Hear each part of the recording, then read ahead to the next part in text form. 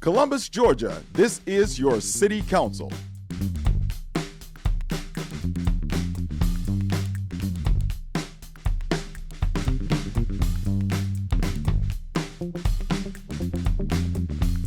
Mayor, Skip Henderson. City Manager, Isaiah Hughley. Pops Barnes, District 1. Glenn Davis, District 2. Bruce Huff, District 3. Toya Tucker, District 4. Charmaine Crabb, District 5. Gary Allen, Mayor Pro Tem and District 6.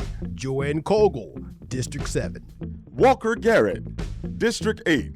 Judy Thomas, Post 9 at-large counselor. Tyson Bagley, Post 10, at-large counselor. Sandra Davis, Clerk of Council. And City Attorney Clifton Fay. Columbus, Georgia, this is your City Council. And welcome to the September 26th City Council meeting. And I don't normally do this, but I'll begin with a point of personal privilege. My dad cannot hear me, I'm certain, but he can see, so I'm going to wish him a happy 91st birthday tomorrow. So if y'all will let me do that. So, thank you. All right, we'll begin our meeting as we start all of our meetings. That's by invoking God's presence on these proceedings. Is Mr. Chris Abernathy with True Vine Ministries of Columbus here? All right, since he's not, I'm going to surprise our Mayor Pro Tem and ask him if he wouldn't mind opening us with a prayer. Pray with me. God, we thank you for this day, and we thank you for the time we come to now to do the business of the city. We ask you to be with each member of council and the public as we deliberate and talk through the issues. Lead us and guide us in the way you'd have us to go. In Jesus' name, amen. Amen. Thank you, sir. If you would, please rise and join me in our pledge to our flag. I pledge allegiance to the flag of the United States of America and to the republic for which it stands, one nation, under God, indivisible, with liberty and justice for all.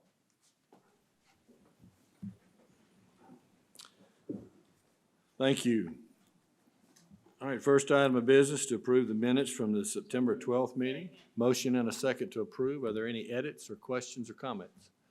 Hearing none, all in favor, please signify by saying aye. Any opposed? All right, they are approved. Councilor Huff? Just quickly, I know he's a very private person, but just wanted to let the public know and to wish our condolences to our city attorney. Mr. Attorney Clifton Fay lost his mother last week and had the services on this past weekend. So just want to offer condolences to him. Thank you, Councilor. Did you hit your button? Did you have any comment? Yeah, thank you, Councilor Huff.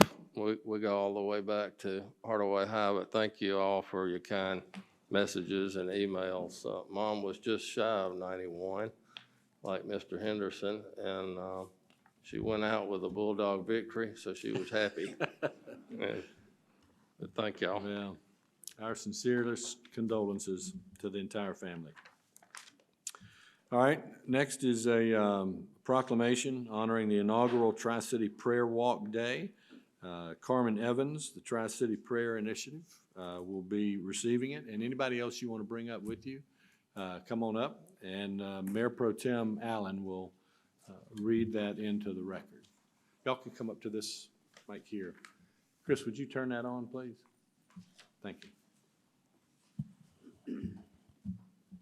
Thank you, Mayor. It's my privilege to publish the proclamation, which reads as follows. Whereas the Tri-City Prayer Initiative was formed to have a positive influence on Columbus, Fort Moore, and Phoenix City, and whereas the organization was formed in January 2023 and believes the most effective way to bring about positive change is through awareness and action, and whereas the Tri-City Prayer Initiative believes the most powerful action is to pray over these cities to remove the negative influence of devaluing life by murder, violence, and other destructive measures, and to pray for all of our citizens, their homes, schools, government officials, and public places. And whereas it is believed that the unity of the body of Christ is in these three cities praying and walking together will be a visible example of people who believe change will come through prayer. And whereas churches and other faith-based organizations have joined together to continually pray for Columbus, Fort Moore, and Phoenix City, section by section, believing our cities will become safe for the residents of such cities and return back to the Judeo-Christian values of our forefathers, according to James 5:16. The prayer of the righteous man is powerful and effective. Now therefore, our mayor, Skip Henderson of Columbus, Georgia, does hereby proclaim Saturday, October 21st, 2023 as the inaugural Tri-City Prayer Walk Day.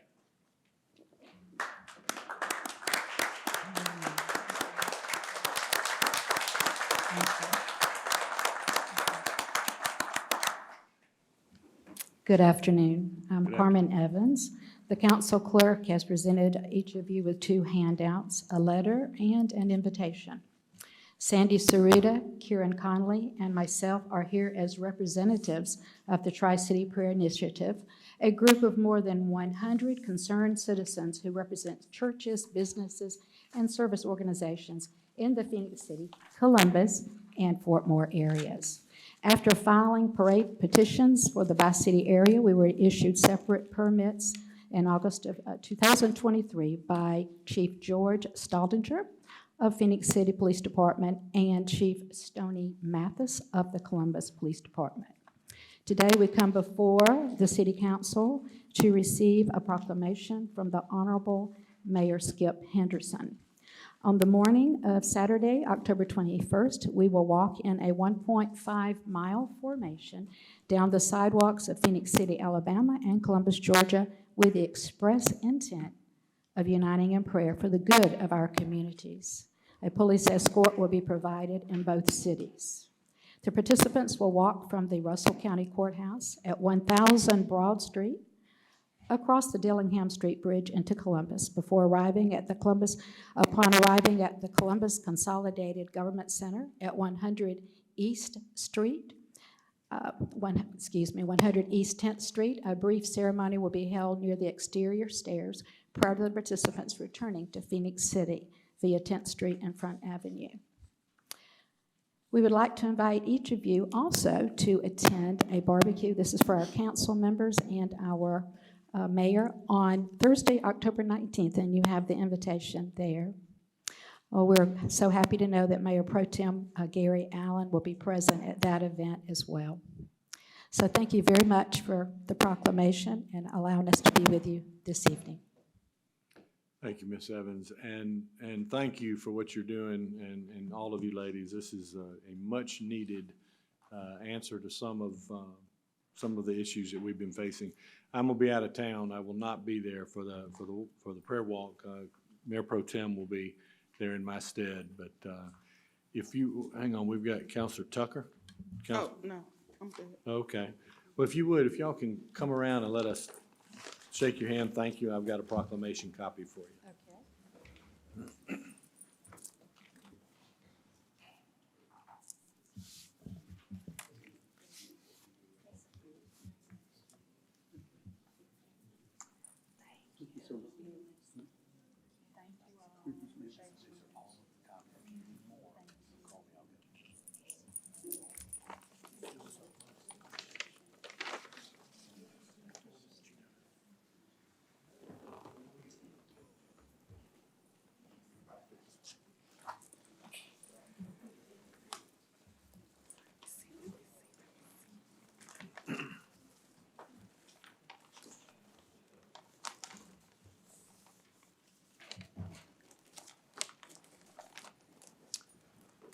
All right. Next is another proclamation, this one from Councilor Tucker. This is for American Legion Day. Commander Vicki Dykes of the Eddie L. Roberts American Legion Post 333, and anybody else who is affiliated with that post or who just feels led to come up to the podium, please do so. Councilor Tucker. Yes, it's an honor to read this proclamation today as a proud member of American Legion Post 333. Good evening, everyone. Good afternoon. I'm waiting till everybody come up. Joe, All right.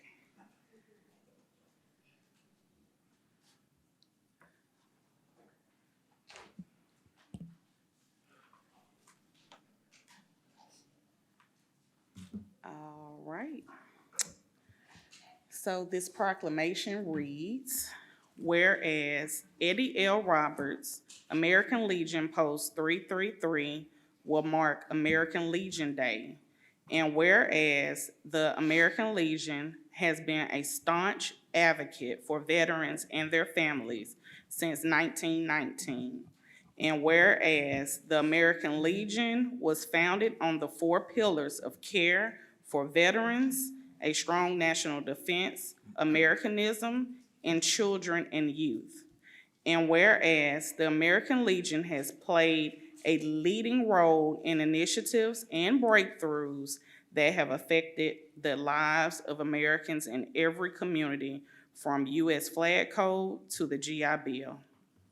And whereas Eddie L. Roberts, American Legion Post 333, has fulfilled the American Legion's mission since its inception in 2014 for its continued aid to wounded veterans and military families, a legacy of community volunteerism through programs such as Blood Donor, Boys State, Boys Nation, high school oratorical competition, voter participation, ROTC, education assistance, Eagle Scout, temporary financial assistance, firefighter and law enforcement person of the year.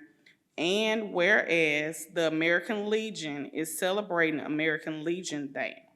Now therefore, B.H. Skip Henderson III, Mayor of Columbus, Georgia, do hereby proclaim Friday, September 26, 2023 as American Legion Day.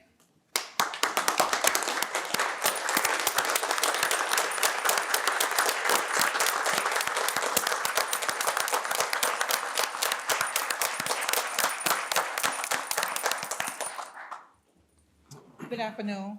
Mr. Mayor and Councilor, on behalf of all of the Legionnaires in the state of Georgia, especially the 3 legions that are assigned to Fort Benning and Fort Moore, we would like to say thank you so much for taking the time out to recognize the American Legion Day. Thank you so much.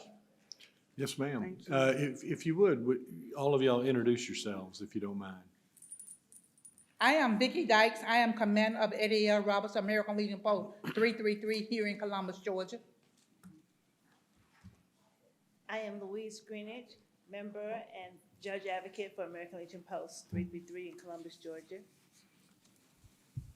Joe McNeil, member.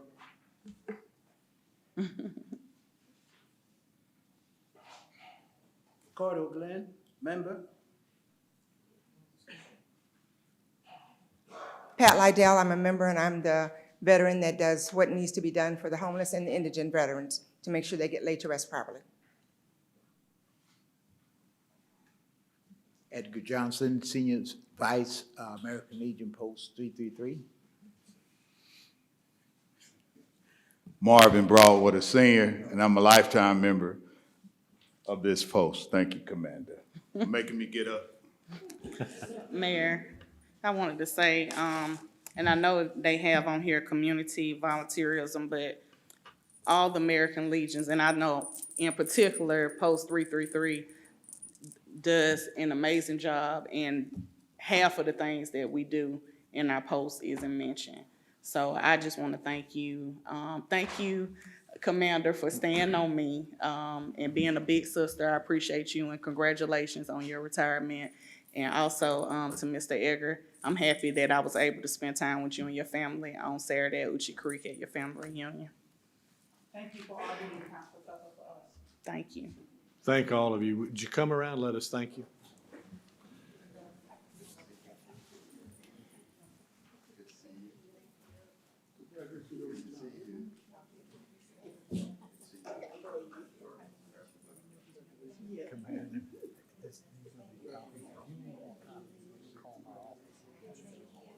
Thank you. Yes, ma'am.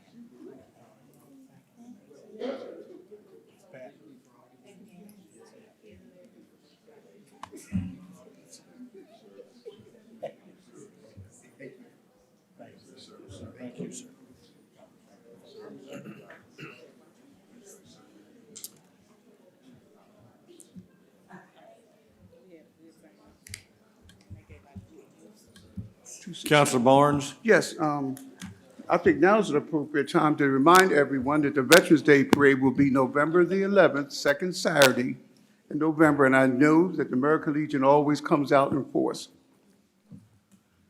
I guarantee you, we've got it on our calendars.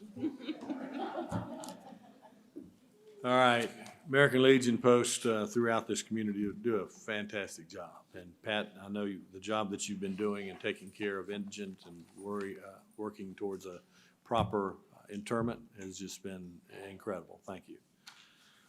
All right, next is the city attorney's agenda. Push it one more, push it like, there we go. Oh, I'm sorry. Yes, sir, Mr. Hughley.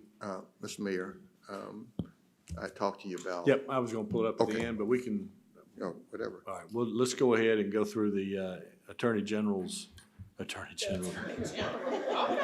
Yeah, he got a, I'm handing out promotions today, so you, for a moment there, you were somebody, but you're back to being Mr. Fay. All right. And we are in pretty good contact with the Attorney General, but not tonight.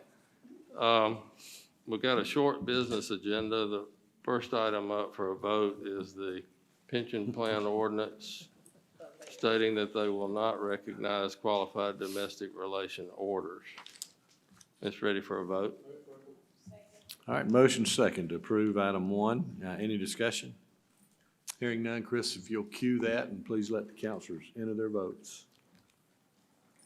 And that passes. All right, next item is just back on first reading, was delayed. The zoning at 119 Bascom Court has a proposed condition in it to tie it to the restrictive covenants for the subdivision. Councilor Davis wants to make a motion to substitute this proposed amendment and see if there are any other comments. Councilor Davis? Well, Mr. City Attorney, I'm gonna hold off on that right now. Okay. That hasn't been determined. The two parties are still talking, and so I'm gonna ask for another 2-week delay to determine if we can get a consensus on this, but Yes. they have not had a chance to meet yet, so Could be a 3-week delay, I think. 3-week is fine. All right, motion second to delay to the next meeting. Any discussion, questions? Hearing none, all in favor say aye. Any opposed? All right, that's delayed. All right. We'll bring it back with the proposed amendment again on first reading. The only other thing we have, Mayor, is a request for an executive session for a personnel discussion at the end of the meeting. Okay, and I'm gonna pull up, we've had a request pull up, we've got some attendees that have another meeting they've got to attend, so we're gonna pull up the first item on the city manager's agenda, the CHIPS for CHIPS funding support. And that, Mr. City Manager? Thank you, Mr. Mayor, and Ben Moser and others who have been working very closely with him, along with the Development Authority, is here tonight. I know that they have had a conversation with various council members, but a huge economic development opportunity. And Motion and a second to approve the funding. Any questions or comments? Councilor Thomas. I just have a couple of questions. One of my questions is, without going into specifics, if you don't think that is appropriate, but I would like to know, what is this $1.25 million going to be used for? Is it for studies? Is it for personnel? Is it for, what are we giving this in? Yeah, all of the above, as well as consulting assets and land engineering and prep work that will need to be done in order to attract the industry. And you said the land engineering and prep work, will that be only used in Columbus if that's where the facility is finally located? We will not use this money for anything not in Muskogee County. Thank you. Thank you, Mr. Mayor. Yes, ma'am. All right. And appear to be any more questions? Counselor Davis. Mr. City Attorney, if this is an agreement between, I guess, the group and the Development Authority, why would we need to approve that? Well, we're going to be a party to the MOU, as far as I understand it. Is that right? Well, that would be in addition, right? This is an agreement between the representing party and the Development Authority. Right, but we're gonna be a party, and they're looking to the city for this funding. Yeah, there is multiple funding needed, necessary, and they're getting some from the Development Authority and then some from the city. This was an opportunity, I think, that is very unique. And I know that as council has had some of this information shared with them, they recognize that it's gonna take an investment from multiple participants to try to be able to make this work. Yeah, and Mayor, if I may, of course, you know, in the Economic Development Fund, you know, we do in each budget half meal and 0.25 meal remain with the city, and the other 0.25 goes to the chamber, the Development Authority. And this is an effort where, you know, all hands are in to help make this partnership work, not just Development Authority, but agencies, organizations outside of the city or Development Authority. And so that's why we want to have a memorandum of understanding with the Development Authority to support this Chips for Chips initiative. Okay, well, I really don't have a problem with that. I'm in full support of that. I just don't see that aspect in. Maybe it's not spelled out here. I'll just ask why the Development Authority couldn't make the decision versus council. But what you're telling me is that we're going to be responsible for the funding, which I'm okay with that. It just doesn't state this. Yeah, this is a memorandum of understanding so that we're all clear on how this is going to work. Right. I look. But you're in favor? Oh, yeah, I'm in favor with it. I'm just telling you that the way it reads, everybody can see how it reads. I'm just asking why we had to be an approval party involved in this, but evidently when you do the MOU, we're gonna be included, and we're gonna, the council is gonna provide the funding. Yes. Okay, there you go. That's what it should read. Yes. But I'm all in favor of it. I think this is a great initiative, and we need to do this. All right, there's a motion second. Any more discussion? All right, Chris, if you'll cue it. Councilors, you can register your votes. Mission 1, there we go, and that passes. Thank you. Thank you, sir, for Much all appreciated. all that you're doing. Thank Yeah. you. Thank you, Ben. All right, we'll move on to the public agenda. As a reminder, the public agenda, you'll have 5 minutes. And if, I don't mean to be too heavy, but we've got to treat everybody equally, so we'll cut you off at 5. If you're unable to complete your comments in 5 minutes, we'll offer you another 3 at the end of the meeting. So when you come up, just give your name and your state of residence, okay?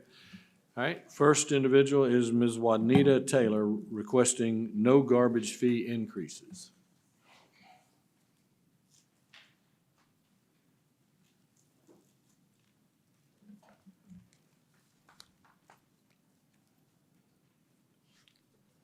Good evening, everyone.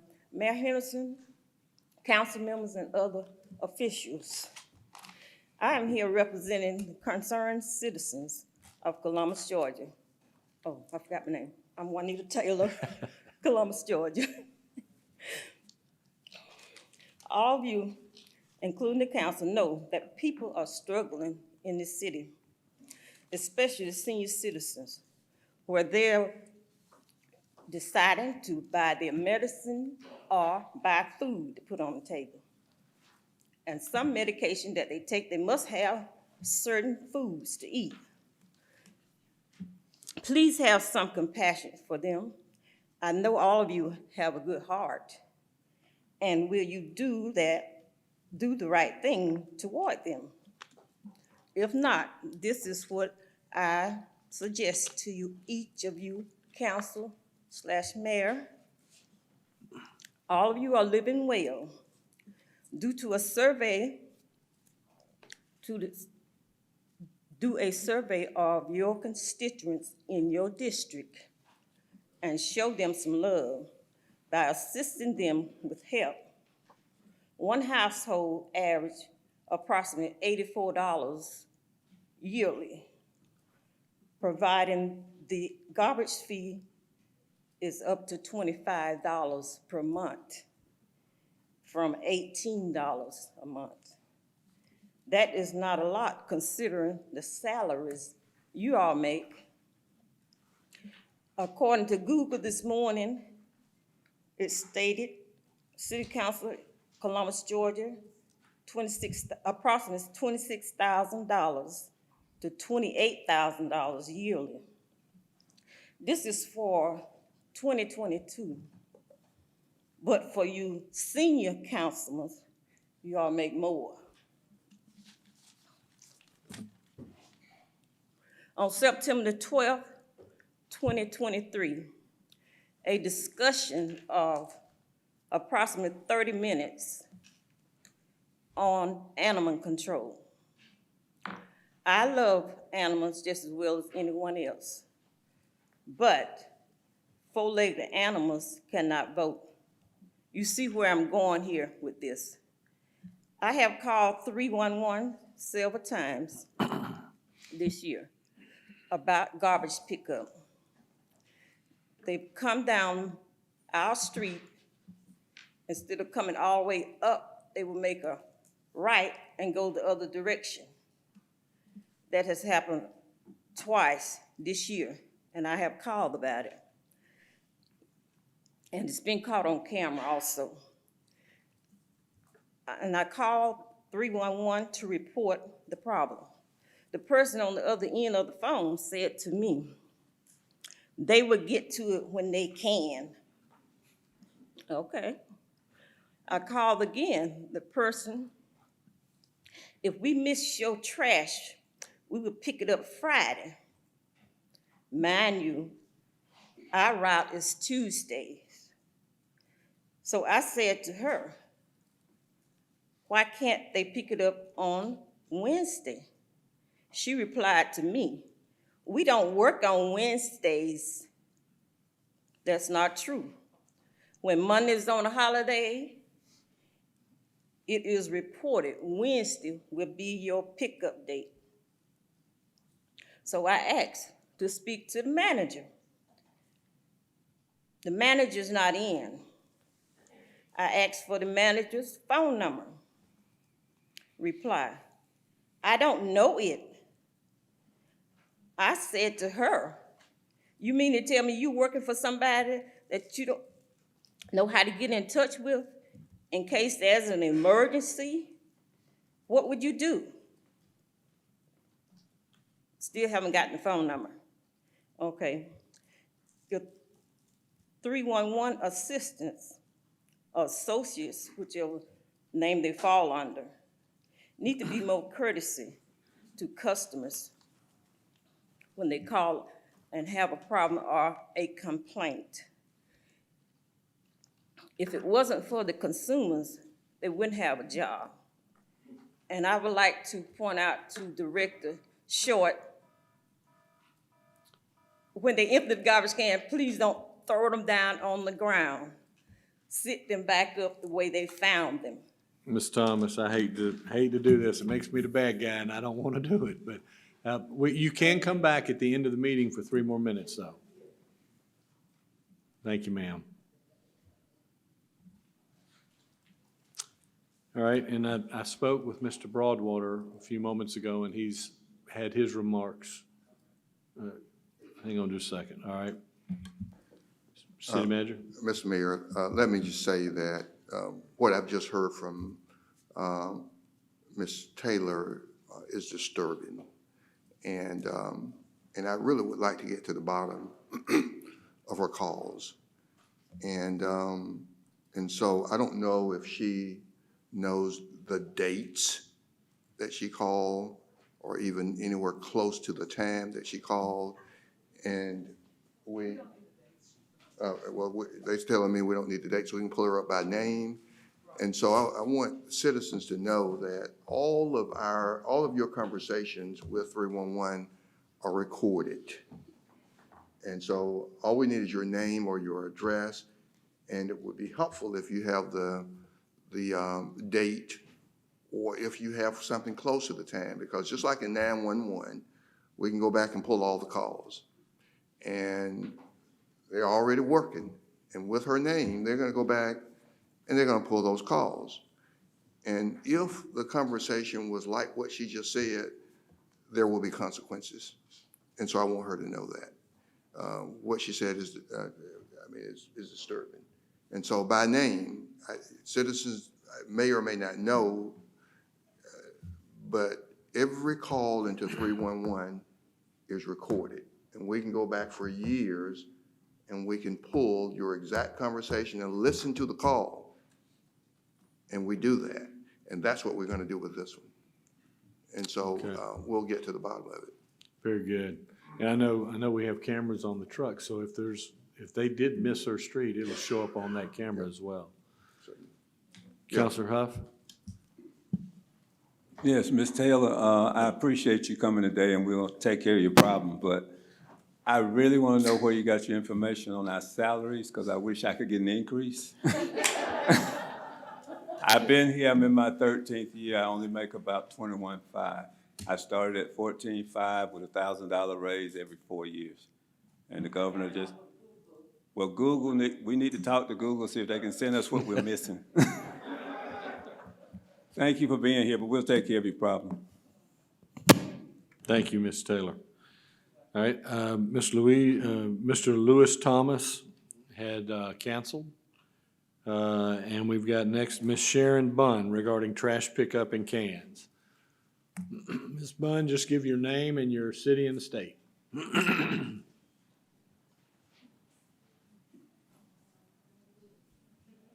name is Sharon Bunn. I live in Georgia's residence. I want to wish all of y'all a good evening, not name them all because I want to take my time away. Okay. But my name is Sharon Bunn. I'm resident of Georgia. I am here as a spokesperson for my neighbors in Sears Woods to talk about the trash cans and the trash. The council meeting August 8th had a lady from Atlanta to do a great presentation about how the city could make more revenue. She said only 60,000 people pays for trash pickup. 2,004 people that live in Columbus, they don't pay it. 60,000 people are stepping up to the plate to pay more than they really should.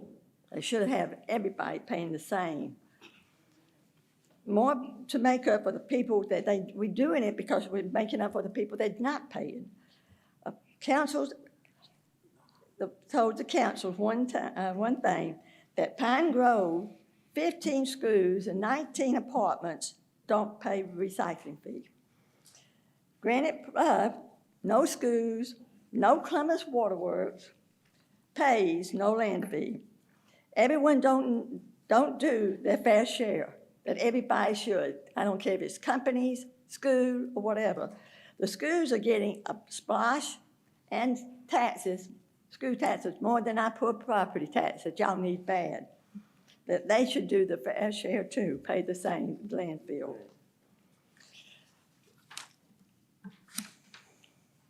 They should pay the property, they're paying the property taxes of the school.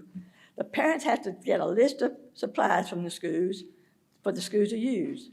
I'd like to know what kind of water why is water bill works not getting, they have to pay. The senators, the seniors have a hard time rolling those large cans up and down their hills, and a lot of the seniors use the black bags for their convenience. It's easy for them to handle. And they don't have the money to buy the bags that y'all are asking for or use, and they just can't afford it. I'd like to know one thing, the limbs that fall off our trees in these storms. How we gonna pick those up? They all gonna go. I get 2 or 3 cans off my maple tree every year this summer. And the crepe myrtles are fixing to get cut back. Are y'all gonna use that claw to come out and pick them up, and we don't have to pay the service for that? Because people they're paying all they can do. I'm not fussing about whether y'all going up the price. I can afford it, but a lot of people can't afford it. But I'd like to know what y'all gonna do about that. Also, Mr. City Manager, we want to thank you for doing something nice for us about the new cans. You're letting us buy the cans.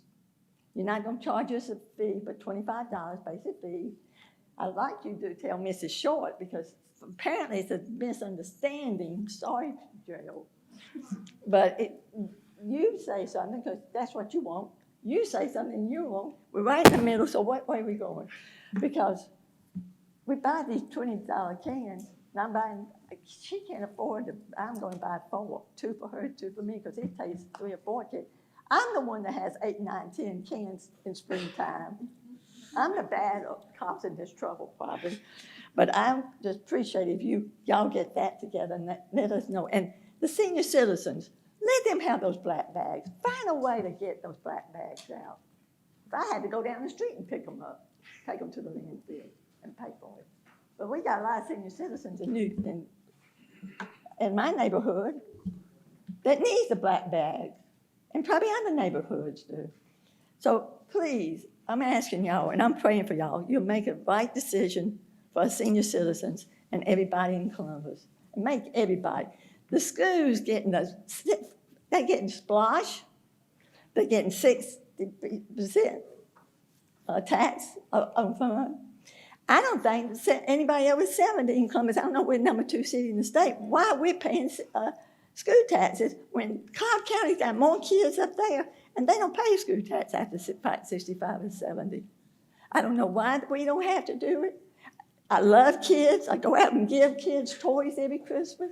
But it's time for the senior citizen. Thank you.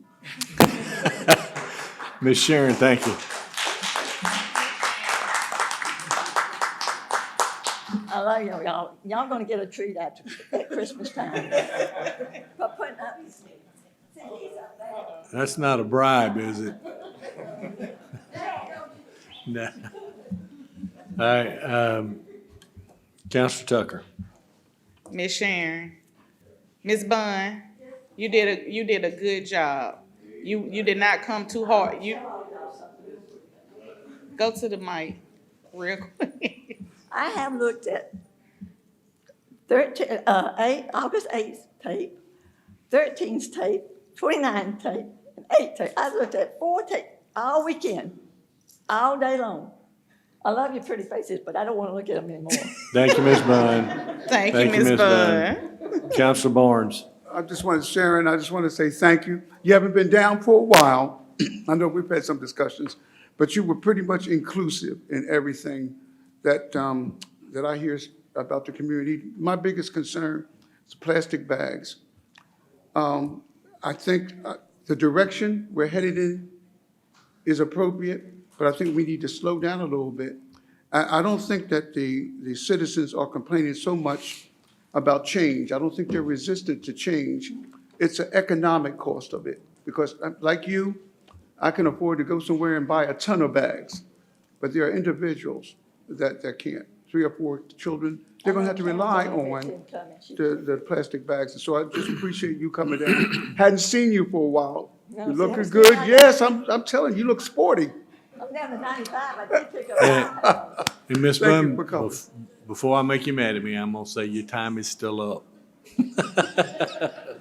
Thank you. All right. All right, Mr. David Eaton also canceled for this evening. Next is Mr. Joseph McNeil, representing Blinded Veterans Association regarding the transportation for persons with disabilities. Mr. McNeil, welcome, sir. Your name and city and state be enough. Columbus, Georgia, Joseph McNeil. I want to talk about transportation, in particular Metro. I want you to remember this address, because I'm gonna come back to it. 8160 Veterans Parkway. I watched last month, or a couple of weeks ago, Ms. Evans give a presentation about Dollar Ride and the cost that affects Dollar Ride. I've been here in and out of Columbus for over 40 years. I watched Columbus grow north, I watch it go east. What I haven't seen grow is the infrastructure as far as transportation. Dollar Ride claims it can only go 3/4 of a mile outside the rate of a fixed route. That's the minimum distance. We never heard what the maximum distance was. You keep talking about what the feds won't do, grant money.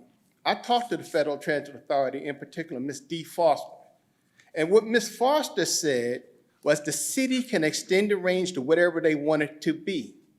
You can call her and check her, I'll give you the number.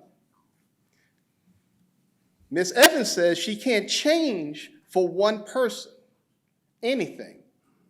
Well, you know, by my count, there's over 12 people that I know of that have tried to apply for Dollar Ride that are outside the range. Now, we're building subdivisions north and east, and veterans are moving here. Most of us, when we get old enough, are disabled.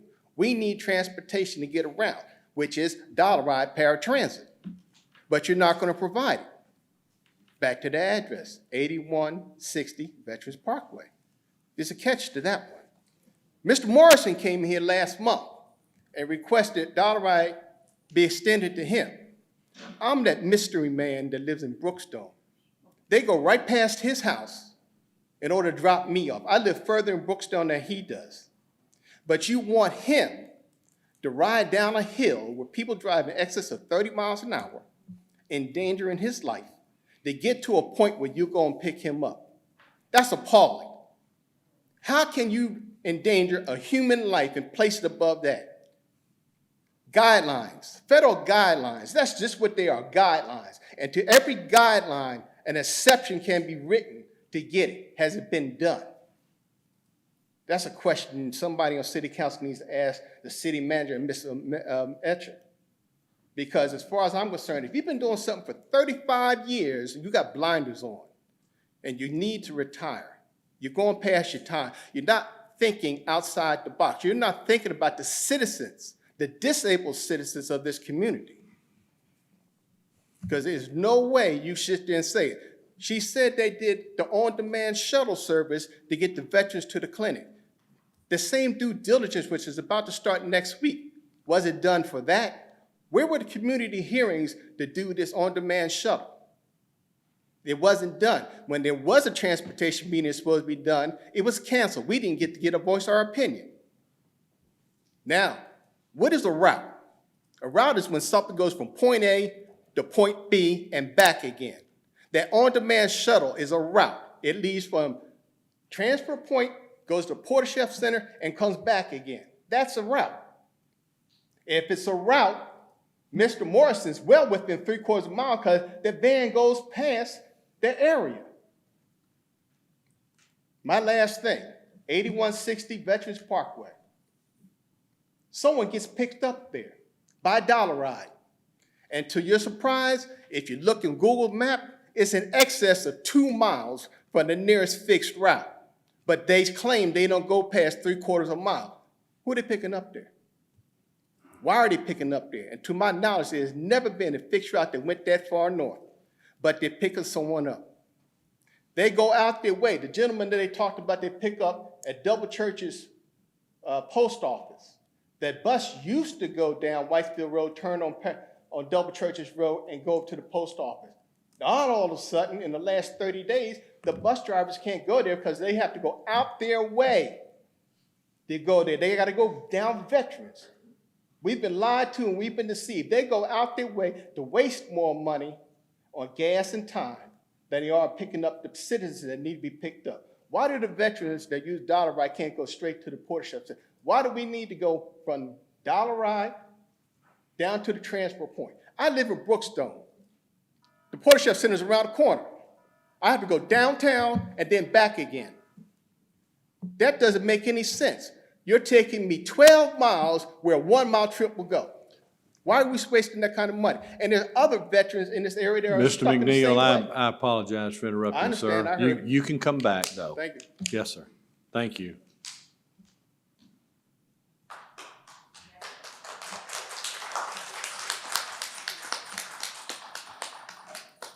All right, next is Mr. Ricardo Glenn, representing the Blinded Veterans Association regarding transportation.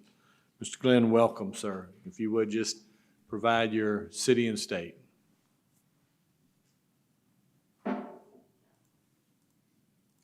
Ricardo Glenn, Columbus, Georgia. Thank you, sir.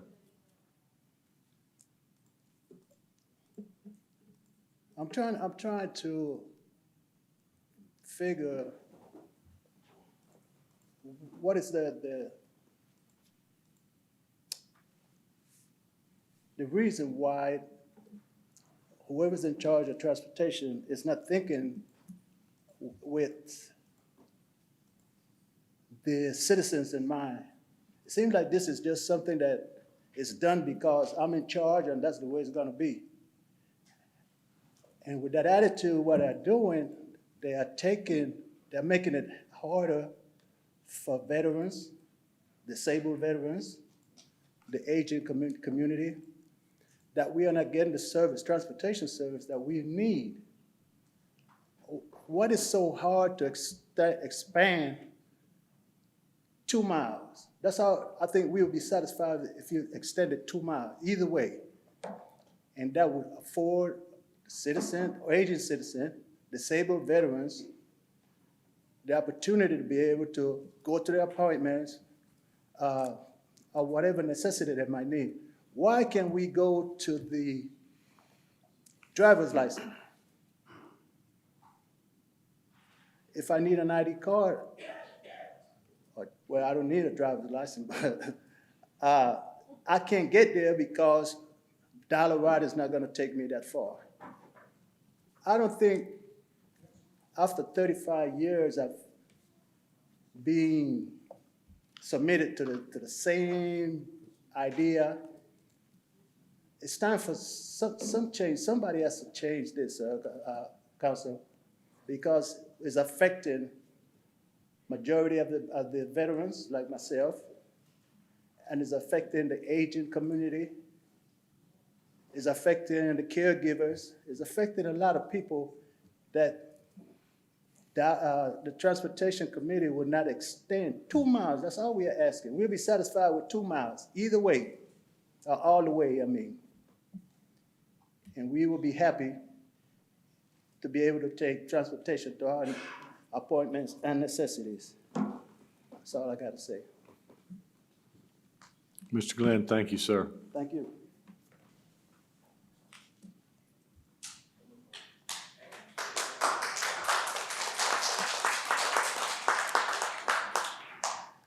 Ms. Elizabeth Holmes, representing Blinded Veterans Association regarding transportation. Ms. Holmes? Yes. Same deal. If you would just give your name and your city and state. Elizabeth Holmes, Midland, Georgia, which is inside Muskogee County. Yes, ma'am. And I'd just like to say that it's appalling that for me to go to the clinic where I live, it takes an hour, and it's only 8 miles. That is ridiculous. It takes Joe an hour and 45 minutes. But I don't want to rehash everything Joe has said. But the thing is that the report that was given in 2015, it didn't say minimum or maximum. It says 3/4 miles out to the perimeter. Where is the perimeter? Now, if you have a map and you lay it out for 2015, and you lay an overlay for 2023, how much has the city grown? The post office delivers to all the 7 zip codes, but they find a way to deliver to all the new developments, all the homes, but yet we can't provide transportation to people who will be living in those places. That is ridiculous. There's really not much more you can say to it. I'm sure everybody's pockets have grown since 2015. But when is the concern for us disabled veterans, disabled citizens going to be taken, into consideration. It's ridiculous to find a way to go get someplace. We don't like to stay in the house. We're just like everyone else. We want to go out, but we can't. It took me how many months for Dollar Ride to come pick me up? It took one person from Solomon Road, drove past my house to turn on Warm Springs Road. And I kept saying, why don't you stop and pick me up? There's no development there. And I said, I've been living there for 27 years, so don't tell me there's no development there. So finally I got on there. But the thing is there's other places, there's new apartments being built on River Road. So are they gonna be outside the perimeter now? When Whisperwood turned Section 8, how many days did it take to make a fixed route there? 2 or 3 days? And then there was another fixed route at the gas station. Just because Whisperwood turned it into Section 8, you give them priority? I mean, there shouldn't be any priority, but the thing is we're citizens too. We're paying taxes. We need to be heard and we need to be seen. We want to go out. I don't have anything else to say. Please extend the route. Find where the perimeter is. Who knows where the perimeter is? It extended 3/4, extended more than 3/4. The city has grown. That's a lot. That's 8 years of in section, zip code 4 and 9 and 1 and 3. Just check it out. See how much it's grown. I don't know about 6 and 7, but I know about the other ones. Thank you. Thank you, Ms. Holmes. Mr. Hughley? Mayor, I want to thank Mr. McNeil, Mr. Glenn, and Ms. Holmes for bringing their concerns before you all tonight. And I will say there's an item on my agenda tonight that would allow for a consultant to take a look at the extension that the council members have approved. That's beyond the 3/4 mile that goes out to 1.5 miles, and that is referred to as premium service. And I will say that the Metra officials are following the federal guidelines. That's what they're doing, and even going through this process, they're trying to be sure to comply with the federal guidelines, that we don't put ourselves in a position that federal funding is in jeopardy. But it's on my agenda to hire the consultant. The consultants will bring back the recommendations. There are going to be public meetings that will allow all to have their say in this process. But if council approves that tonight, we will be moving forward with the consultant. Okay, thank you, sir. Councilor Tucker? Yes, City Manager, I actually was gonna ask if we could give those dates and times and locations of the meetings. Yeah, I don't recall them right. I know they were. The director, if you don't Yeah, mind. you come on. Yeah, I know they were provided at the last meeting. I just don't recall them. Okay. See if she had. Good evening, Mayor, Council, Mr. City Manager. I think we did provide a slide. We did mention the dates. We just wanted to make sure everything cleared council, but we will put those dates up. Yeah. And I know it's October 3rd and. Yes, it's October 3rd, from 5 p.m. until 7 p.m. here at the city services in the community room, not in the council chamber, but the community room down on the first floor. Again, that's October 3rd from 5 p.m. until 7 p.m. There will be a second meeting on October 5th at the Civic Center Hospitality Suite. And it's the same time, 5 p.m. until 7 p.m. And that address is 400 4th Street at the Civic Center. And so I think they were looking for the posting so that the public could see also. We good? Thank you, ma'am. Thank you, Ms. Evans. All right, next is Mr. Wayne Hales, representing the Columbus NAACP regarding accountability of law enforcement regarding recent shootings. Good evening. As y'all can see, I'm not Wayne Hales. Yes, sir. I'm afraid. I'm afraid we can't allow a substitute on somebody who has registered to be on the public agenda. Okay, he's out sick and I was third vice president. I know, and I apologize. I wish I could, but just trying to make sure that we all follow the same rules. That's why there's a requirement that they appear and or they at least sign up with the clerk of council ahead of time. And so I forgive me, unless I'm directed otherwise, I can't do it. I apologize. Respect. Pastor, I apologize. Thank you, sir.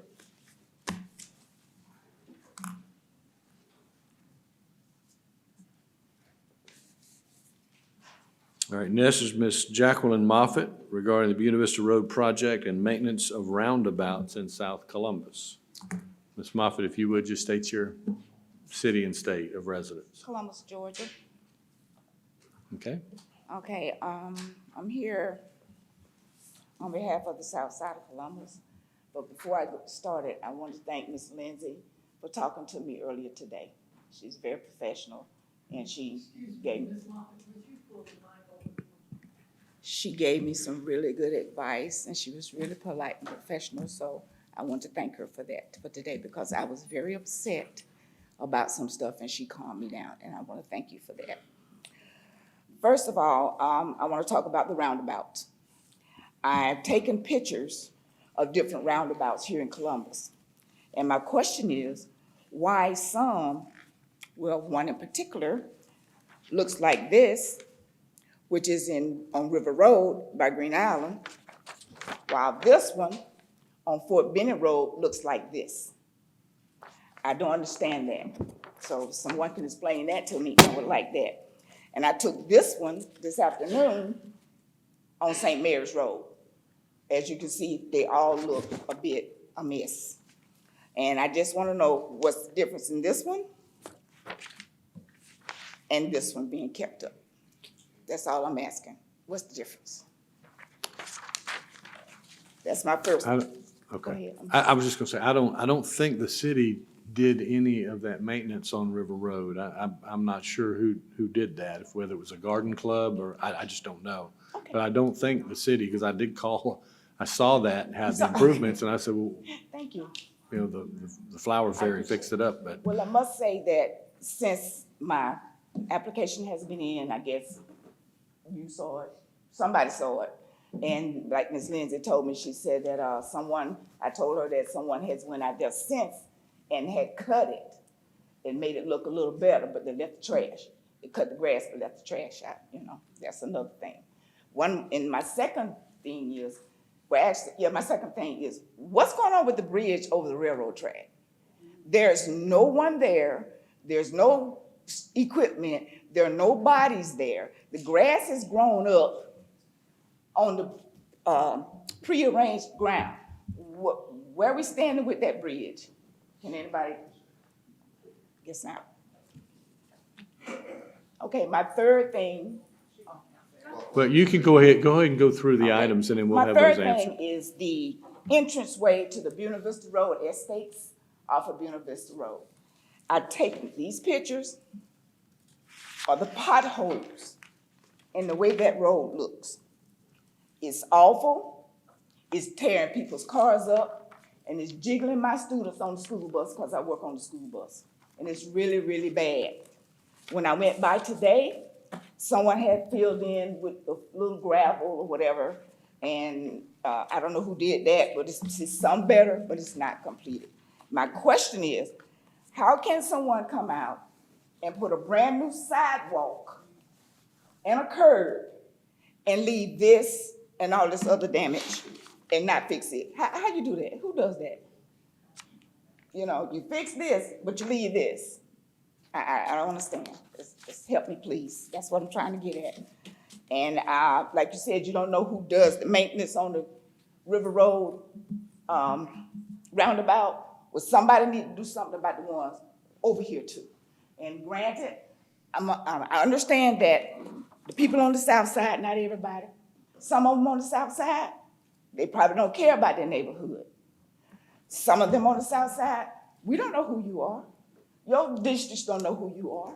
If you go in your districts and meet the people talk to them, meet some of their demands, well, not demands, meet some of their questions, or talk to them. We don't know who you guys are. The only time we see y'all is up here. And I'm thinking, make your face visible. If you go out in your districts and show your constituents that you care about where they live, maybe they'll start caring too. And they'll take you at your word that you're gonna help us out. So, that's all I have to say. It's dear to my heart. It really is. And I broke down crying to Miss Lindsay today because it's that much dear to my heart. And I'm in the process of trying to think of some blanket way to motivate the people on the South Side to care more about their neighborhoods because it's getting out of hand. Okay? Ms. Moffitt, thank you You're welcome. for what you do, and thank you for bringing those to us. Councilor Huff? Yes, Ms. Moffitt, thank you so much for being here. We won on one event, we lost on another one on separate sides of the road. Yeah, the zoning was appropriate for them to do it on that side. It wasn't on the one that we stopped.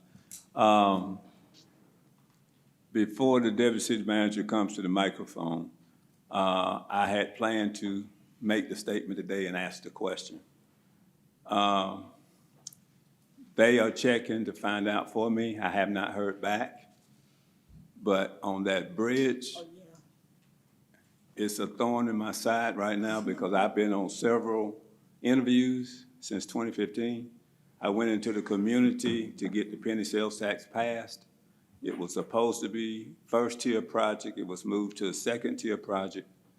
And I have never seen a construction site cleaned up if they were still working. So something has to do with something. I don't know. I'm waiting. I have constituents that want to plan a meeting and find out, are we talking to the right people? I think I was told that we are managing locally and no longer GDOT is in control of the project, but it started out being a T-Splosh project, so I don't know. So I'm trying to figure out now, do we need to talk to the railroad? They tell me they have a waiting on the railroad. When will the railroad talk to us?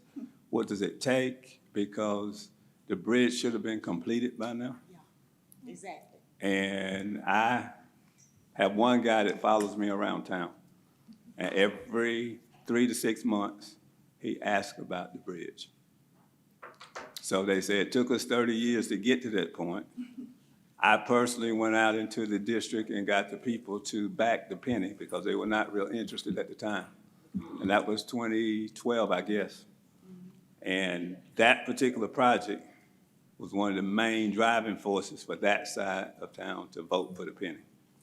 So I'll let them answer. I'm waiting. We'll set a meeting up because we need to know, and we need to find out when the bridge is coming. Okay. Thank you. I appreciate it, and I can't stress enough, if you guys will please go into your districts and know your people and let them see your face so they'll Yes, know ma'am. that you care. Thank you. Mr. Hughley? Mayor, Deputy City Manager Hodge is going to respond to the bridge over the railroad crossing, and I want you to respond to about the maintenance of the River Road roundabout versus the maintenance on some of the other roundabouts. And of course, as you respond to that, we've got to have a standard for all of the roundabouts. And I don't want to get ahead of you, but when people in a community adopt something like a roundabout at River Road, and it's not city funded, they adopt it and they maintain it to a standard. It can make a difference in how it looks. We need our own city standard, but when someone adopts something like a roundabout that goes above and beyond the city standard, it's hard to compete with. But would you respond? Sure. So first I'll talk about the roundabout. So that River Road roundabout is under our Adopt a Spot program, and that was adopted by the Gateway Foundation. And so they have done enhanced work for the River Road roundabout.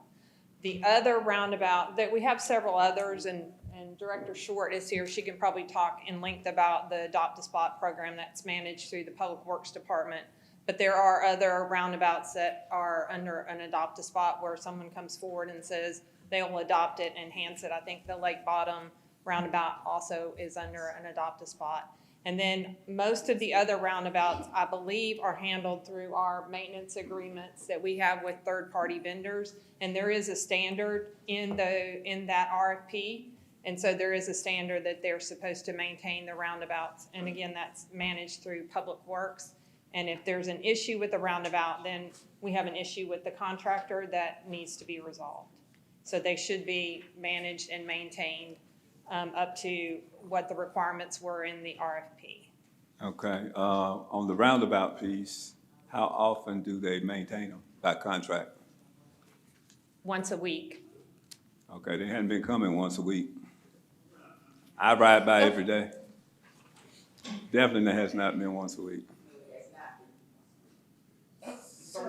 The roundabouts are handled under our grounds maintenance contract. Our grounds maintenance contract has gone through the RFP process to get a new contractor or several contractors. Because we found the last time we did it, we had one contractor who got overwhelmed. And so this time we've got multiple contractors.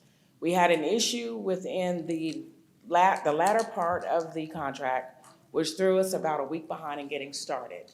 But they started the actual contract last Monday. So it was about 3 weeks that we were trying to keep up with what we normally would do or what we require contractors to do. But we just didn't have the staffing, but they started last week. Okay, because I know, I see the one on St. Mary's Road and the one on Fort Benning Road on a regular basis. Yes, sir. And I would encourage anyone, it doesn't have to be necessarily a group, it can be an individual, it can be a family. We have plenty of spaces that need to be adopted so that they can put their stamp in our community. How do we publicize that? I'm sorry? I'm sorry, how do we publicize that? It's on our website. It is on our website. But until we get somebody to adopt it, that's what I'm saying. You're saying every 2 to 3 weeks they will check them? That's correct. Because Mrs. Moffitt will call me and I will go look. Because I see the Fort Benning roundabout, I ride by there at least 4 to 5 times a week. Right. The one on St. Mary's, I see about 3 times a week. So I know the one on Fort Benning Road definitely has not been maintained. Right, because we haven't had a contractor. We Okay. just got it set up last week. Okay. They should have started. So they have to catch up as well.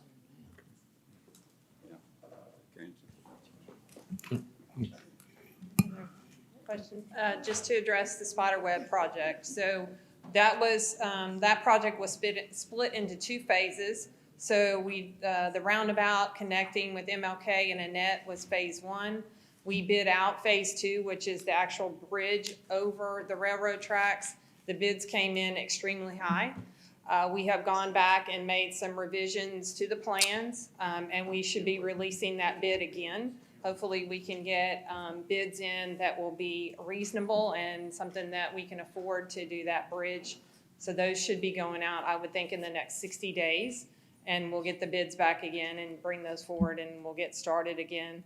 That one intersection that she indicated, we have contacted our contractor to go out and resolve that entrance and repave that area.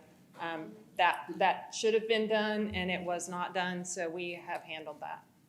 Because I knew some of that road work was delayed until they finished the bridge, so they wouldn't have to do it twice and finish and go up by Buena Vista Road, the Buena Vista Estates and on up because of the future sidewalks and trail and everything. That intersection that she pointed out should not have been left in that condition, and we have contacted the contractor to go out and resolve that. So that was an oversight on our part, and we are gonna get that resolved.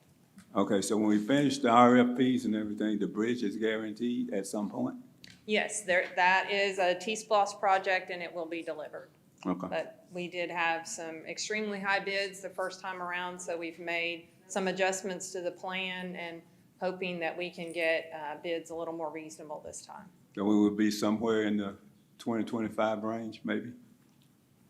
2025, the year? Oh, The year year? 2025? Oh, to be completed. To be completed. We're gonna have the RFP released for bids by the end of this year, within the next 60 days. And once those bids come in, part of their process is to tell us how long it's gonna take them. So I don't wanna commit to a date until we get the bids back. I've been promising a bridge since 2015, 19, something like. Yeah, yes, sir. So I need a bridge at some point before Yes, sir. so I can leave here with a good name. Yes, sir. Yes, sir. Thank you. All right, Counselor Cogle? Ms. Moffett, I think you are actually in my district, and I've been here since January. So I would love to, I'm going to give you my contact information, and I would love to connect with you and see how we can better connect with your specific neighborhood. You are welcome to, I know Jennifer's here, right, sitting in the front row. We just recently had a neighborhood watch meeting yesterday in South Columbus on the fourth Monday of each month, and it would be a really great asset to have you there as well. But I will happily send you a reminder of that. But before then, let's connect and see how specifically within your neighborhood and your blocks, how we can better affect some change for you. Thank you, Counselor. All right. Next is Ms. Jennifer Ledeni, Blackman Road Middle School families regarding unsafe school zone conditions.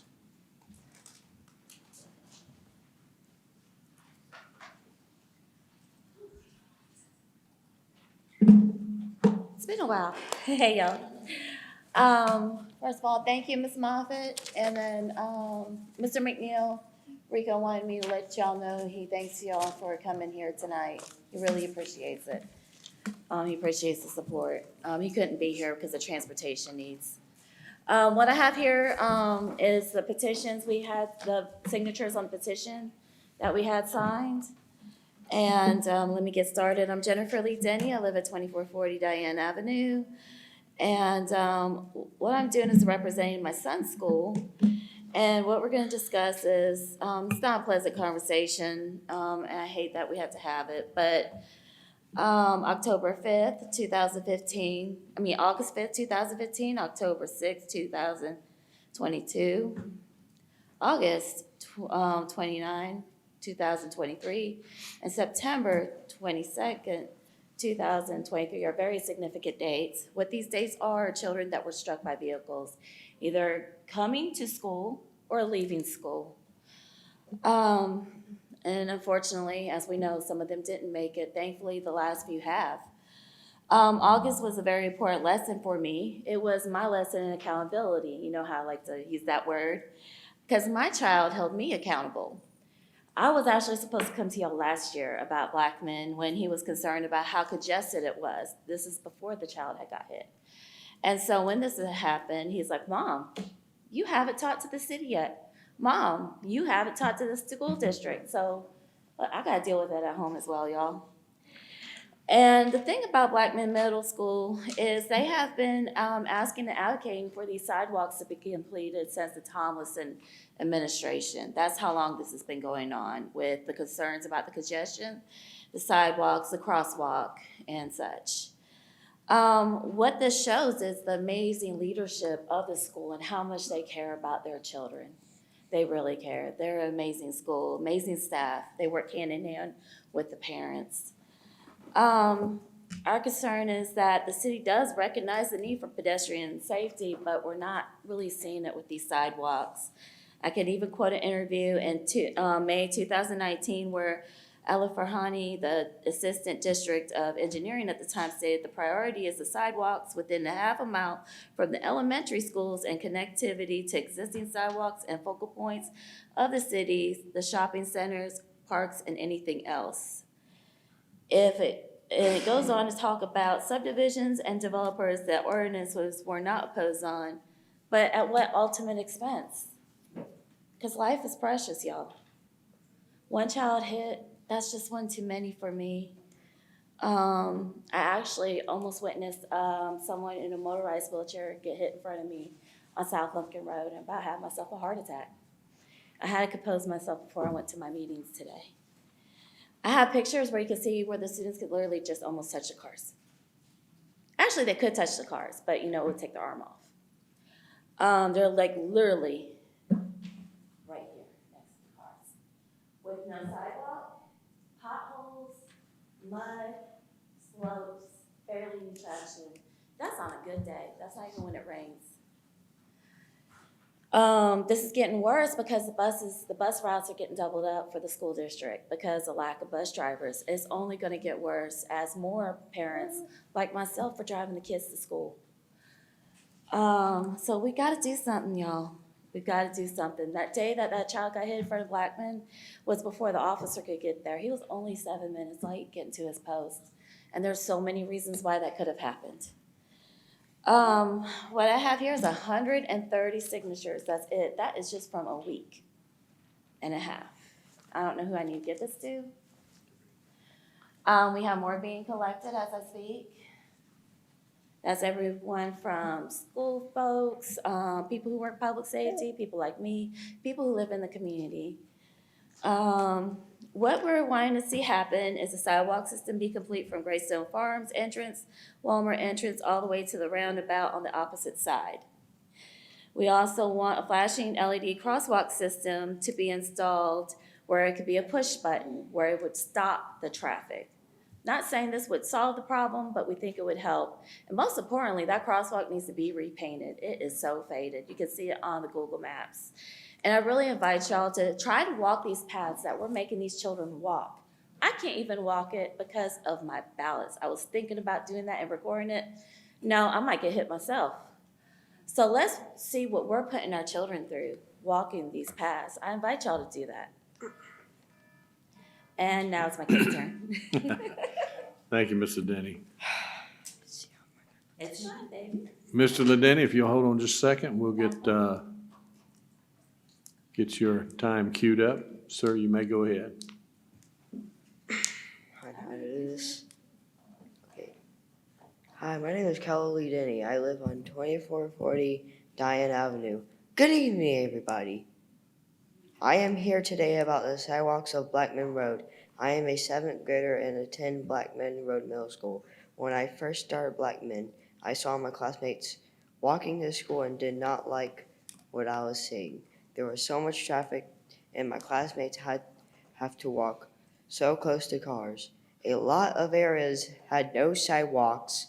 I asked my mom if she would talk to the city or the school district about it and maybe have them get fixed.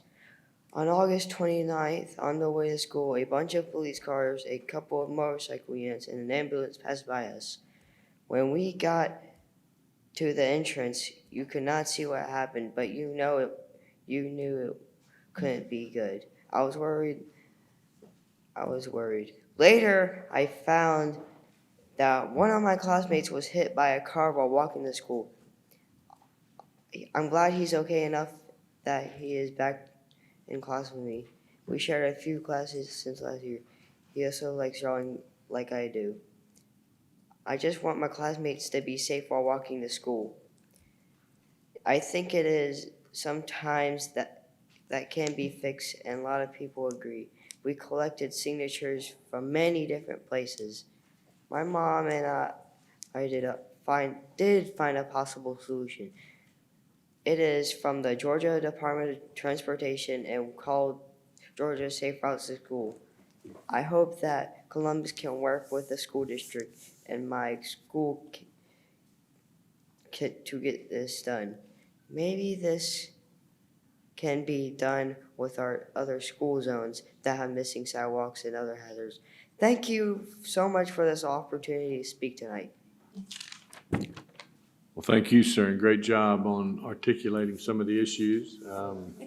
I have been to Blackman Road Middle School and spoken there at some of the awards ceremonies, and every time the administrators say, we need sidewalks. I mean, every time. So it's clear that we need to have at least a plan, at least a well-thought-out approach to how we're going to address them, because it's not just Blackman. It's schools throughout our school district, and I think you hit on one of the problems, and that is or one of the challenges. And that's because there aren't enough bus drivers, we're seeing many more cars, and the cars frankly are parking in an area where the kids cannot walk. So the kids are forced to walk, as you just pointed out and illustrated, within an arm's length of the cars, and they can't see because they're trying to look around the vehicles as they're trying to navigate that path. So we obviously need to come up with a comprehensive plan, perhaps have our engineers take a look and rate the schools as to which ones need it first, and let's start allocating our resources. Counselor Tucker? Couple more things.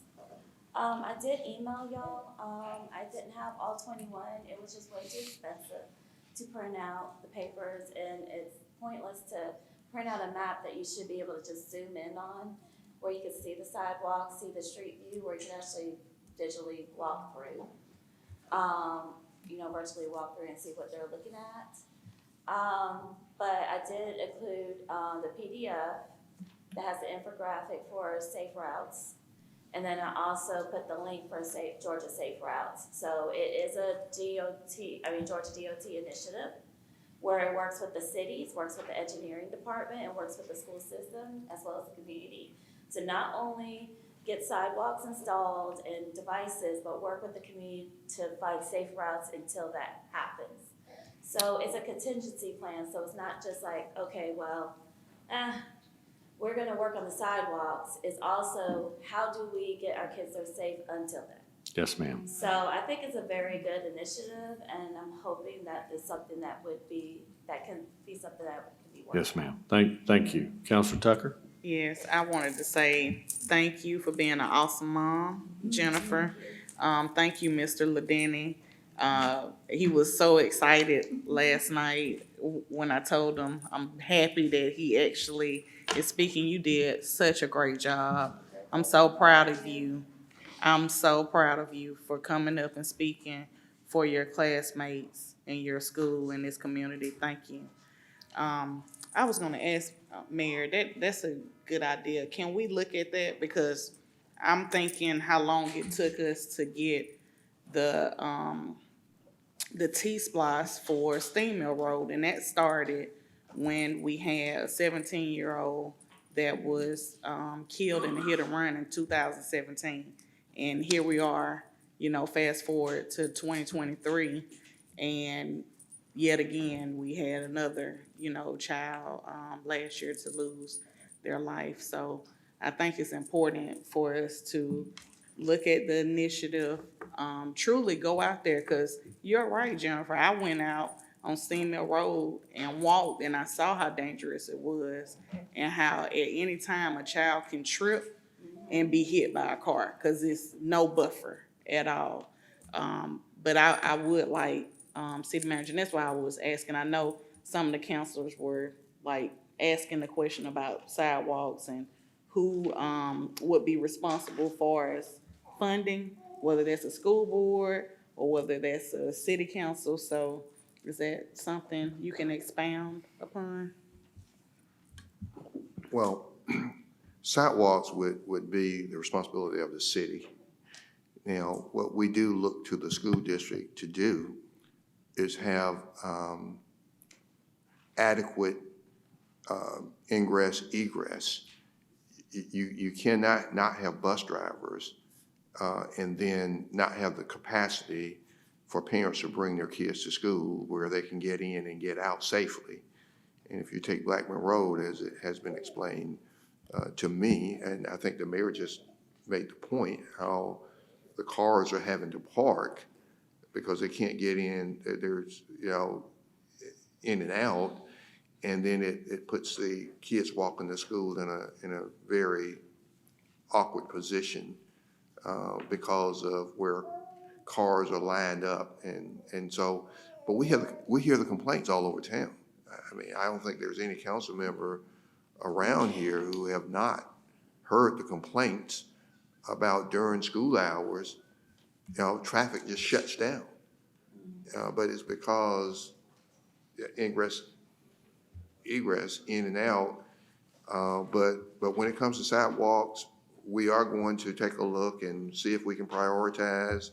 But ultimately, and we got to have the funding to do it, but sidewalks would be the responsibility of the city. All right, thanks, sir. Counselor Thomas? I'd like to know what is our next step. It's fine for us to sit here and say, ain't it awful that these kids can't go down the sidewalk, can't get into the school? And it's fine for us to sit here and say, we'll take a look at it. But what I want to know is, who's going to take a look at it, and when are you going to take a look at it? We've been talking about this for, I don't know how long. I do want to say to these folks here from Blackman Road too, if the traffic is a concern and a problem, we have representatives in the audience tonight from both the Columbus Police Department and the Sheriff's Department. And both of these departments are more than willing to do whatever it will take to keep those kids safe. And so if we need to talk to them about that, and I think Kayla could do that. He does a really good job of telling people what the problem is. But we can't just say, yeah, it's bad. We've got to do something about it. And as I said, I know that both the Columbus Police Department and the Sheriff's Office would be more than, I don't want to say they're more than happy to do it, but they will do that. They take this very, very seriously. They actually fill in, they do try to fill in when district police doesn't have anyone up there. I've seen them up there. And I've seen district police have more than one officer up there. That's how congested it gets. So they are trying to actively, figure out what they can do. It's, I mean, I've totaled out my car going the speed limit. I'm still dealing with that. She was coming out of the parking lot. I was going 25 miles an hour, and we still totaled out a car. So. And Ms. Ladeni, and Yeah. again, I'm always the bad guy, but I'm on, if they ask you a direct question, you can Okay, continue your gotcha. time. I'm But sorry. yeah, they are trying. Counselor, Mayor Pro Tem Allen. Thank you. Thank you. Well, I just wanted to piggyback on Counselor Thomas. I thought you said earlier the officer was a little bit late, and you're referring to the Muskogee County Police Officer. District. Okay, Yes, sir. Okay. So they're there every day? Normally they're there every day, and most times they have 2 officers directing traffic. Okay. All right, I just want to kind of get the lay of the land, but you've heard the comments around the table. We're gonna get to it. Thank you. Counselor Crabb? Thank you. Recently, we were having issues around Clubview and Richards, and they couldn't tell where the lines were. It needed to be striped, and they did an excellent job striping that area. Don't you agree, Counselor Garrett? It has really helped the flow of traffic there. And so I know sidewalks can be expensive, but if we could, get over there quickly and maybe do some restriping and so that there is a designated area for the children to walk and a buffer. The way they did it in front of Clubview was there's a buffer, and then, well, there's a buffer there, and it's kind of like traffic calming. And I think that might be a good thing to consider so that it can be done quickly and this could be taken care of. Maybe it's not the permanent solution of the sidewalks, but it would be a safer way for the children to be walking, and it would give a buffer between the automobiles and the pedestrians. Thank you, ma'am. Counselor Davis? Thank you, Mayor. Mr. Mayor, Mr. City Manager, I think both of you can echo I guess I can see right now in my mind the emails that have been sent by Ms. Leatherwood, Northside High and certainly American Way, and the issues that have been out there. I would like to, bring that up again. I don't know the situation of the request as far as signage out there, but I'd like to add that as a referral to see where that's at. Also, previously, while we're talking about sidewalks, the kind lady that came up and talked about some of the craftsmanship matters dealing with the handicap sidewalks that we've been putting in around town at stoplights. I would like, I don't know who's responsible in putting those in, but I would like our people to really go out and take a look at those and evaluate them, because it does seem like there's some, you know, some landscaping matters and how they deal with maybe the backside of the concrete and leveling out the topography in those areas. So if we could maybe put that on a to-do list. I echo, Ms. City Manager, what you just said, and you're right. We need to have that conversation with the school district and get ahead of this matter. We've talked about this. I've talked about it many times. Some of these schools have the ability to make some adjustments. We may not be able to make adjustments out on the streets, or there may be, quote, hindrances to putting sidewalks in. But certainly, some of these traffic matters that have been talked about, there is the possibility of making adjustments on the interiors of these school properties that could be able to accept, or that would hold more cars and get them in there. But you're gonna have to do it way ahead of time and make that decision before the next school season gets in. So we can do these things and talk to them before, when school gets out during the summer, they've got time to make adjustments, construction type adjustments on their properties. That would really help out. At least it needs to be explored. That is a solution that I've looked at many times there in that north side high school area that can be done to help solve some of those matters. But yeah, the traffic gets, you know, like you said, around town at all the schools, the traffic gets really congested when the kids are going to school and when they're being picked up. I think we can get some kind of program in place to go ahead and start inventorying those and take a look and rating them, just like we do on our resurfacing programs, and try to identify the most dangerous areas. And let's come up with a funding source. Easier said than done, I know, but I try to identify a funding source and start chipping away at it anyway. Councilor Huff?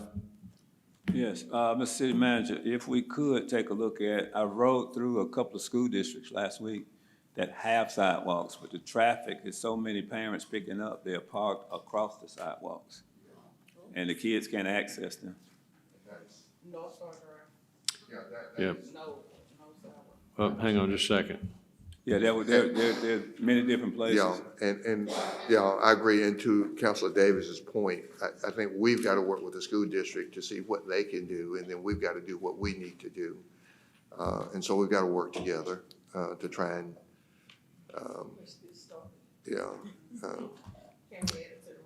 All right? Yeah, sure. All right, thank you. Yep.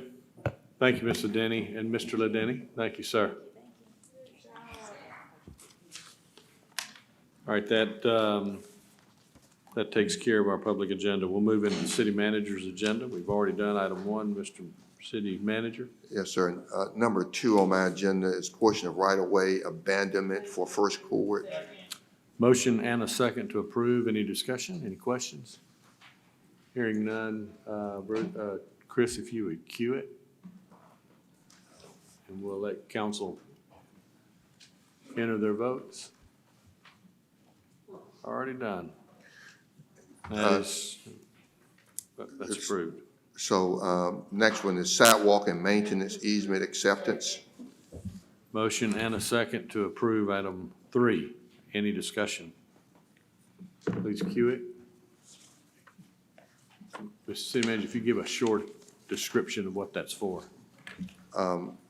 Yes, sir. We're missing 2 more votes on this, though. And this was accepting of a 6-foot sidewalk, multi-use trail and maintenance easement along the right-of-way for Midland Commons Boulevard. No city dollars are involved, but due to conflicts with existing infrastructure in the right-of-way and easement, an easement was necessary in order to provide public sidewalk as required by the UDO, so we're working with them on that. Number 4, 88 89 River Road cell tower lease. It's a third amendment to the lease. Motion and second to approve the tower lease. Counselor, to the question, Counselor Davis? Okay, any other discussion? All right, counselors, if you will, when it shows up on screen, please enter your votes. Chris, thank you.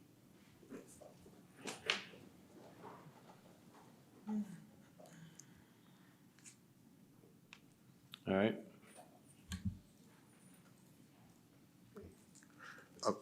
Okay, you want to go to the next one? Okay. yes, sir. I've got Clean Communities Investment Partnership application. It's just a letter of support. Motion second approved. To the question, Counselor Thomas. Hang on, I'm coming. There we go. I have several questions about this proposal. First of all, there is a letter here that is supposedly written for the mayor to sign. Who composed that letter? The Clean Communities Investment Partnership representatives sent the letter to us. So this is not a letter that the mayor's office composed, but from some outside source. Yeah, and certainly he can change the letter if he wants to. I would like for the city attorney, if he would, to talk about what we are obligated to if we agree to this letter. This letter talks about things that are going to be happening in the next 20 to 40 years, and that it's going to be, we're going to have 40% of our low-income housing as electric only, and I just want to know if we agree to this letter and we send this letter, what are we telling this company that we will agree to do? And I think, Counselor, that we could modify the letter to a point where those are aspirations and those are goals and objectives and not hard, fast. I'm happy to do that and get the city attorney's office to bless it and bring it back. I'd like to hear from the city attorney about what we are obligating ourselves to do, if anything. Well, this is the first time I've seen the letter, but as the mayor says, it can be reworded to express goals and aspirations only. In fact, we had done that in the past with a draft resolution, but have not had time to look at the letter or edit the letter. It's been a month or two since we saw a draft resolution. Well, before I would vote to approve this, I would want the city attorney to have the opportunity to take a look at it and at least to see if there's something in it that, is obligating us to something in the future. And we've already missed the deadline that's in the letter. The letter says the deadline to have this letter into them is September the 20th. That was last week. I'm just really concerned about, I don't know, it just doesn't seem to me to be fully thought out. I agree that, all of this stuff is a pretty good idea, but I don't want to obligate the city of Columbus without knowing what kind of obligations we are taking on. Well, and as I stated, we can change anything that looks like a hard, fast commitment, and we'll make sure that we get it to the city attorney and then bring it back with his comments and assurances that there's no I would appreciate it, and I'm glad you didn't ask me to correct the letter, because I'm not sure that I could do that, because I don't know enough about it, but I'm sure the city attorney and his sources can do that, so. Counselor Crabb? We already had a draft resolution last meeting, and there was no motion or second made to accept that draft. And so that's not the route to go. I mean, this looks like a side door, just another way around the draft resolution that we didn't accept. This has never been before council before, to my knowledge. There was a draft resolution last meeting that we never made a motion on because we didn't accept it. And this letter has a lot of the same wording and everything that was in that last item. This was not on my agenda. It may have been, this is the first time this has ever been It's brought. probably on the city attorneys, but I'm not sure what they're referring to. Well, I wasn't here at the last meeting, Mayor. Unfortunately, I was at the hospice right. house, but Lindsay, can you help I us? had edited the resolution to where it was aspiration and goals only, and we'll be happy to do the same thing with this letter. Well, this was, I think this was that other, this is a separate, a different matter. I don't, it's not. It's not, it's the same one. Lisa made the presentation. Did you? Yes. Yep. I think you're talking about For the clean rec- energy. That's something different. This is clean energy. But it's really kind of irrelevant. And therein lies the problem. We don't know. Well, that's Well, why I we'll know. bring it back. And we're talking about issues that don't exist, frankly, in my mind, because we'll take a pen to this thing and make it purely aspirational, recommendations and objectives, and then let the city attorney bless it, and then we'll bring it back if you want. So does the And I person- would just say that what was, what Deputy City Manager Goodwin has been dealing with is different from this. And this is a collaborative initiative that's supported by United Way Worldwide and Habitat for Humanity, and it will help low-income housing persons to electrify their homes, and this is something totally different than what was brought a few weeks ago. This is, but United Way, Habitat for Humanity, and it would help low-income. Well, they can do that without us taking any action whatsoever. They don't need this body to take action for those entities to do what they're wanting to do. Mayor, if this is not something council want to do, I mean, that's fine. We got Councilor Huff. The changing of the way it reads is what's needed to keep everybody happy, so Columbus is not obligated to do anything in the future. But the purpose of coming through us, there's a lot of grant money available for them to do some other things, where it's not costing us for them to prepare for the future.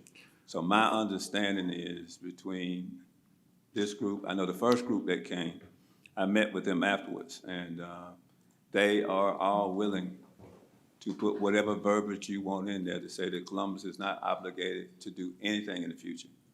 Just to look forward, to work towards the goals, to see what's possible. But if we don't do anything, the grant monies have to pass through us to go back out. So they have monies, I think, either federal government or state grant money that will expire at some time soon, and they're trying to get to a point of receiving grant funds. Well, and I think. No, we're not paying, that the letter has a date, the grant Yeah. funding is not over yet. I think they have indicated that, I think this is like the first of, sometime first of October, Sometime first couple of October. days of October. Right. But this is different from what you were Yeah, this is discussing different than the before. first one, yes. And in this case, anything that happens has to come back to council for approval, and you will have the right to approve it or not. Right. But if we can miss out on this opportunity to help residents of Columbus, especially some who are low-income persons, and But this is just, this is just to find out what is possible. The city attorney can change the language so that this can be. Exactly. Well, we can just get the information, and we can bring it back. If nobody wants to approve it, it's fine, but Well, at least we'll know where we stand. But I think if we don't go forward tonight, with the early October date, we don't meet again until the 10th. We may as well take it off the table. Right, so I don't know. Well, No, the city attorney can look at the letter and make any legal corrections. But if it's not something you want to do for this community, then we shouldn't do it. Yeah, but if we can get to the point with council right now to express what you would like the city attorney to do, what information you want removed, so he can make the edits to please the council so that they don't miss out on the grant funding. That's all I'm asking. All right, Counselor Davis? Well, I do think there needs to be some clarification. I think all the counselors who have commented have, you know, some validity in what they're saying.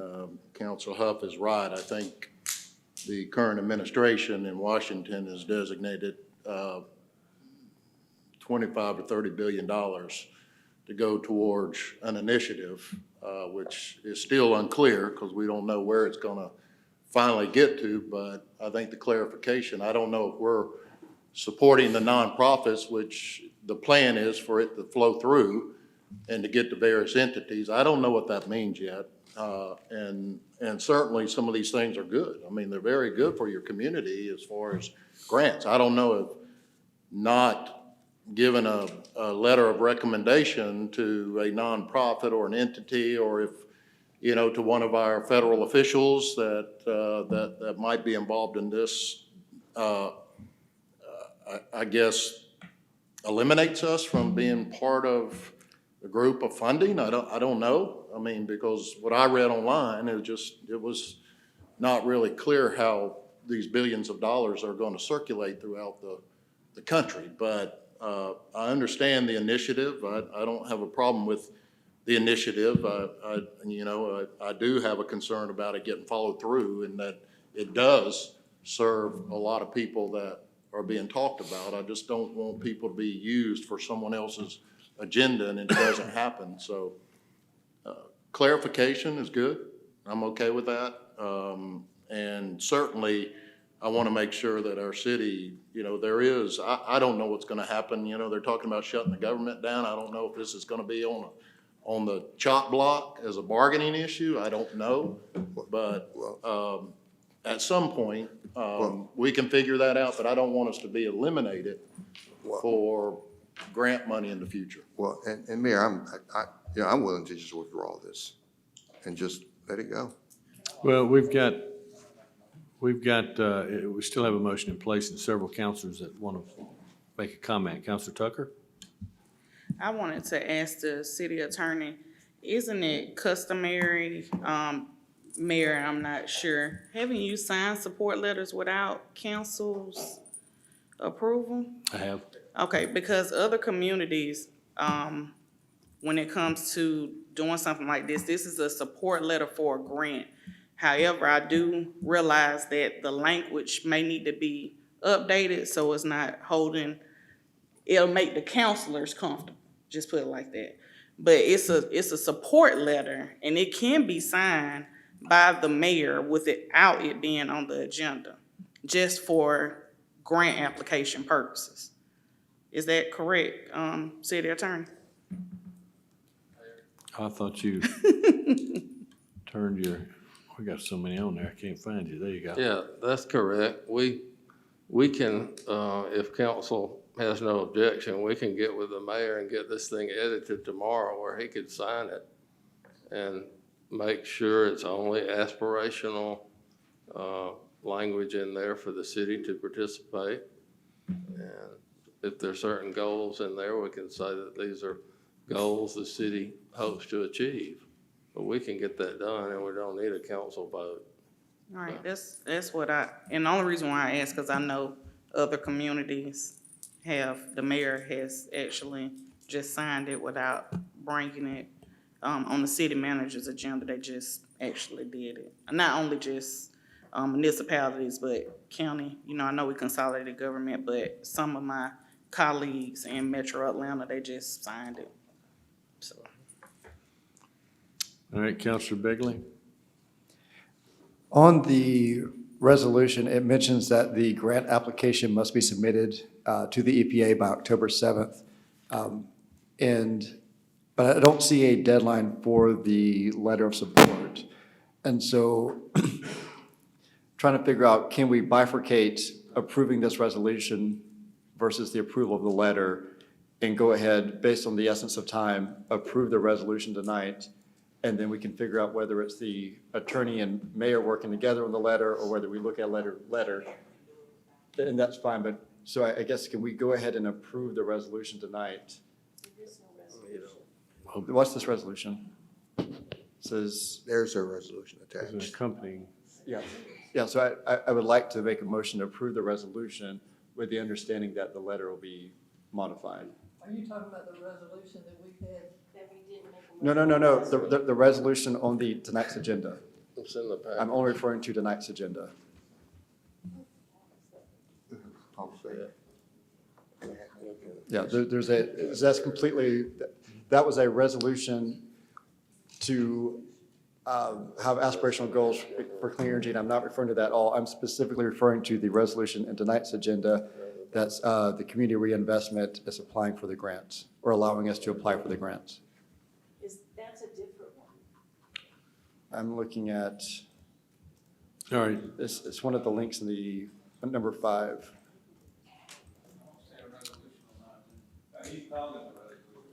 Well, I thought if you scroll down, it says a resolution. No, if you. On If page you open, you know, 3, it shows a resolution. there is a resolution attached.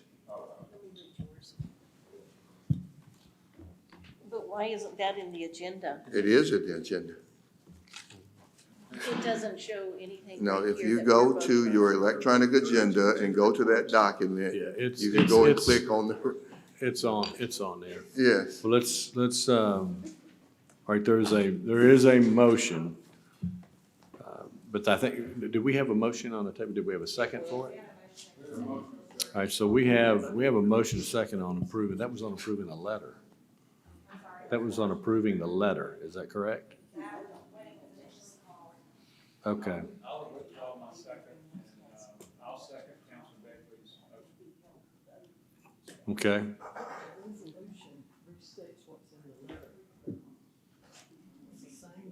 There is, well, Counselor Begley made a motion to approve the attached resolution. And Counselor Allen has seconded it after he withdrew his second from the original motion. Okay, Correct. okay. Approve the resolution with the understanding that the letter will be modified. The motion that's on the table is Bruce Huff's motion. But it was It doesn't seconded and matter. then withdrawn. It doesn't matter, the motion that's on the table is that, we've got to do something about that motion. You can't withdraw your motion after it has been discussed. The motion belongs to the group. Well, I'm looking at the city attorney. We can just move on from that, can't we? Either he can make a motion, you vote on it, or I thought we had withdrawn it, but I thought you could withdraw it until it'd been voted on. So I'm looking to you for guidance. You're the attorney. no, I'd go ahead and vote on the motion, just vote it down, and then move on to the next item.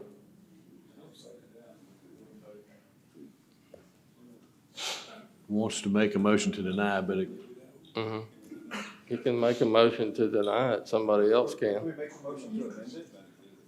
all right, hold on. City attorney, we have a motion on the table. It's been seconded. In the past, we have just allowed the maker of the motion to withdraw.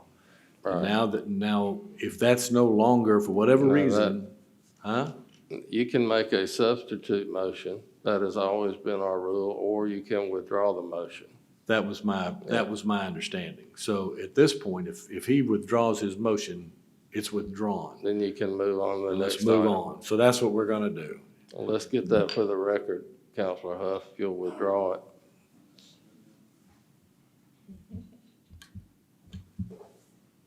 Counselor Huff. I would like to withdraw the motion, please. All right, the motion's withdrawn. Now we can move on to Counselor Begley's motion, which was to approve the resolution subject to the editing of the letter. Correct. It was seconded by Mayor Pro Tem. Any discussion to that motion?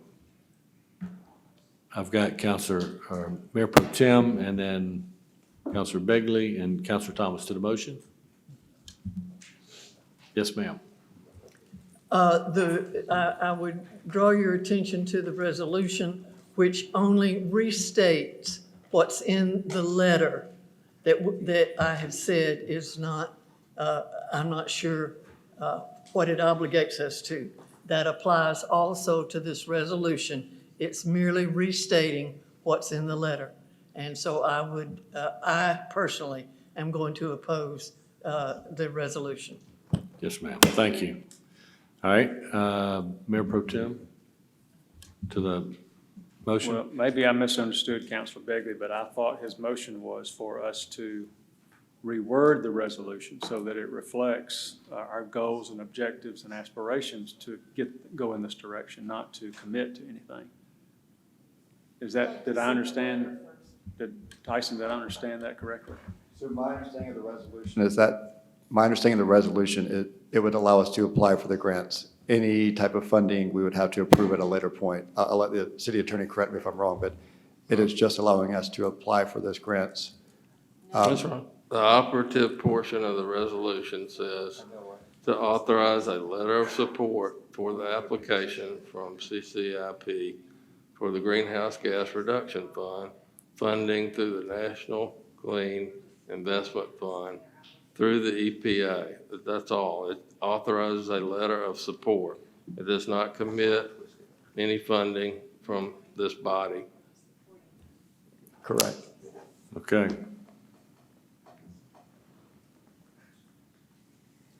Call for the question. Call for the question. All right. Well, we have two more. Councilor Krebs, is this to the motion? Yes. Okay. It concerns me that we would vote on something that is to be written in the future. Mayor, Do we really want to vote on something that we don't know what we're voting on because they're gonna rewrite the resolution and the letter? Do we really want to do that? Mayor, if I may, I'd like, Missouri, over there. I Mayor. mean, trust but verify. I'd like to just pull it from my agenda. Well, there's a motion on there, and we're gonna call the question. All right, so comments have been made, so we'll call the question. All those in favor of the resolution, subject to the rewording of the letter, please say aye. Aye. Any opposed? Opposed. All right, all those in favor, raise your right hand. 1, 2, 3, 4. All right, any opposed? 1, 2, 3, 4. We're missing two counselors. So we'll call the question when they get back to their chairs.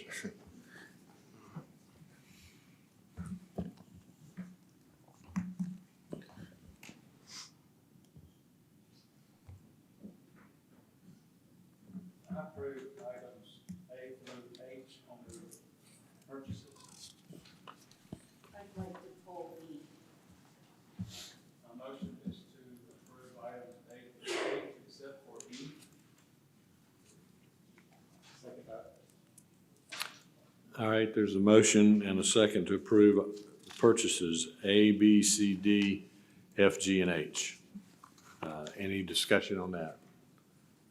All in favor say aye. Aye. Any opposed? All right, those are approved, and we'll go through them in a moment. You want me to go through them, Mayor?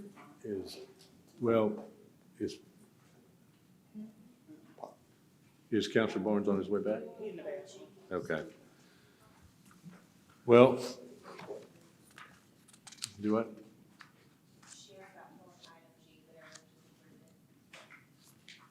I had a question about G. I did say E, but then I realized I had a question about G also. But I can ask my question. All right. Ma'am? Okay. All right, well, then we had an inconclusive vote on item 5. All right. Mayor, you want me to go ahead with the purchases? Well, you can go ahead and discuss item E. That one was pulled for discussion. Okay.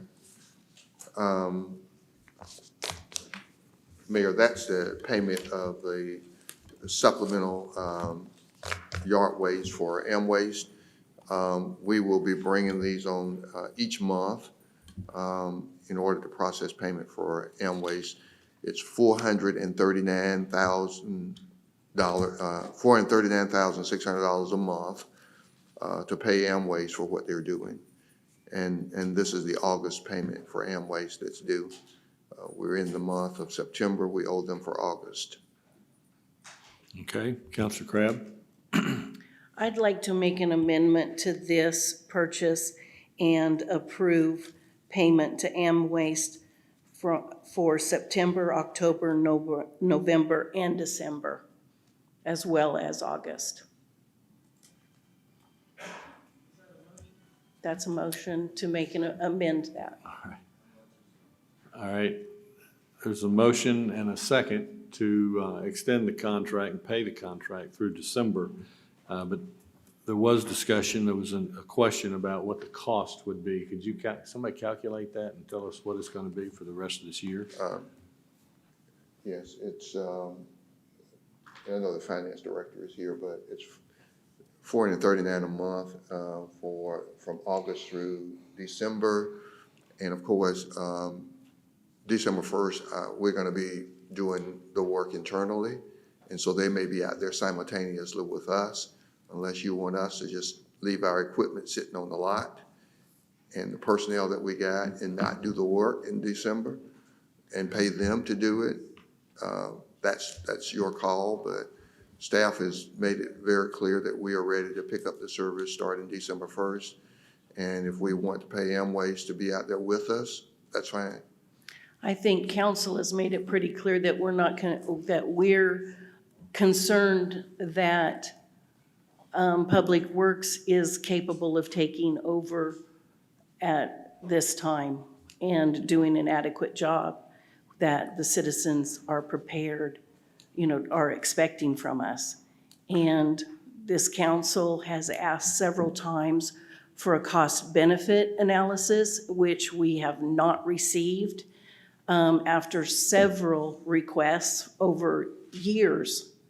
And so, I can't speak for all of us, but before we change anything with the contract with M-Waste, I'd like to see the cost-benefit analysis, because I know that M-Waste has their own landfill.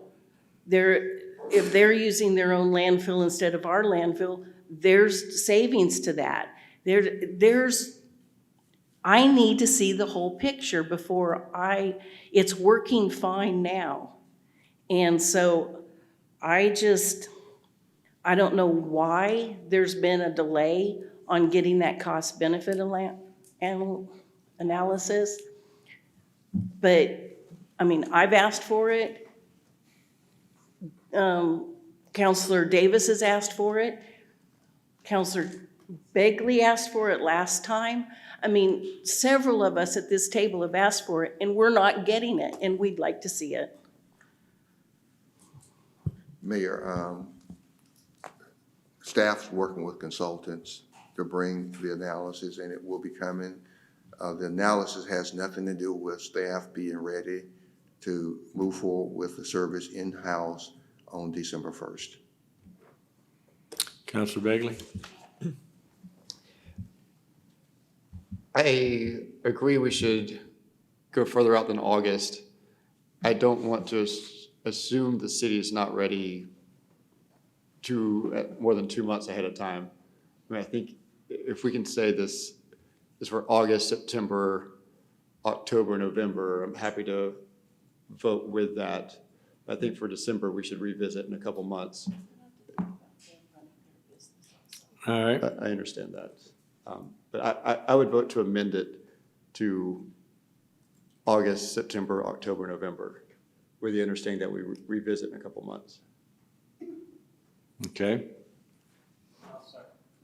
All right, there's a motion and a second, a substitute motion and a second to that substitute to run it through November.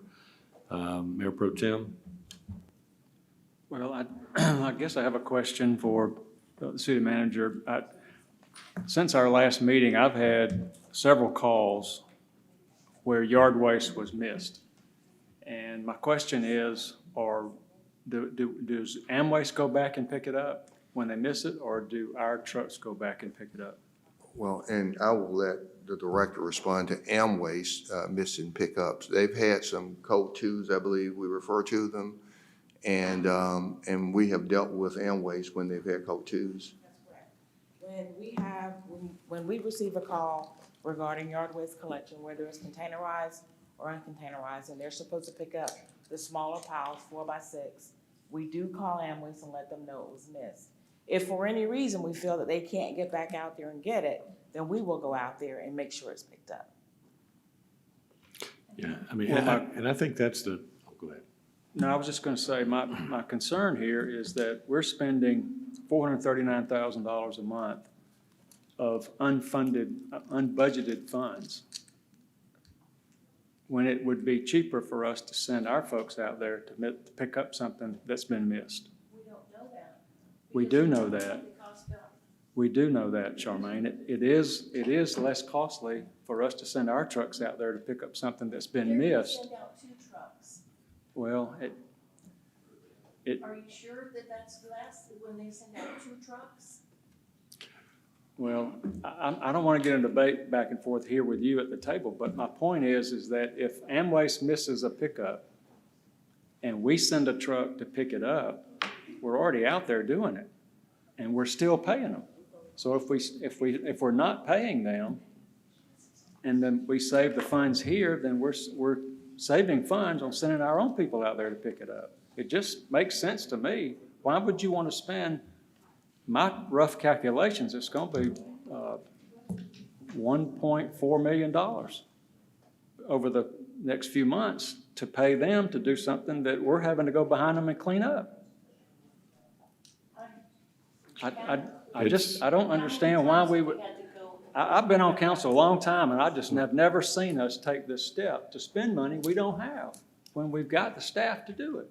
If they miss something, they'll go back and pick it up. They went and picked up in a short amount of time. When I called or emailed them about the missed stops, they got right on it. The neighbors called and thanked me for getting them out there so quick. So I really have a problem with us spending the funds that we don't have. I mean, the citizens are patient with us. They understand what we're going through with the shortage on drivers and the new equipment that's going out there. But why would you want to spend $400,000 a month to somebody that is still missing it? They're still missing pickups. I'm shocked. I really am.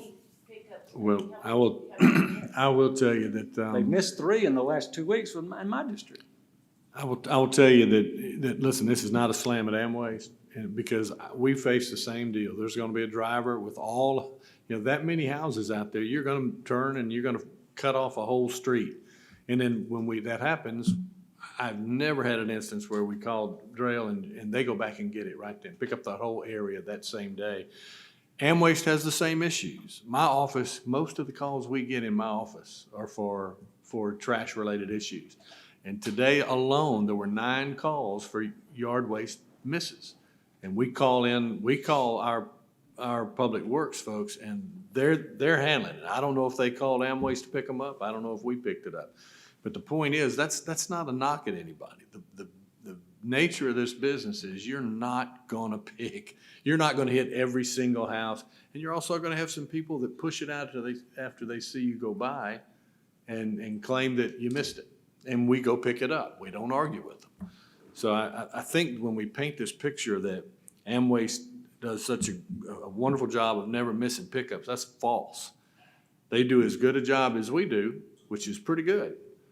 But we're both gonna go back out there and pick that stuff up. I appreciate the Mayor Pro Tem, because it worries me that we're spending nearly $2 million to make it through this year when we've had a department director stand up there in front of us and tell us we have the trucks, we have the manpower, we're ready to go.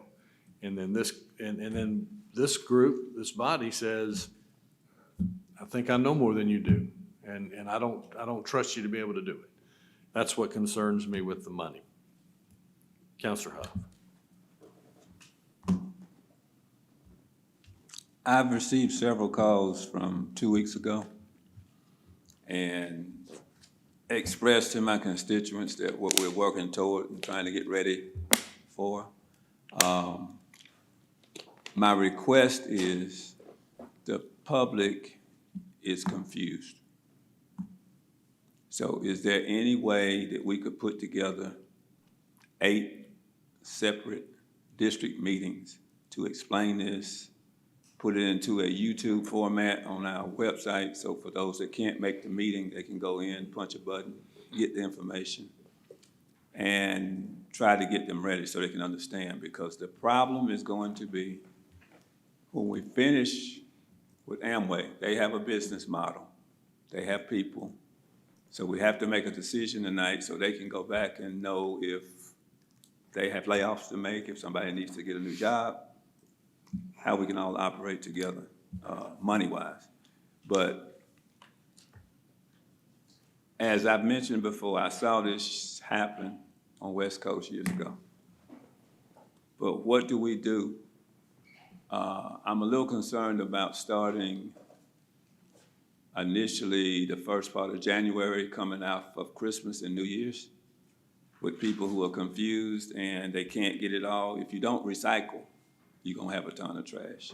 So hopefully in these meetings, we can explain how to reduce the trash intake by recycling, and maybe we could explain to them about the monies that we make. If we could move from a city of 30-some% recycling to a city of 70% recycling.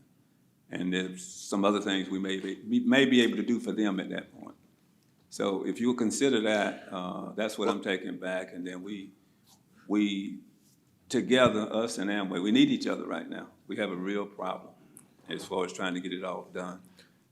Some of the cans are, I'm getting calls, some are cracking and different things. So I don't know what's in place for that as far as replacements and things of that nature. Thank you. Mayor, and I will say that, Councilor Huff, we're happy to have meetings. My recommendation would be to have 3 meetings in different locations of the city, and not 8 meetings, but if you want 8, we'll do 8, but my recommendation would be to do 3. And of course, you know, they're gonna present on the integrated waste and what they're gonna be doing tonight as well. Okay. We've got a presentation update tonight. But we're certainly happy to have 3 community meetings, you know, north, center, and south side, just to have 3 meetings. And explain to them, and I heard someone talk earlier, and they'll talk about it tonight, but, you know, for those who want the biodegradable bags, can get them, but they'll have the option to continue with their bag that they normally use. That's outside of the can, and there's a method that would be used where an automated truck would pick up the can and someone would come along behind if there's something in a bag, and they'll collect that the same way we're gonna do household waste. But these people have been doing this for a long time. This is not new to them. And they know what they're doing. And I heard this director say 3 or 4 different times at that podium at the last meeting, we've got the trucks, we've got the drivers, we're ready to go. She is serious about her work, and she knows whether they are ready or not, and would tell you they're not ready and welcome the help if they're not ready. And so they're ready to go. We're ready to go. We don't have the $439,000 a month to pay to a private contractor when we know that we're ready to go. But if council wants to spend that money, we'll have service that's, we'll pay them from somewhere, and we'll run our trucks, and everybody's gonna be happy because we can do it without them. But if you want them, you know, pay them. So And the we're way gonna we're do, set we're up gonna do now- our work. The way we're set up now, are we able to pick it all up? Would you answer that question? Yes, sir. Yes, sir, we are ready. We have, on the Just your fourth. mic. I'm sorry. I'm sorry. We only have 4 vacancies in waste collection total. That's for everything. Recycling, waste collection, meaning household, yard waste, as well as, what did I miss? Household, recycling, yard waste, and bulk. Thank you. I apologize for thinking. So you're ready? We are ready. You're sure you're ready? We are. I am You're absolutely positive sure ready. you're ready? We got 17 trucks, and Okay. we got 6 That's, in I just this want week. that on the record, okay? Yes, Yeah, sir. it's on the record that I heard it, but we're still getting a lot of complaints. I'm just trying to figure out how the trash gets picked up on a regular basis on time, how we acclimate them to the new system, that you're being picked up, automated equipment is coming around, and there will be no bags on the street to be picked up. Well, So- that's where we want to get our community to. We Yeah. definitely want to get to the one-cart system, because it works. We've seen it work. Even the city manager mentioned that he saw it work down in, I believe it was Coral Gables, Florida, where you only had the one-cart system. So you have 1 cart for household, 1 cart for yard waste, and 1 cart for recycling. And yes, if you find that you have a lot of household waste, you might need to look at your recycling, and we'll be glad to audit your waste to make sure you understand everything that can be recycled, because the more we recycle, the more life we put into our landfill, and that is our ultimate goal for our community. Yeah, and like I said, I saw it all in California in 2019. And it's a transit. 2015, it works well once you get it going. Right. My concern now is if we get in a pickle, the way it was explained last time, we had a 90-day option, we had a 30-day option. So we have to make some decisions tonight so that they know where we are, so they can make plans for what they're doing. We can make plans for what we're doing. But I'm just concerned that when lately we've had people dumping in off-site, has nothing to do with you all, but they've been dumping in other areas of all our districts, different places. So I'm just trying to make sure on camera at the meeting that everybody can hear us, that once we get started, a phone call to 311, we'll be able to double back and clean it up and keep the streets clean. Yes, sir. Okay. You will be able to do that? Yes, sir. You sure? I'm positive. Okay. I have to go get it myself, though. Councilor Crabb?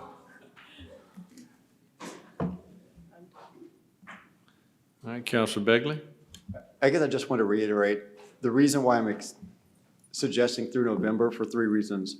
One, it's consistent with our budget. I know we had a budget to transition off M-Waste, so we want to be consistent with it. 2, it's trying to be a better business partner. M-Waste has been a great business partner. The least we can do is say we're paying this through November rather than this month to month. And 3, it gives us more time to get the analysis. I know some of us are assuming that internally is cheaper and others of us have our doubts. So I agree that analysis is crucial. And so let's get some more time to get the analysis before we extend it beyond November. And so that is why I'm pushing for an amendment to change it to pay August, September, October, November. Okay. Well, we have a motion and a second. It was a substitute motion and a second. Is that correct? Yes, so the substitute motion was by Councilor Begley to go through November of this year, and it was seconded by Mayor Pro Tem. Okay. All right. All in favor of that motion, please signify by saying aye. Are there any opposed? Okay. That's approved. Councilor Davis? Thanks, Mayor. While we're on the subject, I just would like to say, Mr. City Manager, the analysis is really important. We've been talking about that for a while. I want to share my concerns while we're on this subject. I really do. Whatever report we do, I think it needs to be neutral. I think it needs to be third party. I think it needs to be non-biased. I think it needs to be non-political. And I'm concerned, especially if it's contracted consultants that we've been using for years that have done certain tasks. I'm concerned about that. But I would like to ask the question, Mr. City Attorney, is it possible for the council to do a resolution if we wanted to use CSU on an on-call basis to deal with various issues as we go, is that possible to have them to do that through resolution? Well, assuming you get the 3 quotes that the procurement ordinance says you ought to get, then yes, you could put them on some sort of a retainer as needed, but you still need to get 3 quotes under the ordinance. You know, I'm not looking for another university. I know. But in the past, we have used various universities as consultants on an as-need basis. So I'm asking again, would that be just through resolution? Could we do like we've done in the past and have a university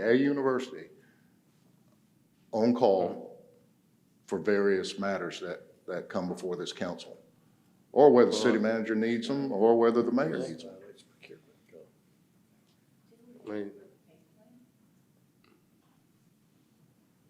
I mean, you can. We don't have a lot of choices here. You can do it with an oral resolution, but, you know, all I'm saying is a procurement ordinance says to get 3 quotes if you're gonna get any kind of Well, we're not looking to a pay retainer. anybody, we're just as on an as-needed basis, and certainly those contracts can be approved.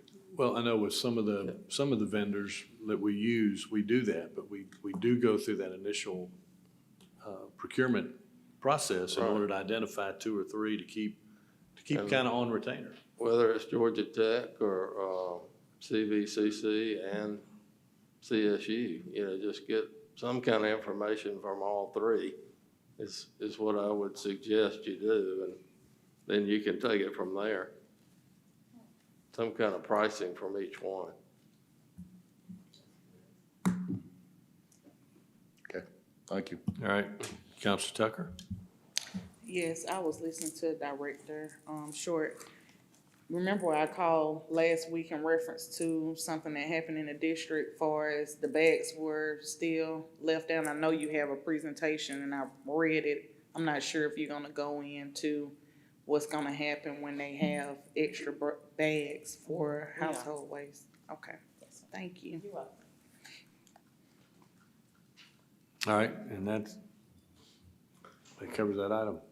Okay, that was E, and I think she had questions about G. But it's been approved already, but we can, Okay, you gonna hit your light? There you go. Counselor Crabb? So, when we were discussing this earlier during the public agenda, it's, let's see, which one was it? It was Mr. McNeil brought up that we had altered the dial-a-ride services without an assessment before, and so why are we having to have an assessment now? well, let me say, and the director is here, that there are certain requirements. If you delete service, if you add service, you are required to go through the federal process. And I want the director to come forward because I don't know of any occasion where you have increased service or deleted service and didn't go through your federal process. We've not, no. Ever before that I know about. No, we And so I don't know what Mr. McNeil is alleging or referencing, but that's not how we do business. That's not how we do business. If a route is deleted, If one route is deleted, even if you alter a route, don't delete the route, right, just alter it, cut certain portions out of it. What are you required to do? we follow the Come to- guidelines and get the public involved in it. Are you required to have public meetings and all that? We have public meetings, yes, to inform the public. In the last assessments, there were 2. 2016 was a comprehensive study by consultants.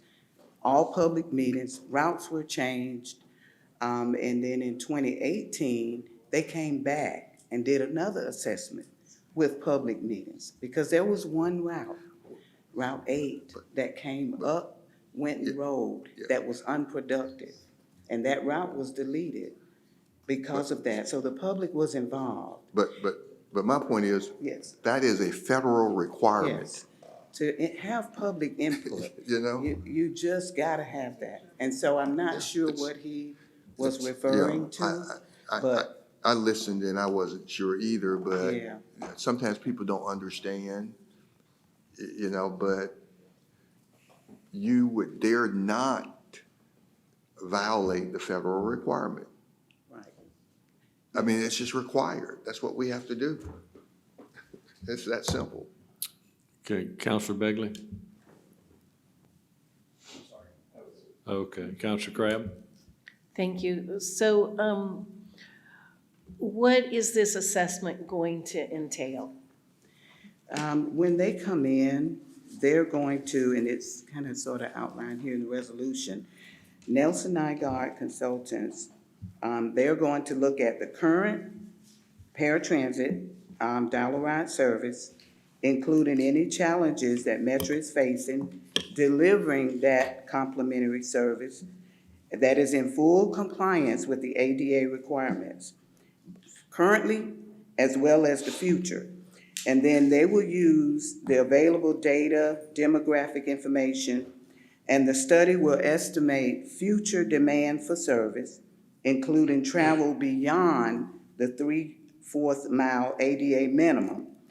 And they're gonna provide to you options. They will look at the additional 3/4 mile that council voted on August 22nd, and come back to you with what the needs are. They're gonna assess the needs. I did provide a map that I wanted to kind of show that will kind of explain a little bit, but they're coming back to you and they're gonna say, this is what these are the needs.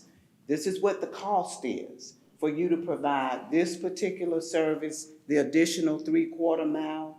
If it's not a need for it, and maybe there are a few people, they're gonna tell you that. And they're gonna tell you what it's gonna cost, how many buses, how many people. And they'll also look at the microtransit, on-demand service. Is that something that Columbus needs? They're gonna give it all to you and let you decide.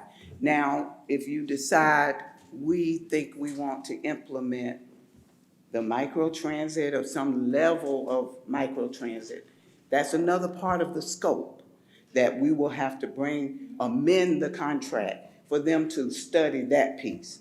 But they are gonna bring you back different options from public meetings, the public input, what people want, or what they need. Not necessarily what they want, but what they need.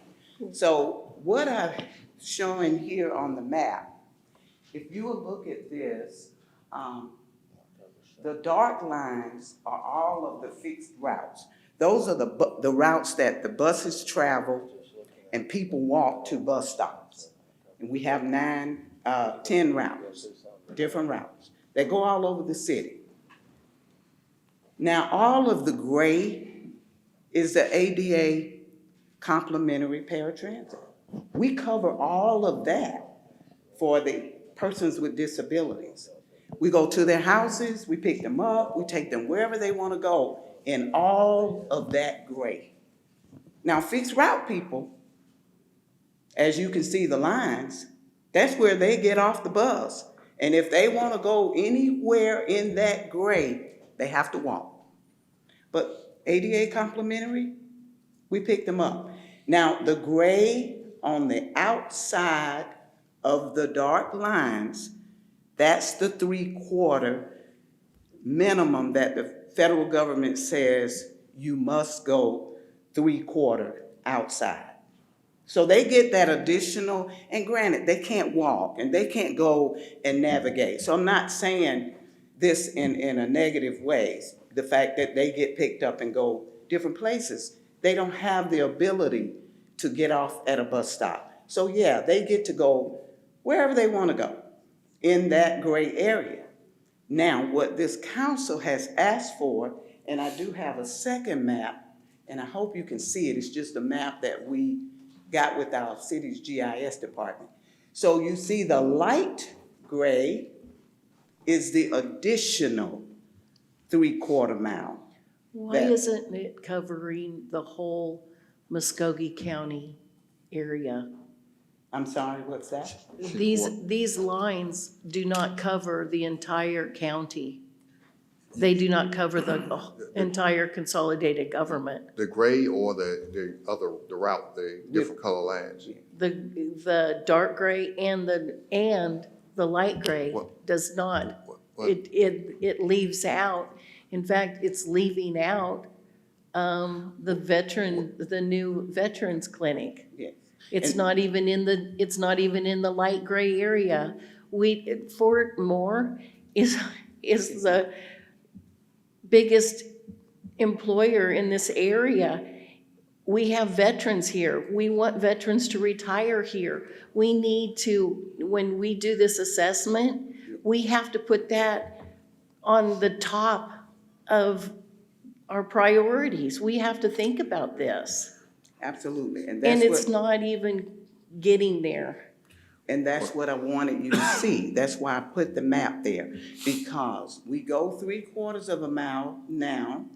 When we go an additional 3/4, it's not gonna get to the VA, but if you want premium service beyond the premium dollar ride, they're going to assess all of that to say what it's gonna take for us to go beyond the 1.5 miles. They're going to bring that back, and the council will decide.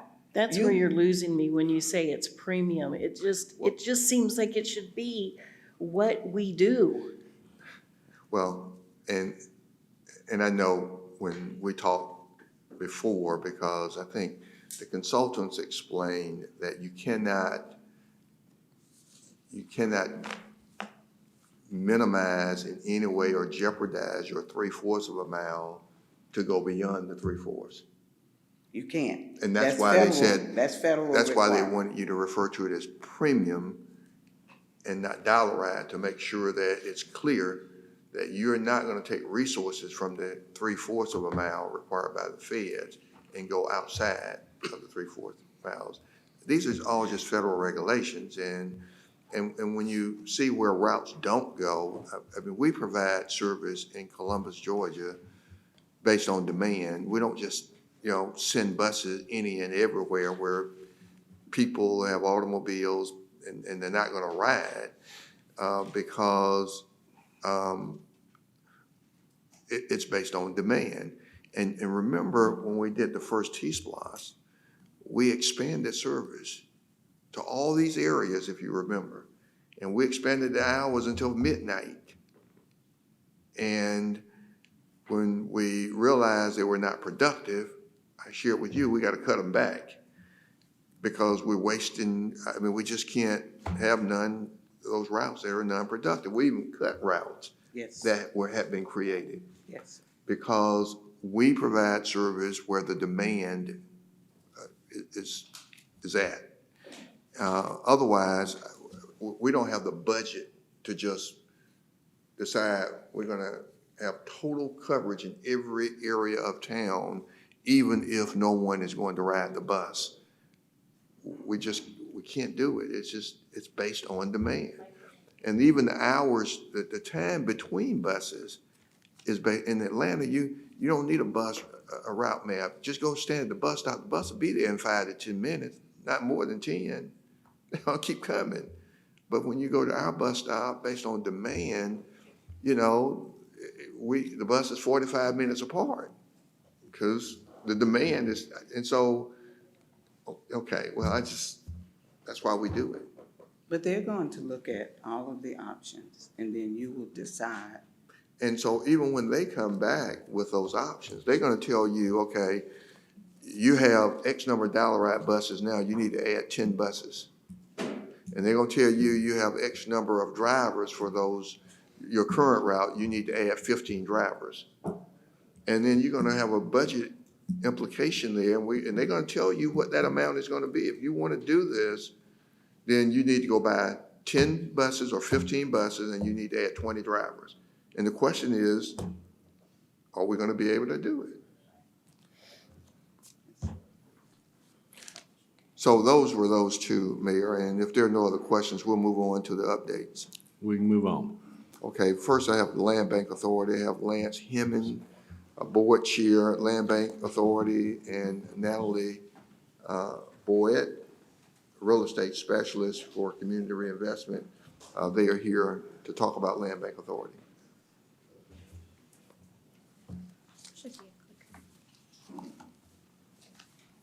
Good evening. Good evening. Thank you for having us. We're to the good news portion of the meeting. I'm Lance Hemmings, and I chair the Land Bank Authority. And we wanted to come before council just to remind some of the faces we know that we're still here and introduce ourselves to some of the new council members. Let you know a little bit about some of our success, what we do and how we do it.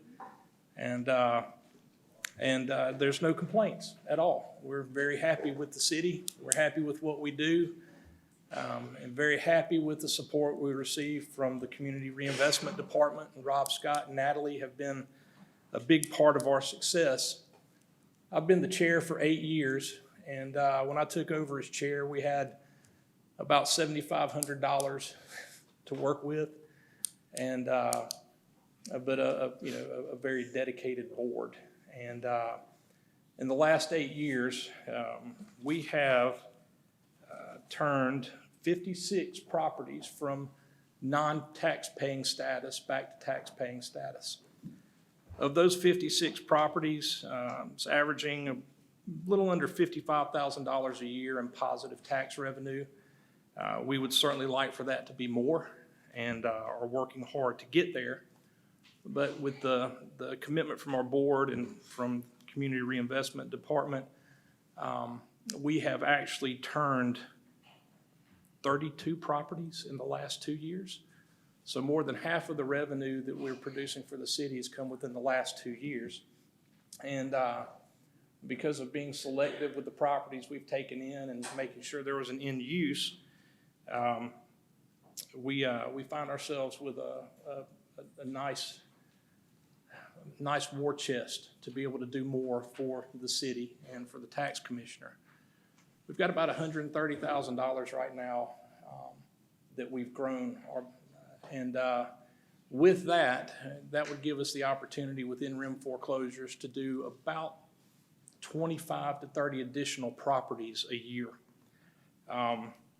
So we're at a point where we can multiply what we're doing, and we've had good momentum. We've got a very dedicated, kind of blue-collar, cohesive board that work well together, and very, very thankful for that.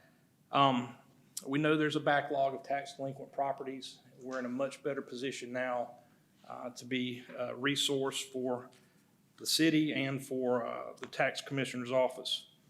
However, that's not the only thing that we do. We have worked with Habitat for Humanity and done 4 builds in East Highlands. We've worked with NeighborWorks, and in 2020 transferred 5 properties to them, which they were able to accomplish their mission. And that was an interesting project because the 5 properties we sold to NeighborWorks, they averaged paying about $142 a year in tax revenues. And when NeighborWorks completed their mission and those properties were reassessed, I think that those properties now pay an average of about $2,000 a year in tax revenues, which is not included in the $54,000 that I mentioned a moment ago. We've also had success in Bellwood and South Columbus, a recent success here in East Columbus on Glenwood, which we'll look at in a moment. And then we also do some community outreach. We've worked with the Georgia Heirs Property Workshop, set up several workshops where people can come and talk to attorneys who can talk to them about the importance of a will and how to leave your assets, including your real estate, to others. And then also for those in the community who may have property that their parents passed without any estate planning, and now the properties are tied up in a probate issue. they've helped them to learn how to work through those issues. We continue to be in touch with them. We've also increased our social media presence with Facebook. We've worked with CVCC, the city, and the Community Reinvestment Department to update our website. And we've made it easy for people to identify and apply for properties that we may have available for sale. We've got some very active investors that have shown a lot of interest, and they've been able to execute their plans amazingly. Most of the properties that we have focused on have been low to moderate income properties, which dovetails nicely with the Community Reinvestment Department. And also some that have acquired properties from us that have turned them into their primary residences. So big picture, we have good momentum. We're experiencing some good success, and we're pleased to have the opportunity to kind of give back to the community. Rob Scott, I think, would like to say a few things as well. Thank you, Chairman Hemmons, Council. Robert Scott, Director of Community Reinvestment. I'm here tonight to talk about the mission and vision of the department, as well as the vision we have for the Land Bank Authority. I'm going to also introduce Natalie Boyette, who is an employee in our department. She's worked diligently to realize our vision through the capacities that we've developed, outcomes that we've worked to create. She's going to conclude where we intend to go as we have further adjusted our strategies to allow for the realization of the visions that we collectively share. Over the past 3 years, I've worked to brand my department to be a center of excellence, serving the community in a capacity where our hard work directly translates into outcomes that are pragmatic and oriented to succeed. And with this mission in mind, we imagine a community tremendously impacted by our efforts, and one where resources were leveraged in a way that was equitable, but most of all has provided growth. With this focus, every activity that we pursue with our partners or without our partners is impacted. On May 25th of 2021, we came and we had a conversation at a council meeting, and we talked about work that our department was doing along with the Land Bank Authority Board to reconstitute the land bank, to be able to allow for leveraging the land bank as a tool to address distressed properties and tax delinquent and debt properties in our community. So our current collective vision for the land bank, now that we have developed that capacity, is that for all the neighborhoods in Columbus to be defined by economic stability, quality of life for residents, and an absence of blight. At this time, I'm going to introduce Natalie, who's going to talk about some of those strategic implementations and some of those outcomes that we were able to achieve over this time period. Good evening, everyone. Good evening. I'm very excited to finally be before you to tell you about the exciting progress that we have at the Land Bank Authority. Probably the greatest accomplishment over the past 2 years that we've had is the alignment with the Community Reinvestment Department vision to leverage resources in a way that is most equitable to the community and allows for growth. We did this by instituting an easy-to-use application process for properties clearly marketed and in reach of everyone. We rely on the community, including nonprofits, individuals, and organizations to move these projects forward, and use of social media and marketing is critical to advertising these opportunities. Beyond social media, we use in-person workshops to help interested buyers understand how to work with the land bank and place signage of properties owned by the land bank with QR codes linking interested buyers directly to the online application. There has been a huge response from the community interested in pursuing a land bank property, and it is imperative we continue to disseminate the information about our program because there is no shortage of opportunity to beautify and develop our city through these projects. The key to success is making the connection of buyer to opportunity. We look to do that by making it easy to access and apply. The land bank lists its property on the website with an application. The property information and minimum bid is clearly stated, and the application includes necessary information for the board's decision, like a development plan, the capacity of a buyer, their timeline, and financing. The outcomes over the past few years have been incredible. The photo seen here depicts several successes in one project. First, a successful partnership with the nonprofit agency NeighborWorks and the alignment of goals to provide affordable housing. Secondly, it shows the increase of taxes collected by property improvements. As Lance stated, the original tax collected annually was $143. This increased by about 1,600% at the end of this project. Lastly, and of course, probably the most important, is the human, heartwarming story of these transformations, going to first-time home buyers and generations of their family, breaking the cycle of poverty.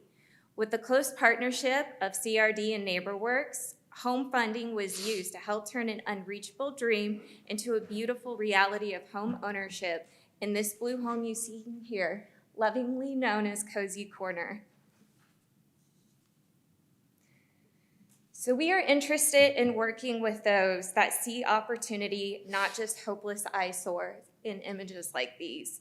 We are interested in working with those that meet these challenges with passion and purpose, because meaningful transformation isn't easy.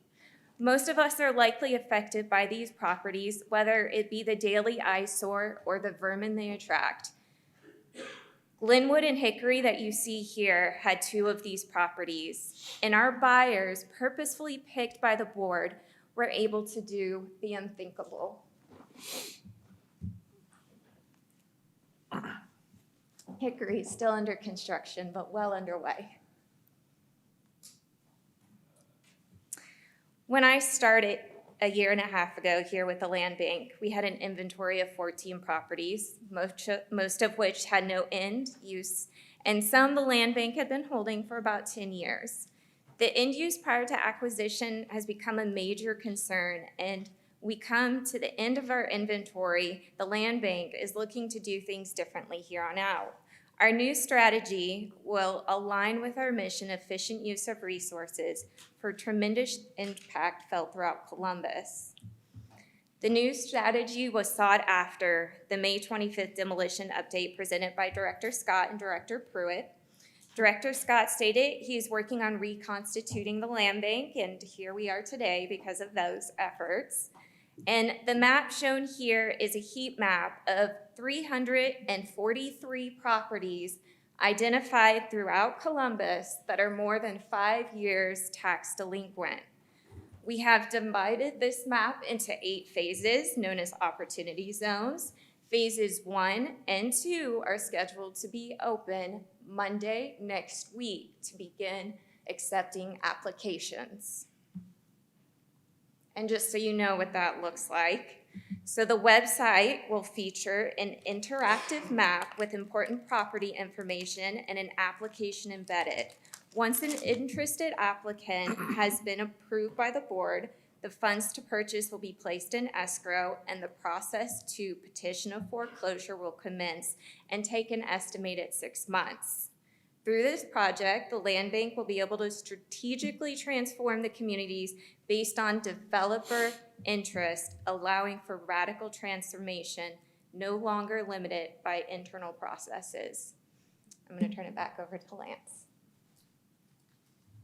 So I told you earlier that this was the good news portion of the meeting. I have some more good news because we're not here to ask for any money. We've worked hard to become relatively self-sufficient. However, the 2 remaining properties we had in inventory just went under contract last week. And so we find ourselves as a land bank with resources to do the good work that we were chartered to do, and no inventory. And so not only can we be a resource for the tax commissioner's office, if the city has surplus property that you need help marketing, we're here. Essentially, everything we do as volunteers is a give back to the city, and we all enjoy the opportunity to serve.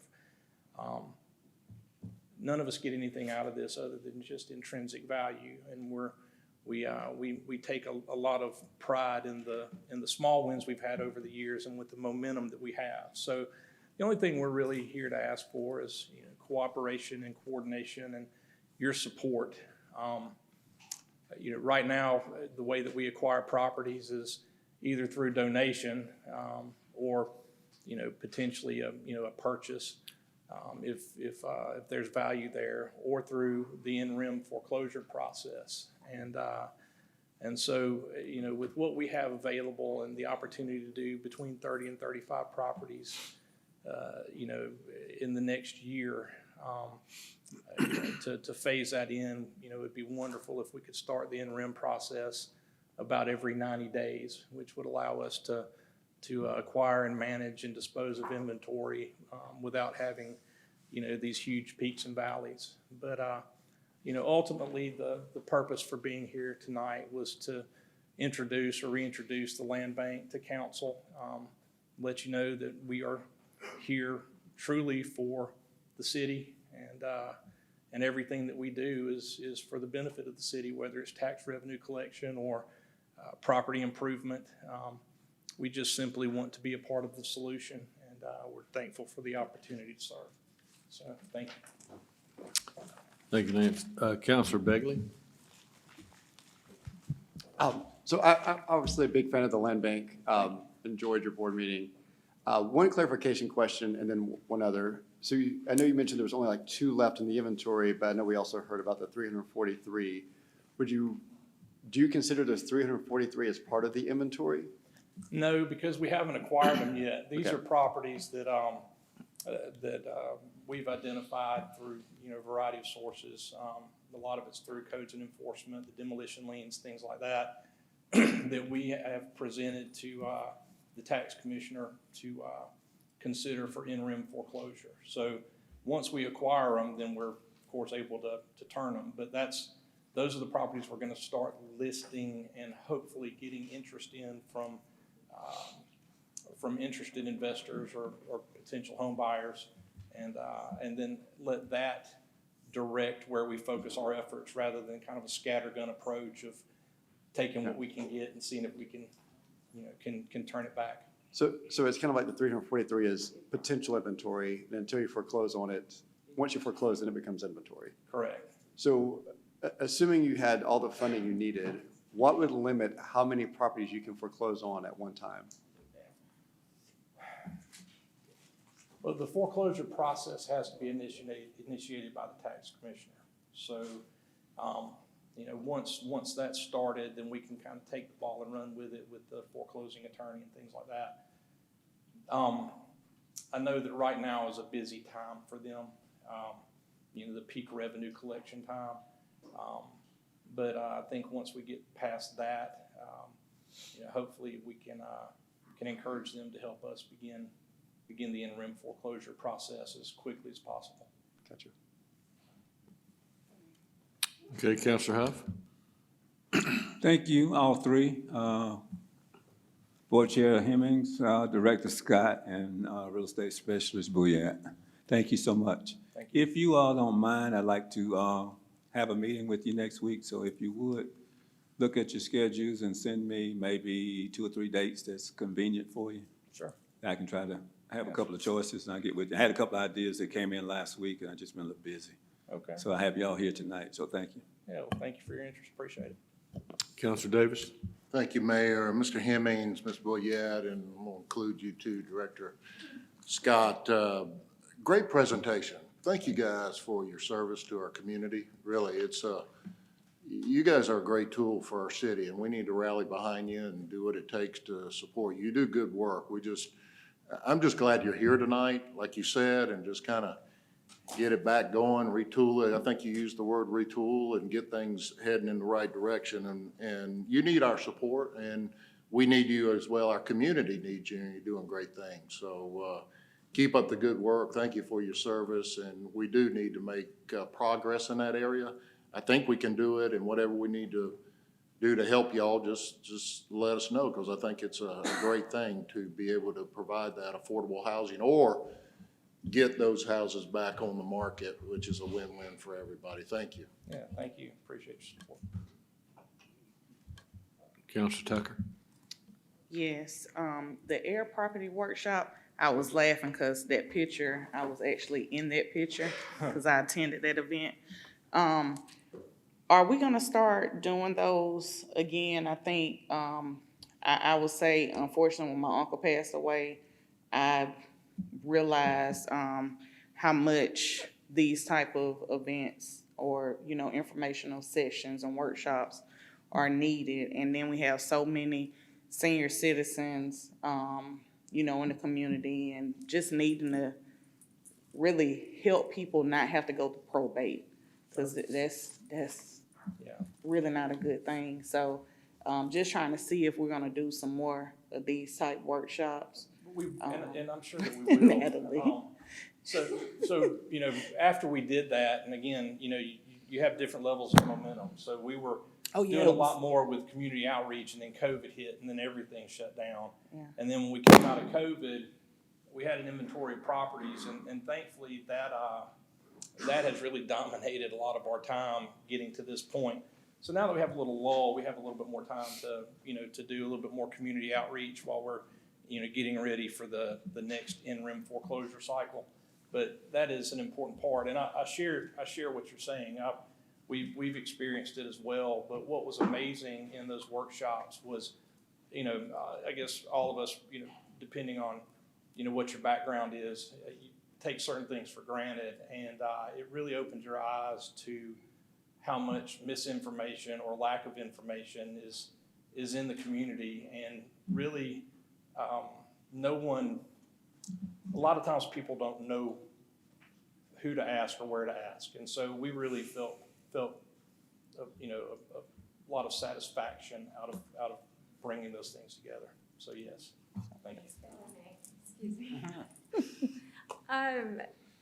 So we're getting over the hurdle of actually getting a product together to launch so that we can market. And I hope you heard me say the way market a lot during this presentation, because getting the word out is just imperative to the success of this project and to the land bank as a whole, because we need anybody and everybody in the community willing to help.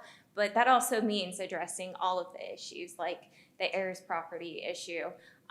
We do have workshops that we are starting to schedule, again, fundamentals of land banking, so we can teach people what is a land bank. I'm working with inspections and codes and planning to develop a workshop for investors, because they don't often know what they're getting into when they purchase a delinquent property that's sat for 10 years. But also heirs property, because there are a lot of homes, a lot of the issues that we see come from, you know, deceased relatives and being tied up in probate. So yes, we do hope to bring all of that back up very shortly. Thank you, I appreciate it. Thank you. You guys do a great job. That's all the questions. Thank you all. Appreciate you. Ms. Hemmings, thank you. Oh, I'm sorry, we've got Counselor Davis. Yeah, Ms. City Manager, sometimes you get things wrong, and before we get too deep into the presentations, I'm good, guys. Thank you again. But I wanted to let you know I was mistakenly wrong, staff. I was mistakenly wrong about the Chips for Chips thing. It does state it in there about the funding coming through the city to the Development Authority. A little confused in the beginning about the relationships. You know, that's why I asked that question about the relationships. But it's worth it. It's a great opportunity for our community. I'm glad we passed it. Get one shot at it, and hopefully we can make it happen. So I just wanted to share that with you. Sure. You guys were right, so. I appreciate that. And very quickly, Mayor Pro Tem called to my attention that Mr. Hemmings, I think you're rotating off of the land bank board. And I tell you, it seems like you've been a permanent fixture there. During your tenure, though, you have done just an incredible job. And we just want to thank you for your service to the citizens of Columbus. You've spent a lot of your own time in trying to make this effort successful. We've got a great team, but if it weren't for the board members and the volunteers, we'd be in a hurt. So thank you publicly. Thank you. Mr. City Manager? Next, Mayor, we've got Director Drell Short and Mr. Pittman, talk about integrated waste transition. Thank you. Well, good evening, everyone. I want to start tonight's presentation with the realization that we understand, and I understand, as well as staff, that transitioning a community is not easy. And it's scary for some people. And so I had a meeting this morning with the entire Integrated Waste Collections Division to talk with them about being more engaged when they're out there on their routes, talking to residents, to let them know exactly what it is that we're doing, to ensure that they understood the plan so that we make sure we have an even easier transition. But I do know that it is something that is uncomfortable, but we're gonna try and make it as comfortable as possible for you. So to start, I just want to assure you that we are in fact ready as far as staffing is concerned.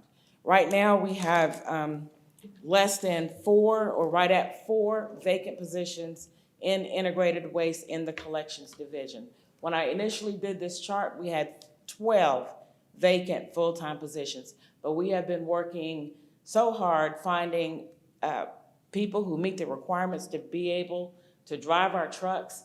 All of our people are going through training in shifts. They're working training every Wednesday and every Saturday. They are out there learning these new trucks and how they're going to operate. I am going to turn over the podium to Mr. Pittman, who's going to go over our plan as far as our transition is concerned. Thank you, Director Short. Good afternoon, everybody. I just want to start out saying that we are ready. We are prepared to roll out the new ASL side loaders that we have in place. Right now, we have 17 new side loaders that we have in our fleet. We still have about 23 that have not been delivered yet, but we're waiting on them. In the meantime, we rolled out 8 ASLs on 9/11. And that rollout was on a Monday, and it went pretty good. And we extracted 16 rear loaders, off the routes. And we assigned 8 rear loaders to 8 ASLs in order to make sure that everybody gets collected. Everything that was outside the garbage can, everything that was on the ground that was not in the cart. We came through and behind that vehicle, and we picked up everything that was out there. And we're going to continue to do that, all the way through the end of the year. We're going to continue to service the customer no matter what. We're going to pick their garbage up, and we hopefully in between that time, we're going to continue to train them, and coach them and teach them on how to use the one cart system. In 1st of October, we're going to roll out additional 8 more, and we're going to take away the final 16 rear loaders that we have out there. We have a total of 26. So we're going to roll 16 automated side loaders that's going to collect household garbage only.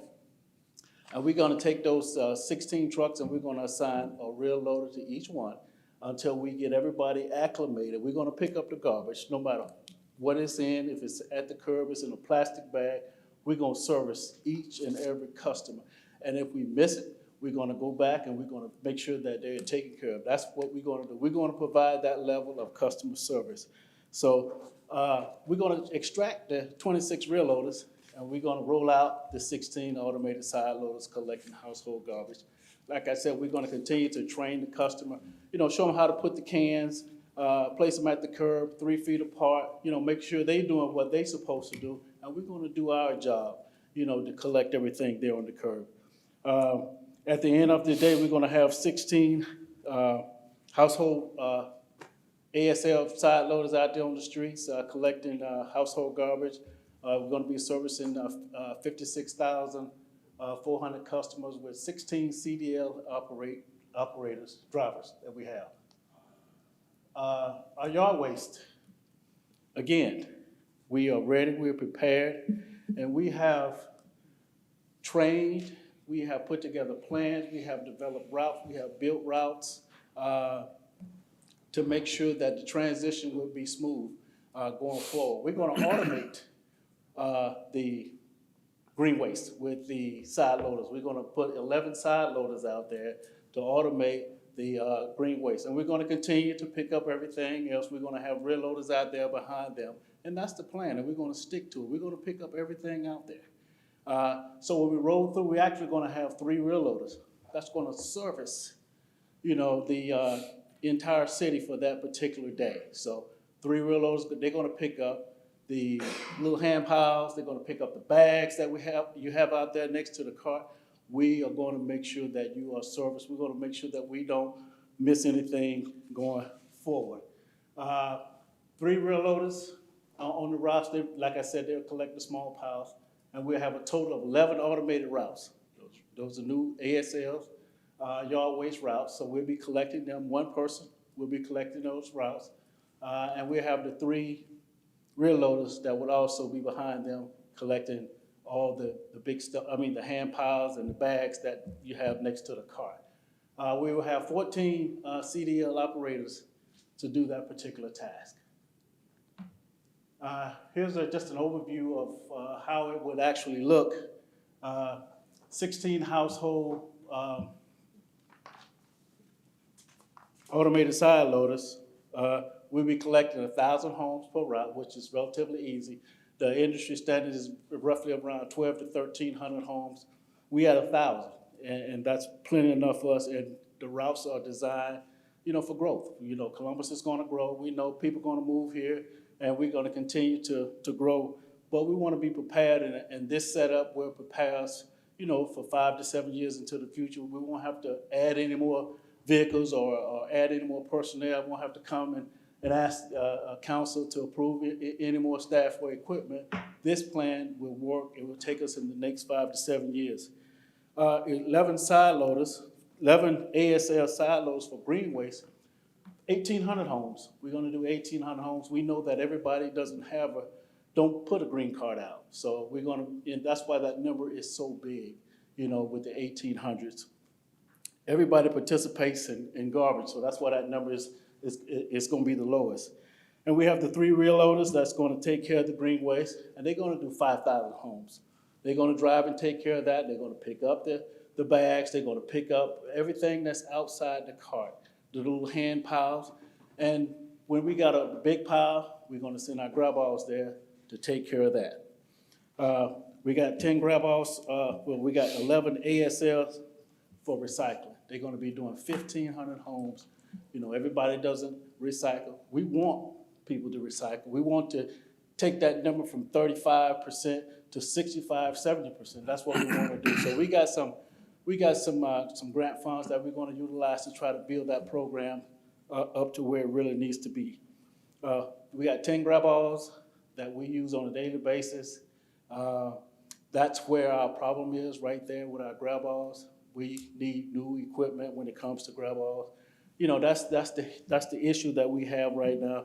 You know, to stay on top of all of the collections when it comes to trees for feed, just doing the regular residential routes. When we have something like an eviction, you know, sometimes we have to send 2 or 3 drivers out, 2 or 3 trucks, and it takes away from us providing service, you know, to the rest of the city, and it causes us to fall behind a little bit.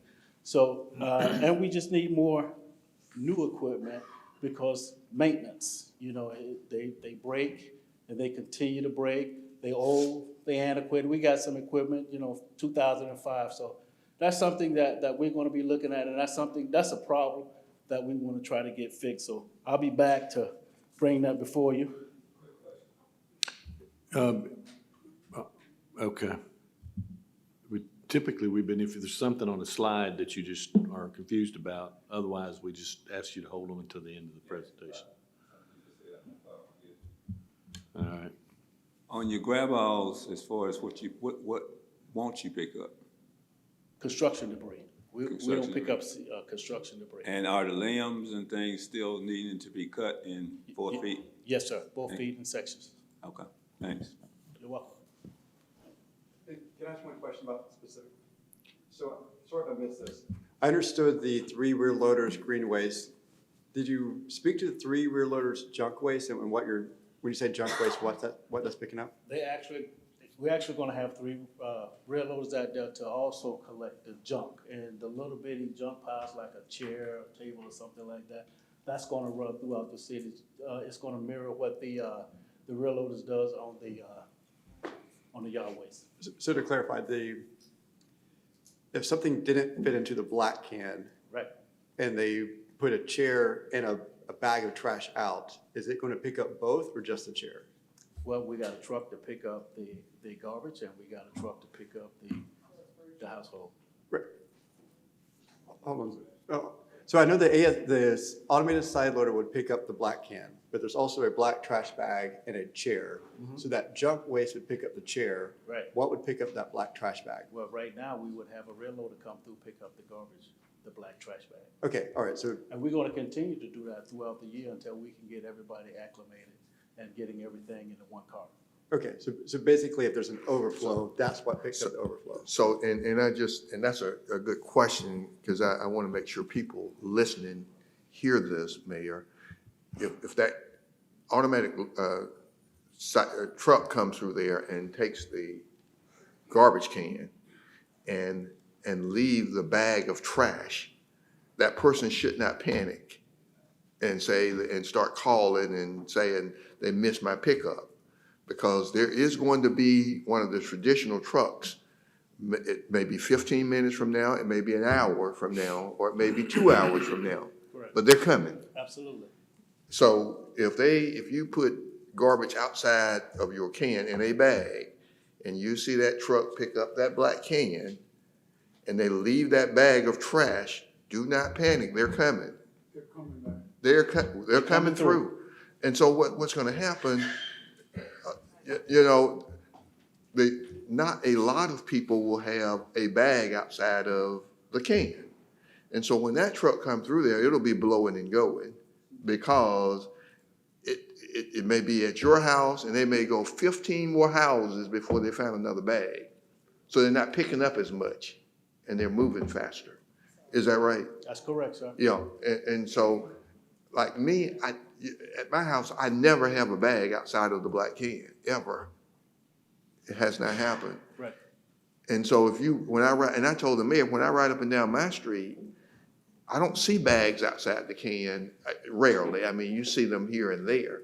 So that's why the traditional truck will come along and be able to get that, but it'll be later. So don't panic. Yeah. Thank you. Because Tyson brought up the chair, I just needed. Council Tucker.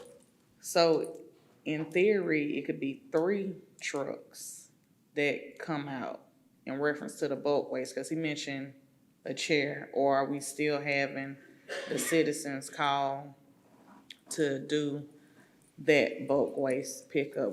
What's the process So on when that? you're talking about a chair, I'm thinking in my mind, what kind of chair? If you're talking about a small folding chair, No, that will go in a regular garbage truck, okay. okay? If you're talking about a recliner, Mm-hmm. we'll put it in that truck, if they can get it in that truck. But if not, they need to call in, that's considered bulk, and we'll pick it up with the grandma, Okay, so like they've been doing. they still Call in need to service. call in. Yes. Okay, thank you. You're welcome. Council Barnes. And that's going to be my question, because that happened today to me. My son-in-law put out a shrunk, Wow, that's funny. a shrunk. You know what a shrunk is? That's a big, huge thing from Germany. What do you think I said? I said shrunk, anyway. I said shrunk. Oh, okay. And I was shocked. Now, I called it in, and this is going to be the question. No more is going to be a day to pick up. You have to call in and have them do it. Is that correct? Correct. Starting when? We started in July. That started in July. Okay, so that's been a mass confusion that we councilors have been going through. We didn't know. So I've been telling everyone, Starting when? he said July. It started in July. It was approved in July. Will we Anyway, that's been a question. Okay. Because that was mass confusion on that right there. But I've been telling everybody to call. But today they picked up my black can, and I expected them to come back because I watched. And they put 2 rocking chairs, they put a little chest, and they threw it in. I didn't think, because I was watching, I said, hey, they must be crazy to throw it in the back of that truck. But that's exactly what they did. And the shrunk, because my son-in-law broke the shrunk up. Okay. But the other one was intact, and they put it in the back of that rear loader. Yes. Awesome. So, okay, so I just wanted, before you said anything, I said, this is exactly what happened this morning, about 8:45. So, to reiterate, so I have an understanding, because this is the problem that I have. Not everybody can afford those disposable bags that you have to buy. Where do you buy them at anyway? So that was a question of mine. I don't know the answer. You can get them at any of your hardware stores. Okay, Like they Lowe's. are way more expensive than the plastic bags. And I have heartburn. I know where we're going at. I think we're going in the right direction. But this is the difference. It's not that the community is resistant to change, but everybody is in a different economic status, and they can't afford those disposable bags. Yeah. I can buy thousands of them. Yeah. And that's the concern that I have. Well- And I think that I'm glad that we're discussing this here, because we Yeah. need to keep Well- that in mind, that not everybody can afford those disposable bags. I'm glad you're saying to leave the bags out, because later on, you'll get them Yeah, picked up. well, and you'll have the option, and some people will buy the biodegradables, but some people can't afford it, don't want to.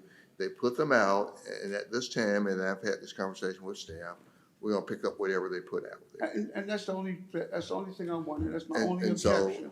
It's the know, fact that they're gonna keep picking those bags up for the individuals who cannot afford I- the disposable ones.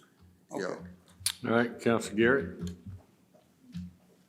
Director Short, I think I sent you an email earlier. We were talking about the second black cans. I mean, I can speak for my household. We have multiple kids, and we use 2 recycling bins. We have a black can, and we always have bags left over. I understand there's gonna be some sort of cost involved with a second black can, but, which I don't have a problem with, but I do wanna know, how quickly can you get in those black cans once you determine what the cost is gonna be? Well, that was proposed during the rate study, actually. Once we get that clarified, then we'll be able to start delivering cans. How quickly can y'all get cans in though? Immediately. Okay. Yeah, we've got cans sitting in the yard waiting to go out to either new customers, or once the body Yeah. has decided on what that second cart will cost. yeah, and of course, you have not made a decision, and because what I have proposed is that, the citizen can purchase a second can, but it would not change the garbage rate. Okay. And I think you'll find, and I've asked them to do a side-by-side comparison on Macon, Georgia, for example. And I think in Macon, you get the second can and you get charged a second rate, and so, but, yeah, and so instead of 120 a year, whatever, it's 240. So, but that's, I don't think we will have an overwhelming number of households needing more than one can, but in the case, in where there are cases where they do, my recommendation, and I've talked to staff about this as well, is that you buy your can and, the truck is there, just pick up 2 cans. Okay. Can you get a proposal to us, before the end of the year, just so we can make sure that's in place? I'm sure. Okay. Councilor Thomas?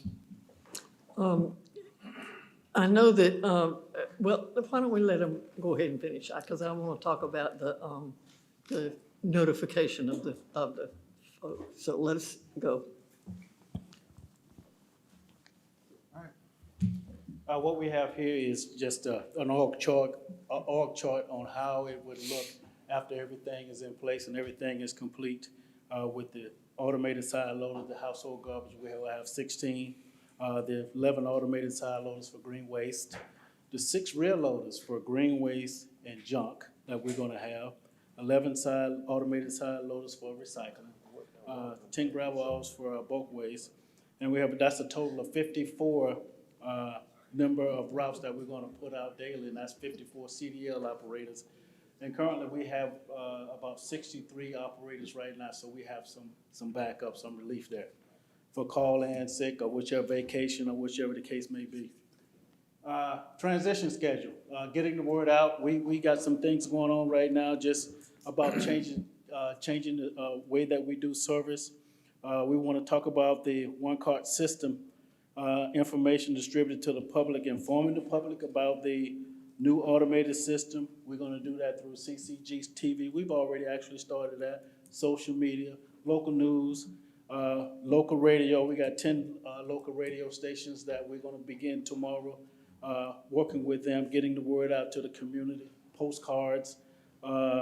We got billboards that we're going to start seeing around town here. We've got 10 of them. Actually, you'll start seeing some of the advertisement beginning tomorrow.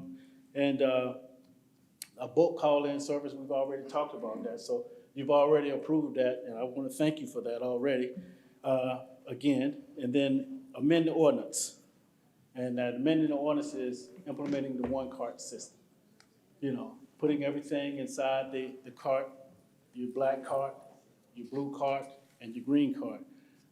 We want to make sure that we can get that in there, and if we can't get it in there, we're gonna drop back, we're gonna fall back, we're gonna do what we can to make sure that we're able to, the customers or residents are able to get that garbage or recycling in that cart. If they need an additional recycling cart, we will do that. We will audit their garbage, we will come out and do whatever it takes to get them comfortable, because they may have something in that black cart where they don't know is recyclable, and they can actually take that out. So we're gonna do what we can to make sure that this transition is smooth, this transition is easy.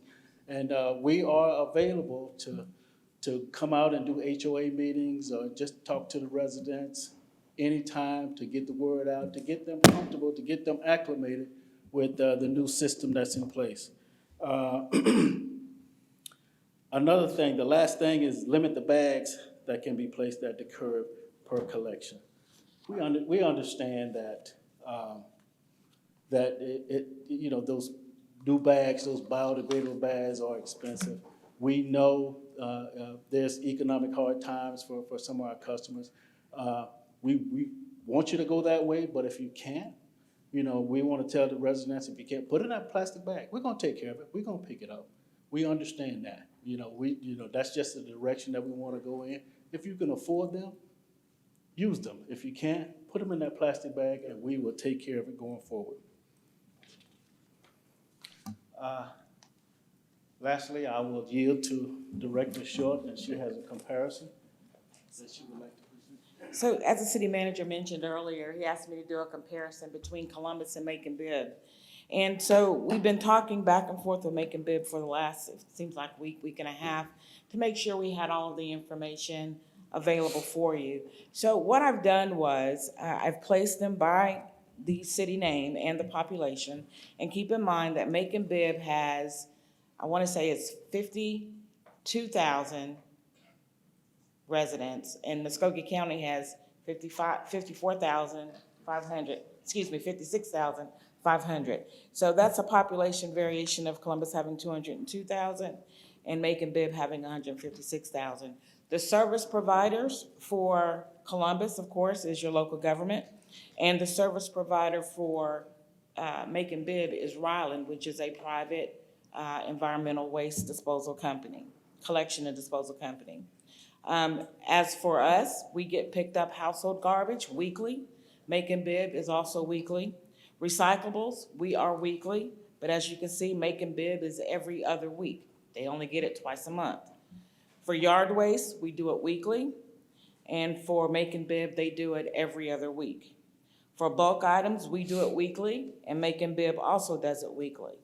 Our garbage fee that we pay through the Columbus Water Works is $18 a month.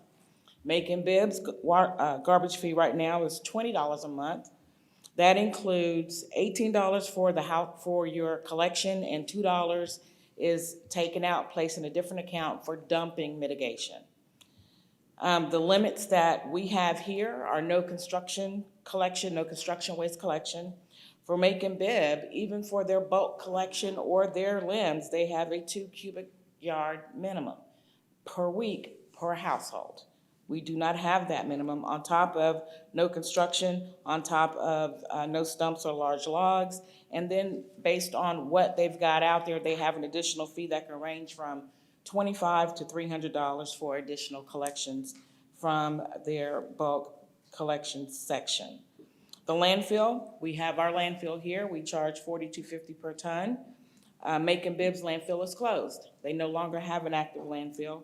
They are hauling their waste by Ryland to Houston County. I say Houston, they said Houston.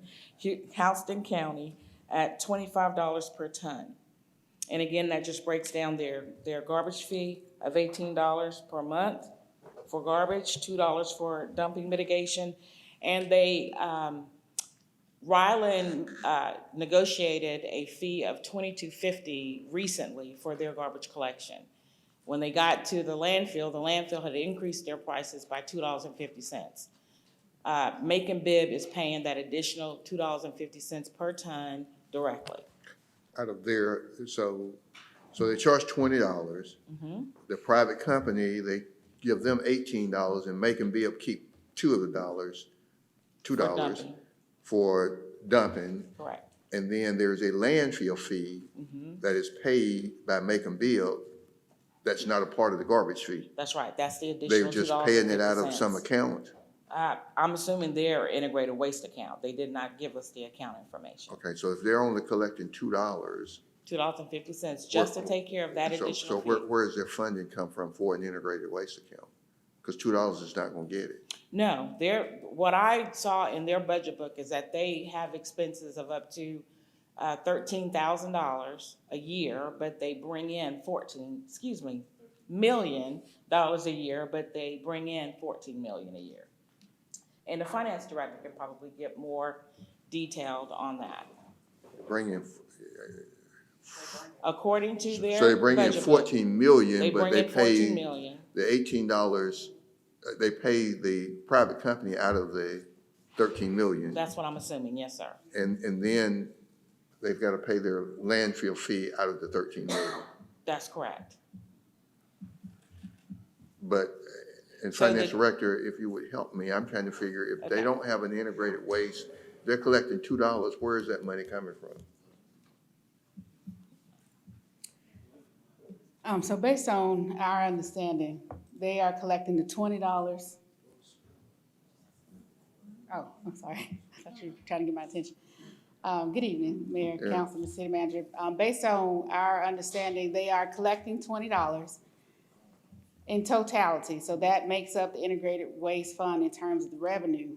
In terms of the expenses, they are paying out $18 per month to Ryland. Per For household. 52,000 households. Mhm. So that amounts to about $11,232,000, I believe. Okay. That's the $18 multiplied by the 52,000 residents multiplied by 12 months. Yeah. So most of what they collect for the integrated waste program from the residents is paid out to Ryland. Then Ryland, they take the waste collection to Houston County, who charges $25 per ton for them to take the waste to the Houston County landfill. They charge Ryland. They charge Ryland $25 per ton.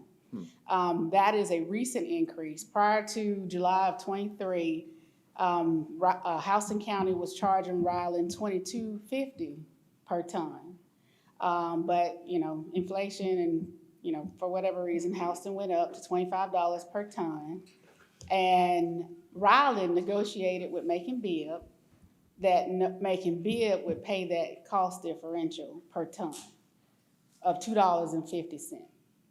So Ryland still pays out of the money that they receive from Macon Bibb, $22.50 per ton to Houston County to utilize the landfill. The charge is actually $25 per ton, and Macon Bibb is making up that difference per tonnage. And also based on our understanding, what they do is they really just sort of square up after the month is over. They provide, how many tons they dumped for the prior month, and then Macon Bibb pays the $250 based on the amount of tonnage that they invoiced. Okay. All right. And just to wrap up, we do I think have Councilor Thomas free is next. She just wanted- off-site recycling drop-off points, as well as Macon Bibb has 3 centers free of charge to residents of Macon Bibb as well, to drop off any recyclables or anything else that they have that needs to go in there. Automated trucks, we use ASLs and rear loaders. Ryland, who is their contractor, only uses ASLs. Waste collection carts, of course, we provided them for our residents, and so did Macon Bibb. The additional cart fee is what we're waiting to have determined.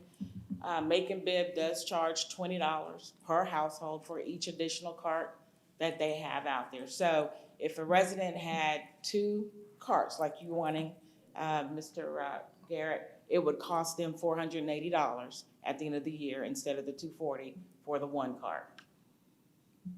Integrated waste staff, we have, and I've gone over that total for you. They have 27 integrated waste employees. Those employees mainly focus on their uptown business district, if you will. That's what they're collecting. Things that Ryland is not taking care of, those 27 employees are handling that for them. So where's that money coming from? I'm assuming out of their integrated waste, out of that 14 million that they bring in. Okay. Yes, sir. Okay. Oh, sorry. Councilor Thomas. I wanted to talk just a minute about the getting the word out. Yes, ma'am. One of the complaints that I have received in the last several weeks specifically has been that the homeowner has put out the cart, the cart that we provide, plus their old garbage can. Mm-hmm. And that we have left the old garbage can sitting there and not dumped the old garbage can. I understand that part of that is they don't understand the process, if you will. Right. The other thing is, one of my constituents was telling me his trash day is Monday, and his yard waste day used to be Tuesday, but it's now all on Monday. There are a lot of people evidently who don't realize that those 2 pickups have been consolidated on the same day. They not yard waste collection. Recycling. It should, recycling and household are picked up on the same day. Your yard waste is normally picked up Okay. a couple of days later. Whatever it is, it used to be on 2 days, it's now on 1 day, whichever ones you're picking up. And people don't know that and don't understand. Evidently, people don't know that and understand it. I was wondering if perhaps in helping to educate the public, the fee that we pay is through the waterworks. Perhaps in addition to some of these outlets that you have named here, which there are a lot of people in Columbus evidently who don't pay attention to any of these. They don't go on CCG, they don't do social media, they don't do local TV, local radio. Perhaps we could put something in that bill for a couple of months to explain the new process. I think that's one of the real concerns, is that people don't really know the new process yet. So we need to look for every opportunity we can to Yes, ma'am. To bring that to their attention. Yes, ma'am. And get it out there and make it simple. Okay, we will. Thank you for And that. I'm assuming from what you are saying on the pickup days, I had suggested to you that because 8 Mondays in every year are holidays, and garbage is not gonna be picked up on that Monday, it's gonna be picked up later in the week, that instead of having regular pickup Monday through Thursday, have it Tuesday through Friday. Right. But I see that that's not the schedule. Well, we have not brought back the schedule to you for, of several reasons. We haven't gone over it with the city manager yet. But one of the reasons why we are not in favor of doing it on Mondays is because those holidays that you're speaking on are normal holidays that everybody is off on, including waste collection, correct? That also includes our our fleet maintenance division as well. So when they're closed, we're not able to get the maintenance on our vehicles that we really need. On Fridays, we only had, I believe it was three holidays, Thanksgiving, I believe it was Veterans Day, and one other holiday that actually closed the whole city on a Friday. So that's 3 days out of the year that we wouldn't be able to do any maintenance on, in comparison if we did on Mondays, where we have 8, 9 different holidays that closes the entire city. Well, I understand that, but I also understand that every Monday holiday, I get questions about when are they gonna pick up my garbage? And if Monday was not a regular garbage day, Right. that question would not be out there. That's a minor point, but I just wanna reiterate that I believe that we could work that out if we wanted to. Thank you. Councilor Begley? Oh, not my original point, but I have encouraged people to sign up for the city alerts that tell them, hey, trash is not running, so I have tried to do that. So I like the table, I like spreadsheets in general, but that's a good one. I guess what I would like to see is revenue by customer type. So how many households in Columbus versus Macon? And I know Councilor Davis has mentioned apartments before, like the number of apartment complexes and how much per apartment complex versus Macon. I know we heard Ms. Bunn talk tonight about schools, and so are they charging? So just looking at that revenue by customer type, is there an area or type of customer that they're collecting that we're not? I think that would be helpful when we start looking at these rate changes to see if we're missing out on revenue that Macon's figured out. Okay. And let me also just clarify too, when the lady came up and was saying that the school district is charged. The only thing that we do for the school district is their recycling. And no, we do not charge for the collection of their recycling because it's helping us in the long run of not putting that debris into our landfill. So they're not charged right now. And I think seeing that revenue by customer type to understand what we are charging versus what we're not, I think would be helpful. So that we can- Counselor, at least hit your light. There you go. And I'm not pushing from one way or the other, mainly just, I want to understand, so when we get more questions of, is everyone paying for garbage collection? We know a clear answer, who is paying and who is not. And then we have a comparison city to know that we're being consistent with our peers, or is it something we should revisit? So I like the table. I think just showing that revenue by customer type would be helpful as we evaluate the rate changes. Councilor Davis? Thanks, Mayor. It's just, it's interesting, the chart that was shown. It looks like Macon's getting somewhat of a pretty good deal in several areas, but I'm not going to put you on the spot here with these requests, but I will ask for referral. If you could get these to me as soon as possible. One, I'd like the total operational cost of the recycling center across the board, equipment, labor, anything, any cost of what it costs, the total operational cost of the recycling center. Two, I'd like the annual cost of what we have to do on maintenance, excluding heavy equipment and other needed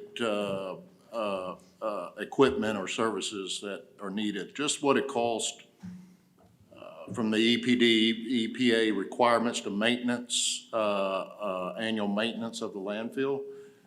And then, 3, I would like what is the total cost to mitigate, the mitigation and the closure and the closures of portions of the landfill based on the EPA requirements? We've already done that. I'd like that cost of what it's gonna cost us. It may not be done this year, but it probably is coming soon. I'd like to, I think they understand what that question is. And, but I will ask this question, what is the plan? We're starting to take a lot of stuff out to the main landfill, and what is the plan in the future as far as cost, or what do we plan to do to expand or further the landfill once it's closed? What are we gonna do at that point? Excluding technology at this point is probably not the answer. We don't know if it's gonna be there. We don't know what the cost of it's gonna be. So what is the plan when you're getting close to landfill closure and you don't have it for the future citizens of Columbus? What is the plan and what's that gonna cost the city? Well, in all honesty, our plan right now, and I believe the consultant talks about the landfill closure, post-closure costs, and I believe it takes it out to past 3035, if I'm not mistaken. And in that, she talks about what the cost will be to maintain the landfill based on EPD, EPA requirements. As far as City of Columbus is concerned, we're running out of land. I think that's a fair statement to make. And we're gonna have to haul it. Well, and don't that's have the the thing, you know, I think we've got maybe a life of 30-plus years in the landfill. And that's why recycling, increasing recycling and continuing with recycling, even though revenue is nowhere close to the expenses, you're buying time. And we are running out of land in Columbus where, in other words, you can buy good land and try and do another landfill, but not in my backyard. You know, and, or you can take that good land and try and use it for economic development. And so your choice. And so what we've got to do is work. We don't need another landfill in Columbus, Georgia. We do not need another landfill in Columbus, Georgia. And if you think you're going to get one, tell me where you're going to put it. Whose backyard? And so we need to do, we need to avoid through increased recycling. Some communities have mandatory recycling. And so we're going to have to do some things. It's called change. It is change. You know, is what it's called, and we don't like change. But we're going to have to do some things to try and avoid using good, usable land that could be used for economic development, trying to use it for a landfill in somebody's backyard. Not mine, somebody's backyard. So I think when you ask that question, it's 30 years, and I remember when we were down below 30, and because of things that we did, we were able to increase the life to way beyond 30. And we got to figure out and be creative, innovative, and figure out how to continue to increase the life of the landfill that we have. Well, and I think you answered my question and my thought process, but along that way in that journey, there's going to be a tremendous cost annually to continue to do that. Yes. And that has to enter into the equation of a financial analysis on this whole integrated waste operation. Of course. And, you know, those are the things that are really important, because we can kind of kick the can down the road, but when you're starting to be confronted with some of those issues, we don't know what those options are, but these variables are extremely important. Yeah. And I will will say, if I may, sir, that the consultant is gonna be bringing back, when she comes back, I'm hopeful in October, she'll be bringing back all of those projections as far as landfill life. Equipment is a mandatory thing because part of the lifespan of our landfill is based on the equipment that we use. They've got such great technology out there right now that gives you a compaction rate that helps you to manage your landfill. The equipment that we have right now, it does do that, but it's old and it breaks down. And when it breaks down, it's kind of like eyeballing it to make sure that we're getting the best compaction rate. So in that consultant's report that she'll be bringing back again, she'll be talking about equipment. She'll be talking about the replacement of the new trucks that we just purchased with the ARP money. They're gonna have to be replaced in 7 to 8 years. So it is a major undertaking when you're talking about all the different things that we're gonna have facing us in the future, but it's something that we're gonna have to deal with. And that's why, and I've been, Mayor, if I may, I've been drilling them on Macon, Georgia this week. I know you're tired of me. Because when you say trucks have to be replaced in 7 to 8 years, and you tell me Macon charge $20 a month, and the private company get $18 a month, and the private company is paying to go to Houston County to dump in the landfill, and then they've got landfill personnel at 27, I'm trying to understand how that private company is going to replace trucks. Well, they own the landfills, I think. Not to my knowledge. Yeah. They don't own, Waste Management owns that landfill. I'm puzzled. Well, it's not, but you know what I told them? You know what I told them, Mayor and Council Davis? If we can piggyback on the contract that Macon has, we ought to stop doing what we're doing and go get it right now. We should go and get it. You get every other week on your yard waste and all that, but if they will come over to Columbus, Georgia for $18 a month and collect for 56,000 households with the schedules that they have and take garbage to Houston County and pay Houston County to dump our garbage, we need to go get them today. We might need to do an RFP, Mr. Did I not tell you? I agree, but no, we can piggyback on Macon's RFP if they'll let us. Let's go get them. I don't know. If they'll do that for us. Granted, my other question is. I can't, the numbers don't work. The numbers do not work. Okay, my other questions is the Granite Bluff, are we still allowing citizens to take all their stuff full if they need to at Granite Bluff? How much longer we have on Granite Bluff? It's less than 5 years. Less than 5 years. What are we doing now? Are we hauling stuff? We don't have that grinder out there anymore, do we? No, we still have our grinder, yes, and we are still working. Is it out at Granite Bluff? It's at Pine Grove. Pine Grove. So they can also take it to Pine Grove as well. So we mulch, we do all that stuff? We do, and we encourage our residents to please come get the mulch. It's a lot. So what are we currently mulching, and what do we do with that? Well. Does it go into the landfill or do we sell it or what? No, we have a company that takes it away as well, but we also offer it to our citizens free of charge. They just have to come and get it. Don't you use it as cover also? We do use it as cover at the landfill, Yeah. yes. Mixed it with the sand, yes. And we do that now? Yes, sir. Yeah. Okay. Okay, Counselor Tucker. Glenn, Councilor Davis kind of took my thunder because I was going to ask about the landfill and how much does it cost to maintain the landfill. But I do want to emphasize, and City Manager Hewley, you probably are correct.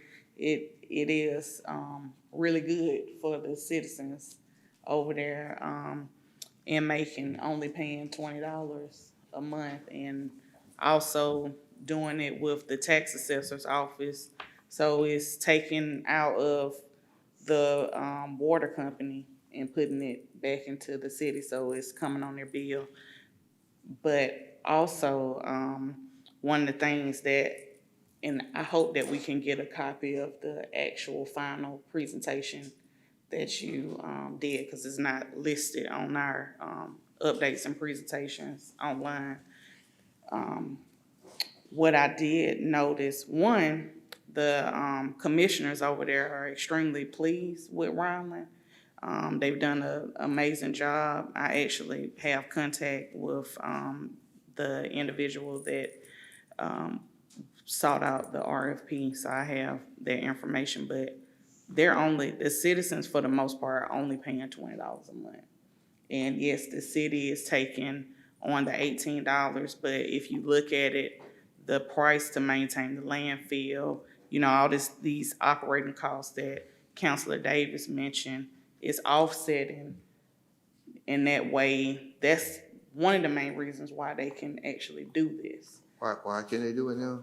Say that again? I said because of the operating costs, like our operating costs that Of the we're. landfill? Yeah, Yeah. of the landfill, of our, heavy equipment. Yeah. And now I do know, one of the things that was not mentioned, they do have several grab alls. I didn't see that on there. I saw you put 8 operators, heavy equipment operators, but they do have grab alls, and the city will go out and get, you know, the items like the bulk waste and illegal dumping. They're still doing, pickups, cleanups for illegal dumping. So that's the reason why they have those 27, employees, because they're still, they have a illegal dumping issue just like we do in Columbus. That's the bulky waste category. If you look, it shows both of us are doing it weekly. Yeah, so, but you know how I call you all the time. They're still going out to those emergency calls as well to get illegal dumping. And the 3 convenience centers that they have, part of those employees, they work those convenience centers, you know, as well. And you're absolutely correct. Just like Uptown Columbus has, their employees, those individuals are keeping those areas clean. They're doing a more community facing, and they call it, I think, solid or waste management. I can't remember what the division is now. It's not called Public Works, and if you look at it, it's like permanently closed. Is it solid waste management? But, it's working over there, and the commissioner's not getting the headaches, the calls, and the citizens, for the most part, are paying $20, and all the additional cost is on us, on the city.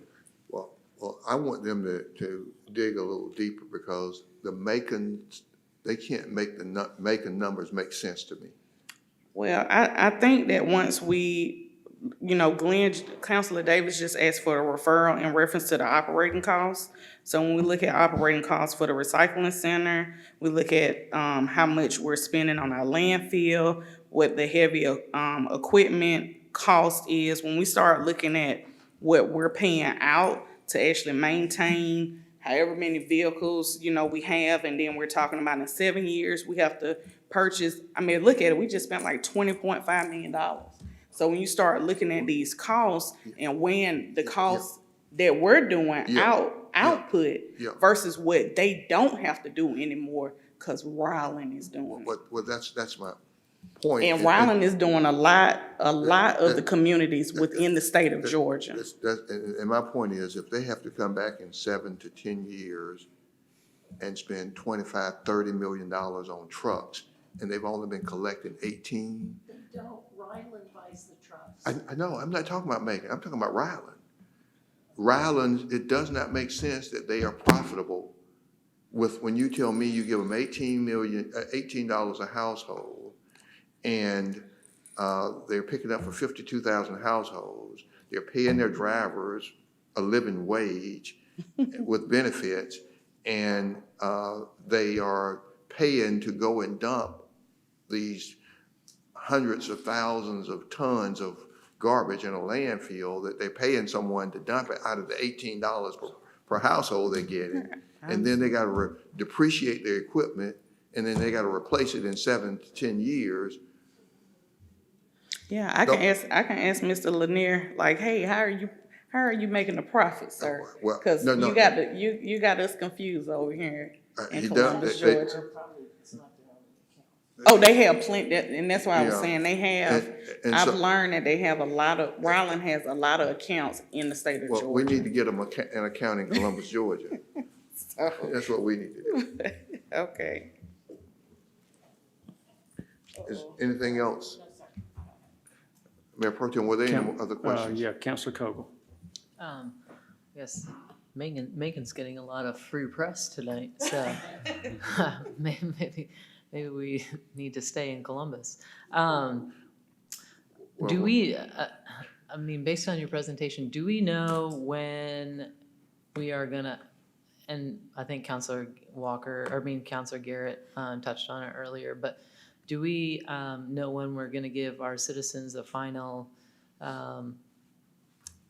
bill, per se, of how much this is gonna cost? I'm just concerned that we keep talking about it.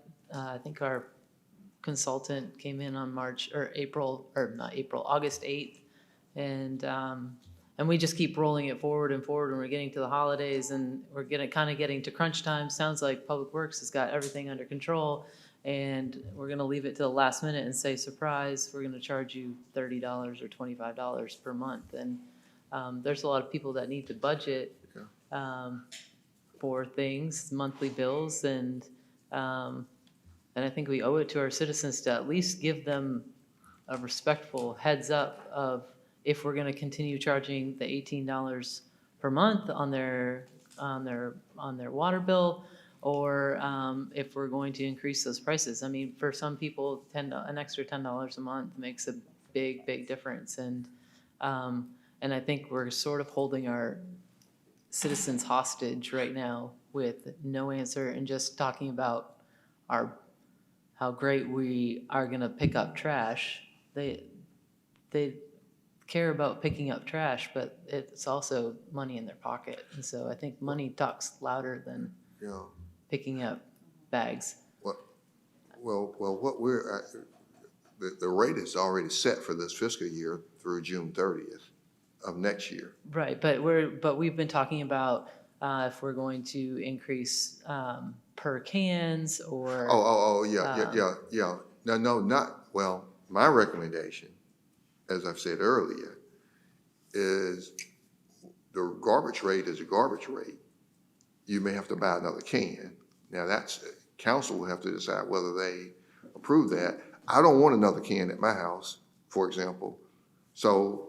Well, when is that when can we expect to see that at council? Because we're just kind of floating in limbo. It's the same as what Councilor Thomas said earlier. We can talk about it until we're blue in the face, but if we're not gonna do anything, then. And I think Councilor Garrett said to ask tonight that we bring it back as soon as possible.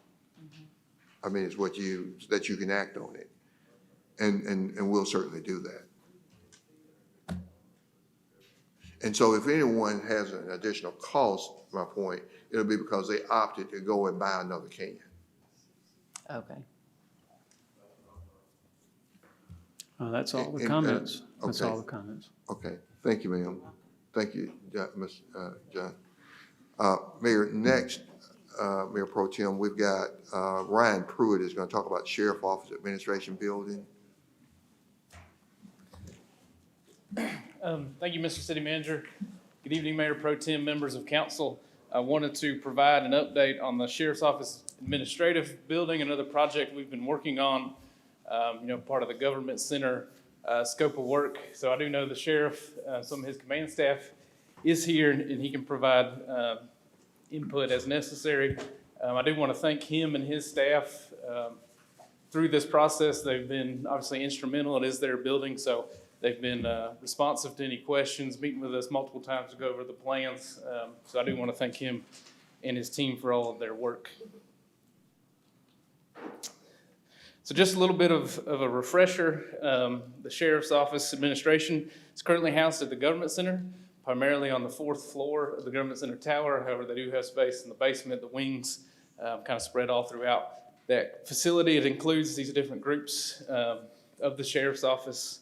As you can see on the screen, Executive Management, Internal Affairs, Special Projects, HR, the Warrants Group, Patrol Services, Evidence Property Storage Quartermaster.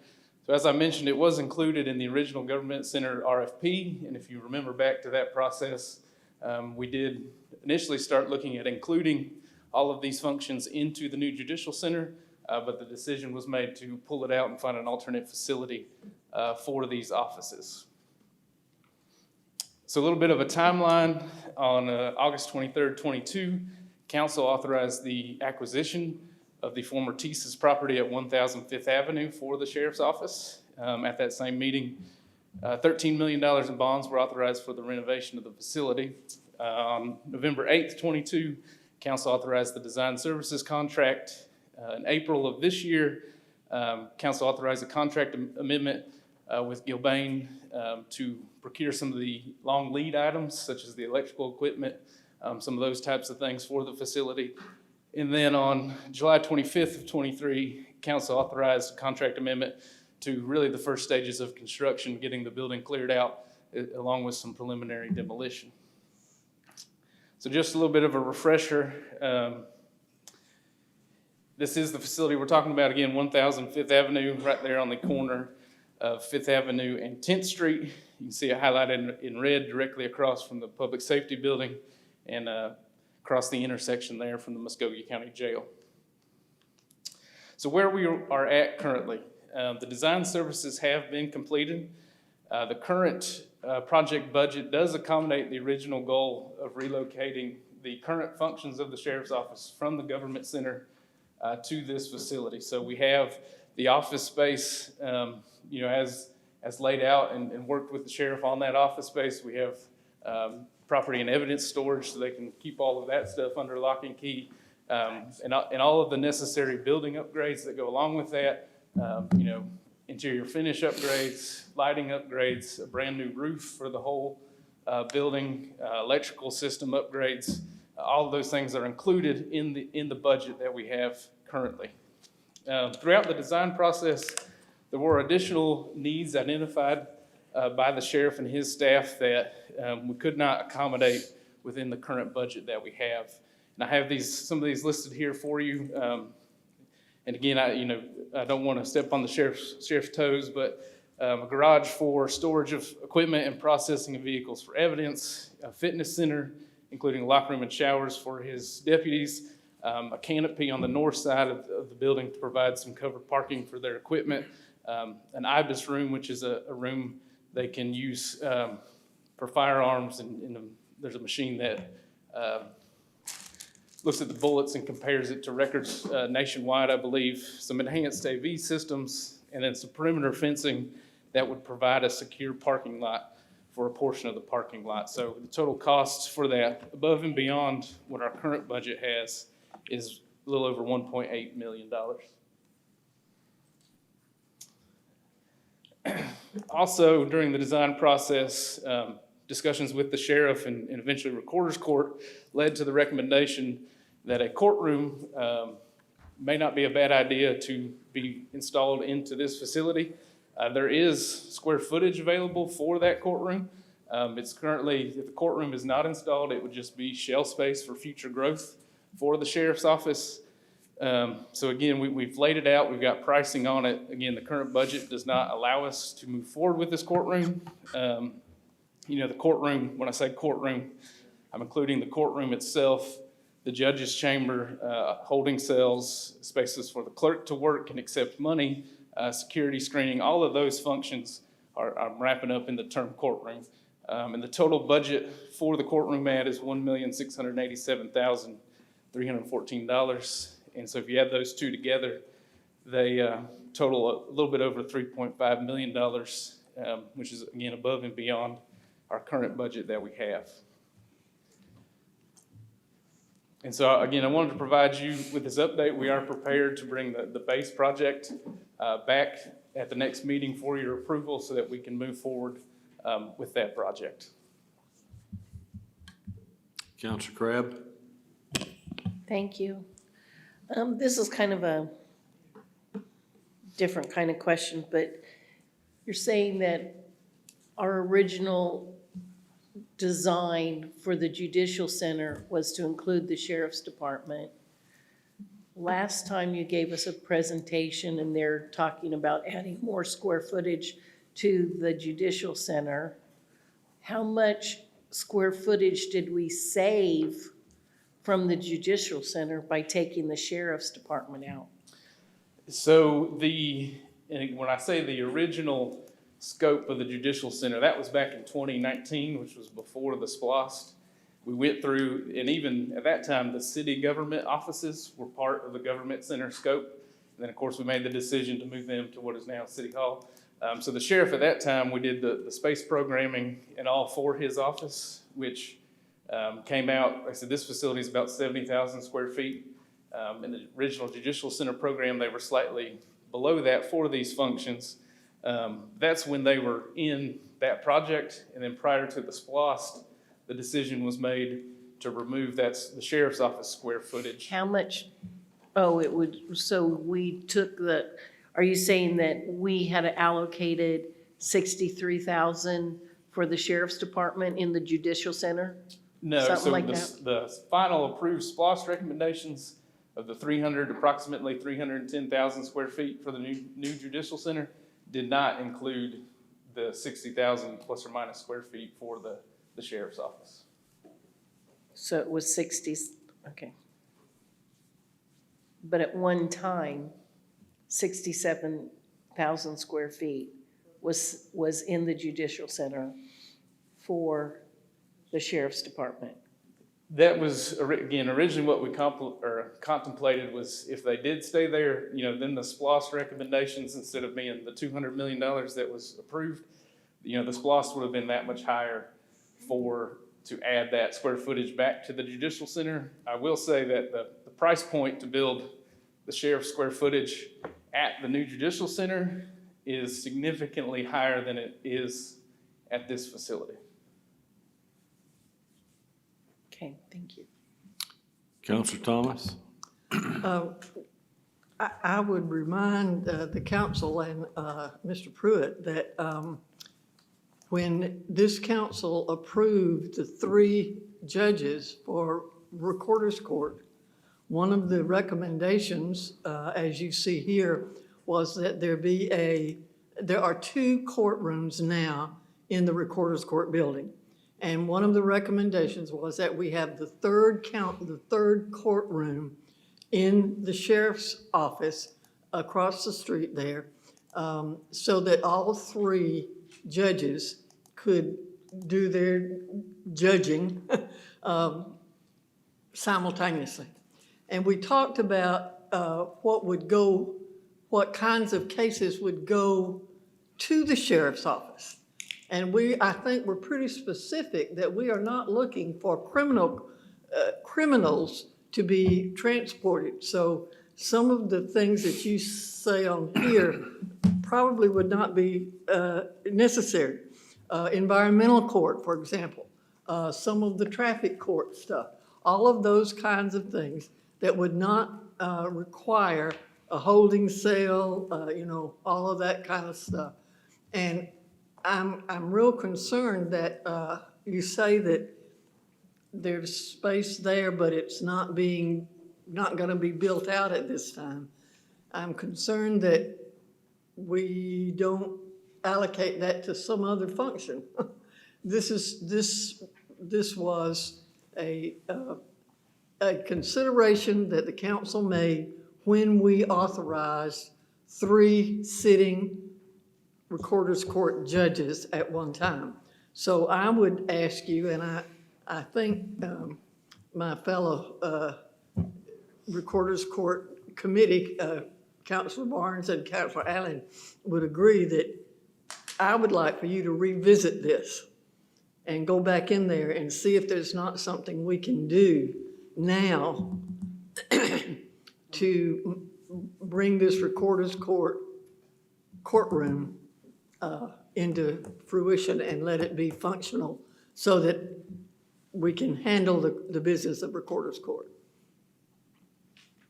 And I would say the holding cells and the equipment and all that was, after conversations with the sheriff's office and the security needs that they identified, occasionally somebody acts up even in environmental court. And so having a place that they could go and be detained and all of that, and the sheriff's more than welcome to speak to that if necessary. But that's why it was included in this original scope. Well, and I understand that, but I would think that probably those situations are few and far between. So you probably do not need holding cells. You may need one secure room or whatever. I believe that the deputies and bailiffs who work Recorder's Court, pretty good at what they do, and they keep pretty good order in those courts, and I would expect that that will continue. But I would ask you to revisit this and bring it back and let us know where we are on this. And if we need to, have additional conversations with the sheriff, we'll be glad to do that. Thank you. Counselor Tucker? Yes, I echo what Counselor Thomas is saying right now in reference to looking at the additional costs. I did want to make sure that we give our sheriff an opportunity to add any thoughts. Have we missed anything, sir? You've been sitting back there so patiently. We're at 9:40. But I know you've been waiting for this presentation for a while. I have.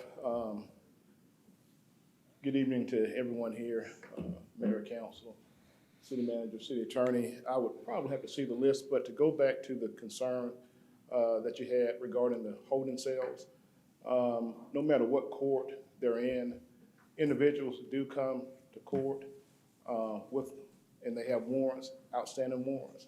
And if they're felony warrants, we have to have someone to put them in to keep them in a safe place. If there's a room, they can break out of the room. We would have to have someone sitting there literally with them. And so we have holding cells in the government center on the 4th floor.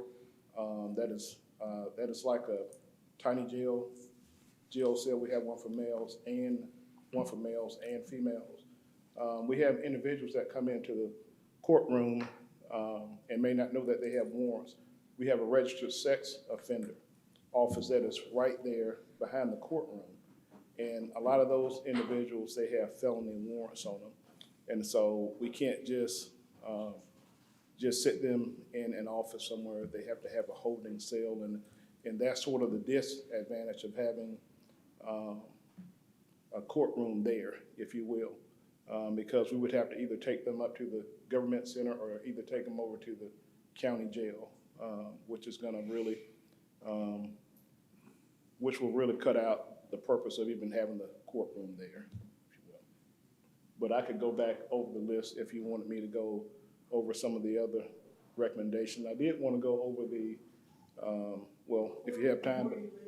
Yes, ma'am. Yes, ma'am. Sheriff, I would not, under any circumstances, want to try to tell you how to do your job. Yes. I'm going to let you handle all of that. I'm just asking that you go back and revisit this and see if there's not some way we can accommodate the original intent of having that courtroom over there. But it's your call. I mean, you're the professional, not me. Thank you. All right, Counselor Davis.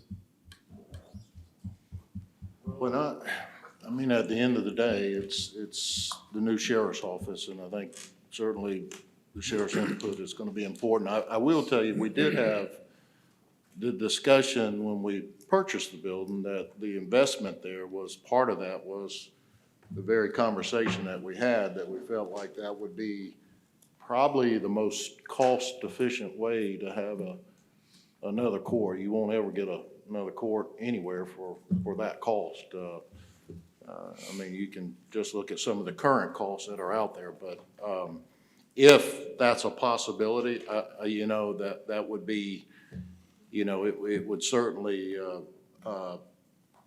save the citizens a lot of money and certainly go a long way in expediting cases and moving things through to get them where they need to be. And that, I think that's always been a concern of ours, but like I said, it's, you know, ultimately, if it works, it works. If it doesn't, I understand.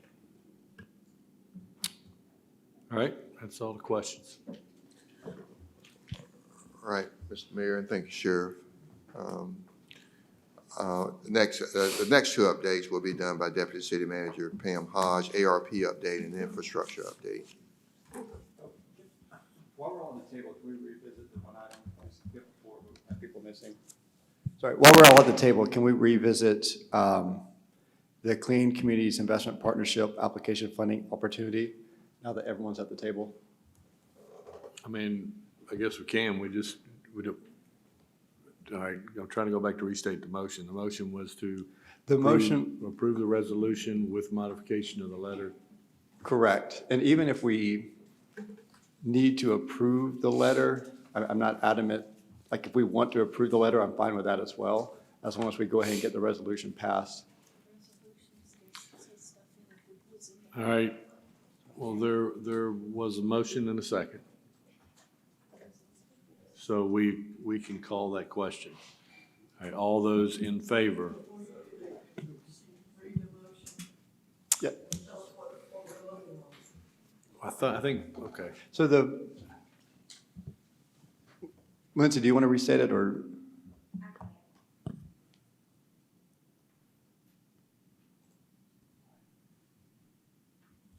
It's not on there. Yes, sir. The motion was to approve the resolution with the understanding that the letter would be modified, but there was no specifics as far as what the modification was. And we did have a motion and a second.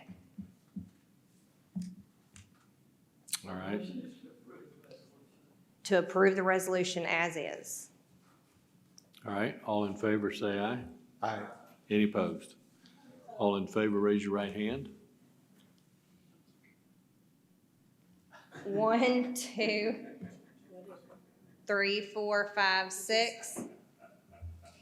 All right, despite a tackle on the 30-yard line, we have, that passes. Okay, well, that passed.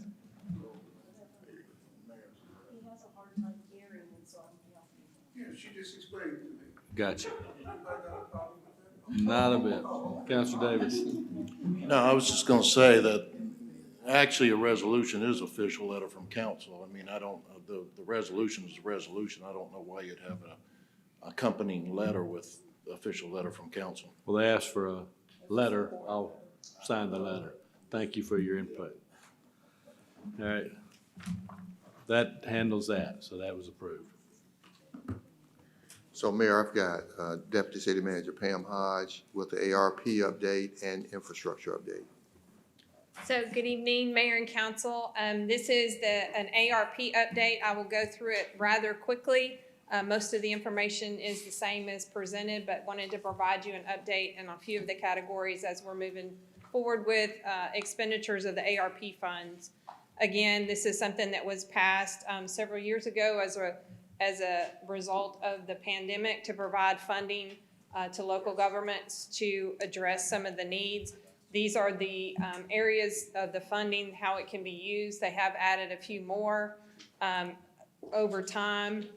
Again, our allocation was $78 million total. To date, we have expended $38,976,000, encumbered $14,941,000, and a balance currently is just over $24.5 million. Now, that balance doesn't mean that the funding hasn't been allocated. It just means it hasn't been expended or a purchase order encumbered.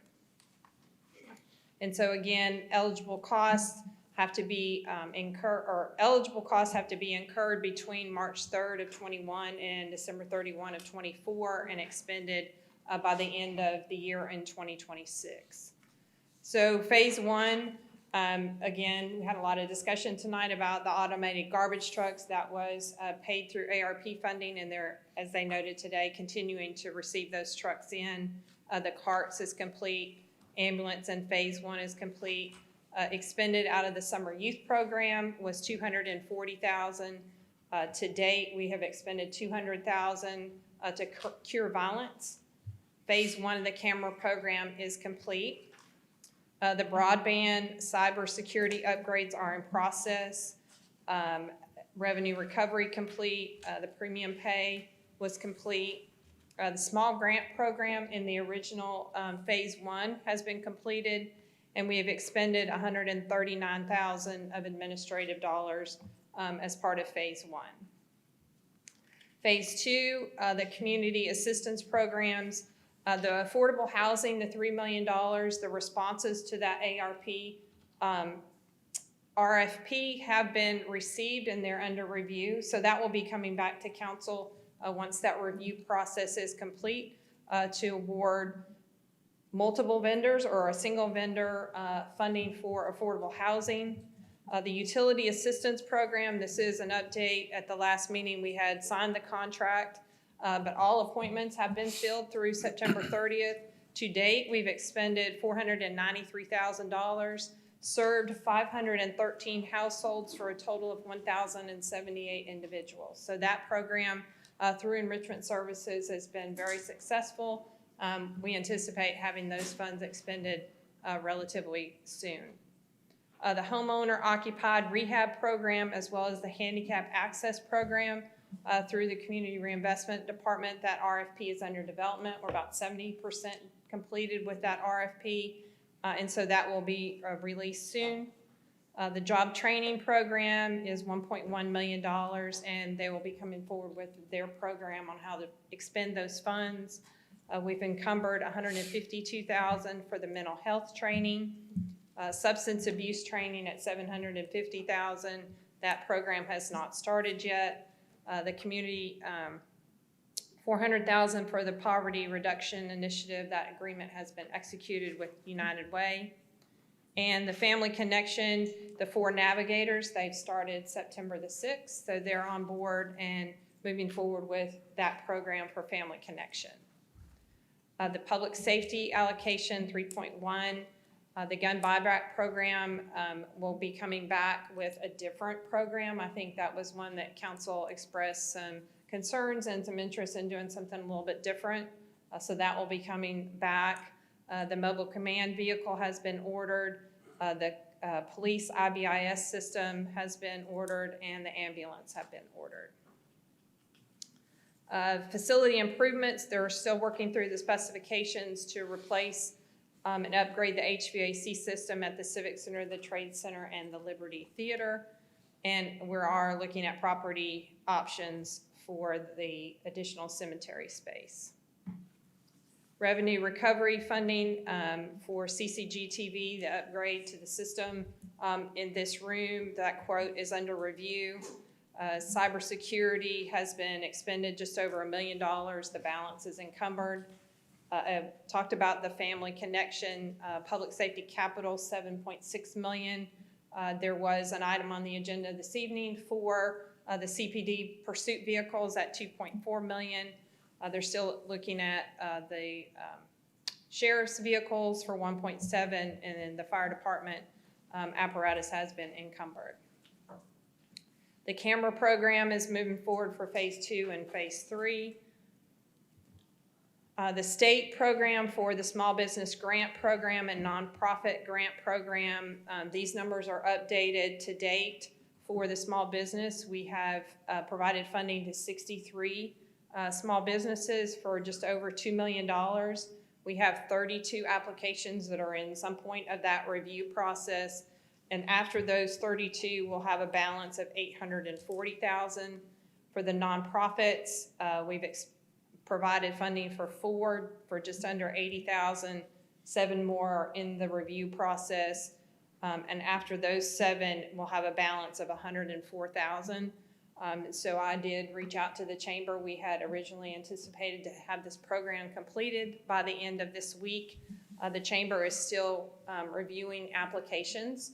So we're continuing to process the last few that we have, the $840,000 and the $100,000 to conclude that program. And happy to answer any questions. If you have any questions on the ARP. No, ma'am. Doesn't appear so. Okay. Thank you. And I'll just move into the infrastructure update.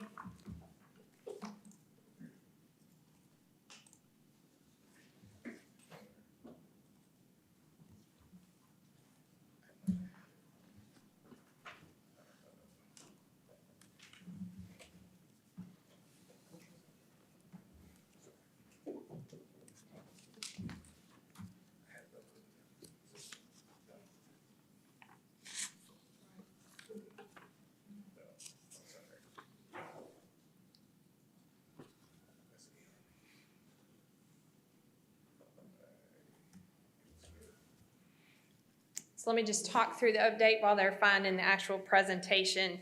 The resurfacing, restriping program, these are projects that are currently under construction. We have resurfacing that we utilize throughout our community. One of the things we have been working on is the pavement management system. We will be coming back to council at the work session to kind of give you an overview of that program. We're going to have a front facing to show which roads are in worse condition than others.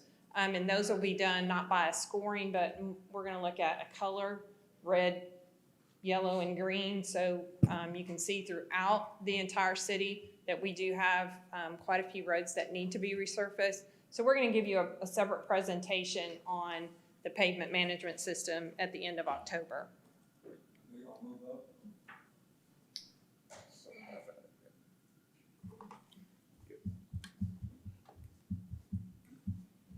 Yes, sir. Are any going to move up on the list of whatever the worst roads are, the ones I've been complaining about for the last 5 years? We will show you which roads have been rated the worst and which will be on the first list off of the new pavement management Because the first system. 5-year plan, the roads were cool when it started, then they went down. They have not been included, so I hope they don't move to the bottom of the list. They will, 'Cause we do not, on the resurfacing, we take the worst rated roads to resurface first. And that's the same approach that we will take. So we will look at. These should have been moved to the top before you start a new list, though, I'm saying. They were rated really bad, just not as bad as the ones you repaired already. So if they were bad and hadn't made it to the resurfacing list, my expectation is they would still be probably on the top of the list. I'll go get pictures. But We'll talk. We'll look at that. If you have some specific ones, I'll get with you and we can review those. Because we've been through the training, and so they're familiar with the software program and how to pull the information out of it. So I'll get with you. Okay? So on this Salmon Road signal, so that one should be operational probably within the next 30 days. They're finishing up just a few things at Salmon Road, so that one will be completed. The River Road, J.R. Allen, the signals are complete and operational. We are still working on the upgrade to the lighting at that particular location. The spider web we talked about earlier today, that will be coming back. 185 and the Buena Vista Road diverging diamond, that's about 48% complete. These are GDOT numbers on this particular project. And utilities, they're moving the poles around. They're also doing some storm drain installation on that project. Veterans Parkway, Turnberry, that right-of-way acquisition is underway. They have completed 167 of the 181 parcels that's required for acquisition. And then you're starting to see some of the clearing activity related to Veterans Parkway. Forest Road, Williams Road, we had the bids received on that project and that will be coming back for an award sometime in October. We're just reviewing the bid calculations on that project, so that one will be moving forward relatively soon. The 30th Avenue signal, the contractor is revising their quote on that particular one. 10th Avenue signal, this is a GDOT quick response that has a threshold for a dollar amount, which the quotes have come back to exceed that threshold, so they're working on making some revisions to that so it can come forward through that quick response program. Military Drive, which is the north-south road by the National Infantry Museum, that is moving forward. That is looking like a 27 or a 28 time period for construction. Again, this particular Military Drive and Infantry Road, which is the east-west road that connects Fort Benning Road with South Lumpkin Road, both of those projects have federal dollars involved, and just there's a lot more hoops that you have to jump through when there's federal dollars involved, and so these projects are taking longer than what it would be if it was just local dollars, but we expect to have a let date on the Infantry Road in '24. I-185 Casita Road, This is about 8% complete, so this one's just getting started. Construction began in March, but the right-of-way is complete, so you're seeing a lot of activity there, and we'll see more going forward. Mott's Green, we're waiting for ICF competition and some of the events to take place. Probably wait till right after the holidays to start that project and be ready for spring. The 9th Street flood abatement project, we've got the documents being revised so that we can release this project. This project dates back 2003 maybe, and this is a project that I know Donna has been working on for 20 years at least, so that one will be moving forward. 35th Avenue, 2nd Avenue, this is a stormwater relocation project. We're routing those construction or contract documents for execution, and so that project will be moving forward. This is to relocate that pipe for, used to be the Might As Well warehouse property right there off of 2nd Avenue. These are GDOT projects that are under development or construction. The railroad crossing at 9th Street, there will be a temporary fix to that scheduled for October the 3rd and 4th. And then we have been working with the railroad for a more permanent fix for that location. But we have had the signage put up about the rough crossing. And so we have been meeting with GDOT and the railroad on this particular crossing. Oglethorpe Bridge, we are working with GDOT. This is a GDOT project, but we are working with their consultant. Council has authorized us to work with Volkert to provide some enhancements to this bridge and some options for council to consider to make this a signature bridge coming into Georgia. River Road resurfacing is about 70% complete.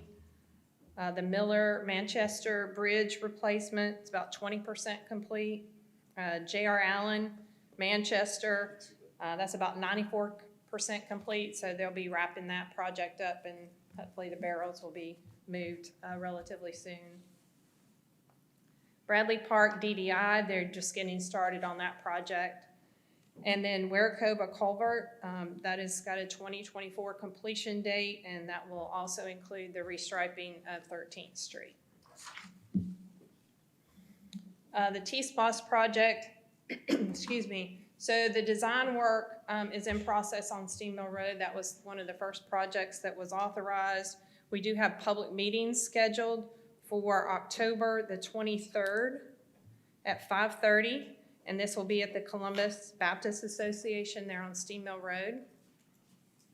And then the other projects, we have either the design contracts being awarded or they're in process. So those will start having kickoff meetings on Whitesville Road, 13th Avenue, 17th Street, the Liberty Theater block enhancements, as well as the 5th Avenue connector. So on South Lumpkin Road, as we came back to council and talked about the Safe Streets for All grant project that we were awarded, we're removing this specific reference to South Lumpkin Road from that grant and making it a citywide study so that we can move forward with this. So as soon as that is released from that particular grant program, we'll be moving forward with that. The Riverwalk repaving, we are coordinating that with the Dragonfly Trail group to make sure that everything that they expect to see with the Riverwalk repaving, that we're coordinating that through them. So they're providing specific sections that they think maybe should be concrete as opposed to asphalt, and also areas where we need to maybe rework how the Riverwalk is going through a particular corner. So we're coordinating that with them. And these are the 4 projects in Band 1 that is being coordinated through GDOT, and they either have the contract in process for design or it's been awarded. Facility updates. Excuse me, I'm sorry, excuse me. Yes, I Counselor Tucker. apologize. Can you explain what it means when looking at the Steam Mill Road improvement? It said design in process. Like what does that entail? So that is the full design. So they're doing the survey, the right-of-way, what's gonna be needed. I mean, they're actually designing what that road will look like. So they did concepts before, so now this is a It's full like the design. final. Okay, Yes. okay. And you said October 23rd? Yes, October 23rd at 5:30, and it will be at the Columbus Baptist Association. Where? Thank you. Columbus Baptist Association on Steam Mill Road. New Mercy Med. Yes. So City Hall, obviously, we're in and operating at City Hall with the Phase 1 relocation. Just to note, the parking garage will be open to the public for the floors 1 and 2, October the 6th. So we have completed the pressure washing, the cleaning, not quite finished with the gate arm for the 3rd level. But, you know, we have promised the public we would have that open, and we want to do that before ICF. So we're going to put a temporary measure in on the 3rd floor. We have the gate up, but the arm's not here yet. But we'll put a temporary measure up so that we can have this open before the ICF. I know we've got competition. some large city vehicles, some trucks and Tahoes and things. Do they fit through there? Yes. Because I rode through there in my truck and it's kind of tight. It's a 12-foot opening. Okay, if you say so.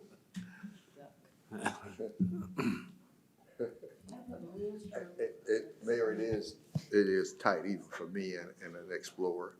Yep, I'm telling you, it's, tight. and height-wise too, 'cause it's, we'll see.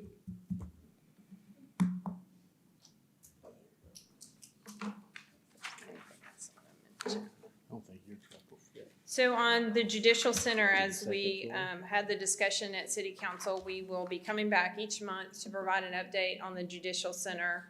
But that is moving forward from the comments that we heard back. And so we'll be coming back at the October 10th meeting to provide you another specific update on the Judicial Center. The Sheriff's Admin Building, Ryan just provided an update on the Sheriff's Admin Building. On the jail assessment, that vendor has been approved. The kickoff meeting will be scheduled for early October, and that's a 9-month duration to complete through schematic design. So that project is moving forward. Fire Station 5, which was funded through the SPLOST. The fire department has selected the design. Construction is expected to begin the first quarter of 2024. The swimming pools, the design is about 95% complete. There will be an update coming back to council so you can see the full concept and to get final approval from council, but construction will be complete by May of 2024. Liberty Theater, we are working with our consultant. They have done a full facility assessment, and we had a meeting with them today. We're looking at prioritizing those capital items so that we can come back to council with recommendations on what items need to be completed first. Obviously, we don't have a budget to do everything that the consultant has provided in their assessment, but we want to make a big impact on the Liberty Theater. They're also looking at master planning that entire Liberty district, and they've met with a lot of stakeholders, and they still have some more meeting to do with the stakeholders in the Liberty district. And the last item on the project list is the River Road Tower. We have completed the specifications on that, and we'll be coming forward to council for approval to move forward with replacing the River Road Tower. All right, Councilor Davis? Yes, Deputy City Manager Hodge, on the Judicial Center, it's my understanding that there's 2 options still that we're looking at. One would be for additional space, which would be adding a floor. The second one would be looking at the skin or the elevations of as far as the exterior design of the structure. Are those are being kind of looked at and priced right now? We haven't made a decision. Are those the only 2 outstanding decisions that might be coming before council? So a couple decisions. One is, as the consultant presented, we feel comfortable that we can be within budget with what we're calling the base program, which is the 315,000 square feet. That is going basically from 9.5 courtrooms to 14 courtrooms. It also provides additional office space in that 315,000 square feet for the offices, the clerk's offices, judges' chambers. It does provide for some future growth in that. As we have met with individuals in the Judicial Center and the users, there's been a request for additional courtrooms on top of that. So going from 9.5 to 14, we feel pretty comfortable with. The request is now to 18. And so that is over our budget. So we're moving forward with what we can do within budget. So that would be a decision if council wanted to provide additional funding to go over and above those 14 courtrooms. Over 14 would be the additional floor? The way, yes, the Or way. are we already at an additional floor? Well, we're already, I don't know that we're at additional, we're at 7, and it would go, the additional to provide the 18 courtrooms would go to 8. Right, that was an option that they presented to us. That's correct. Okay.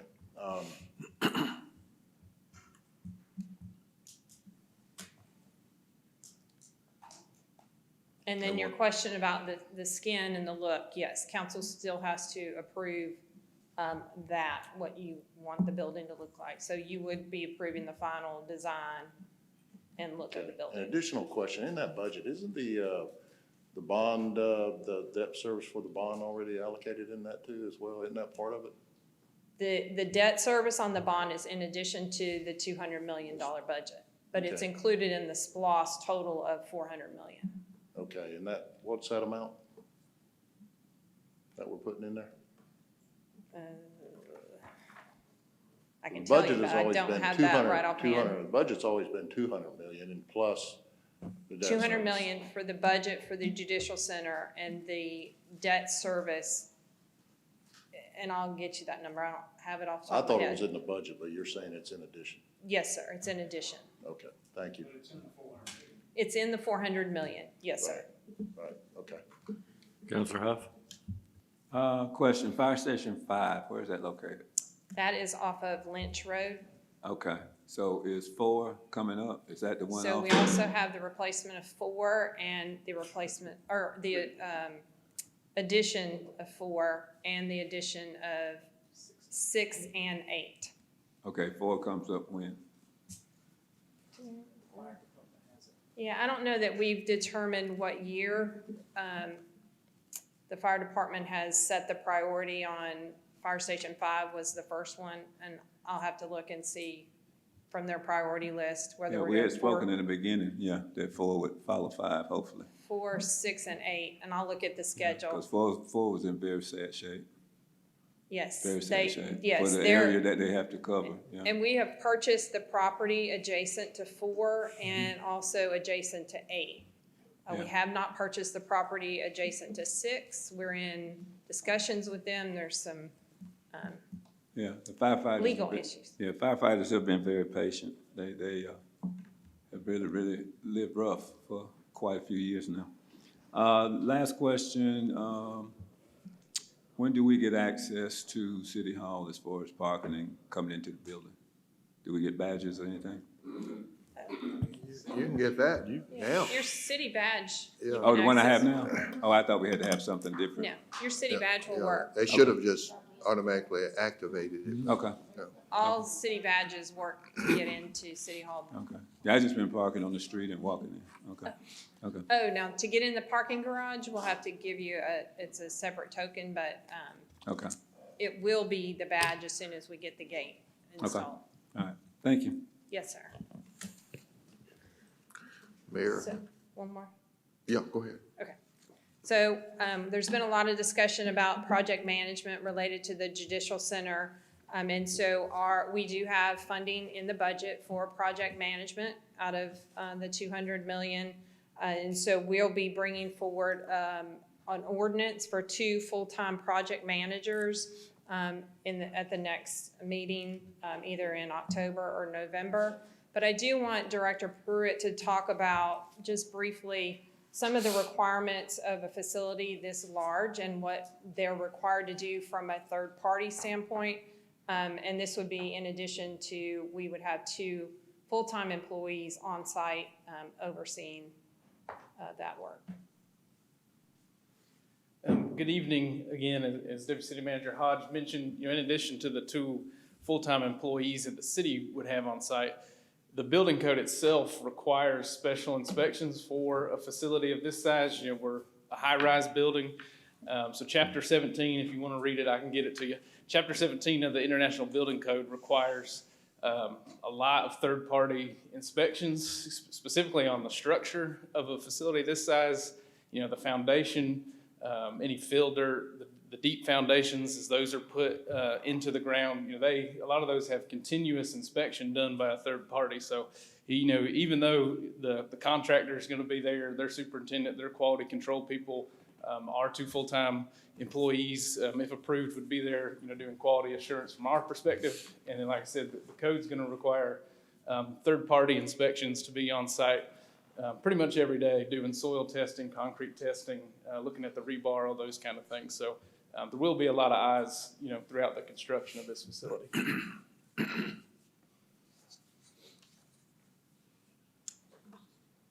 So with that, I'll entertain any questions. I think you guys have covered it.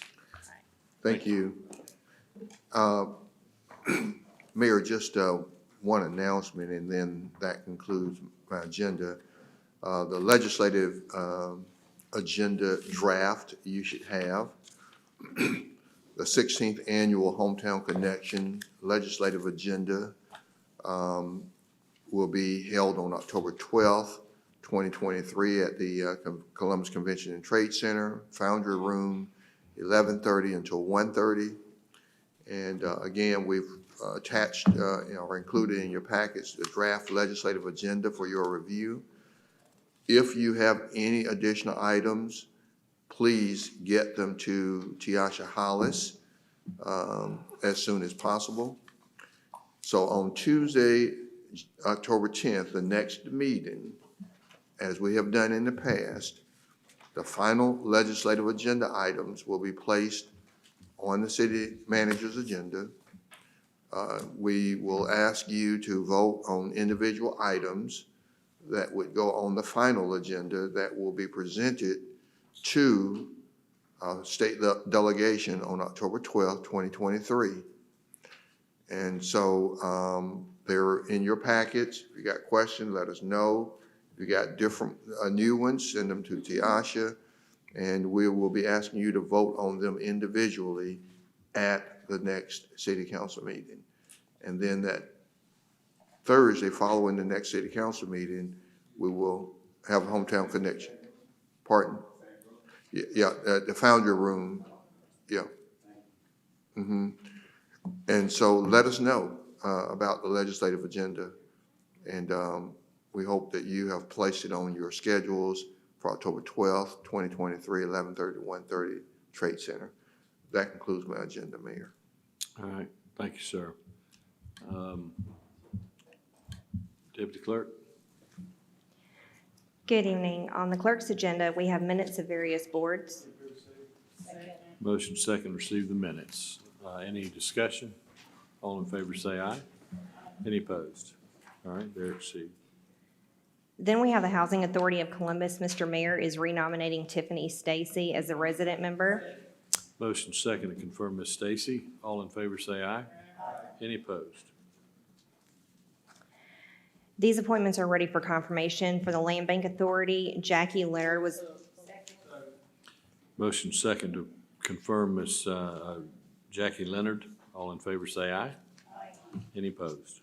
All right, she's confirmed. for the Liberty Theater and Cultural Arts Center Advisory Board, Kiwana Ingram was nominated to serve as a new member on this board. We also have Delois Carr, who was nominated. All right, motion second to confirm Ms. Ingram and Ms. Carr. All in favor say aye. Aye. Any opposed? For the Columbus Golf Course Authority, we had 2 nominees that were submitted at the last meeting, and so we will have to take a vote tabulation tonight. We have Gerald Miley, this was Counselor Davis's nominee, and Karen Stewart, Counselor Crabb's nominee. Before we do that, Counselor Kogle?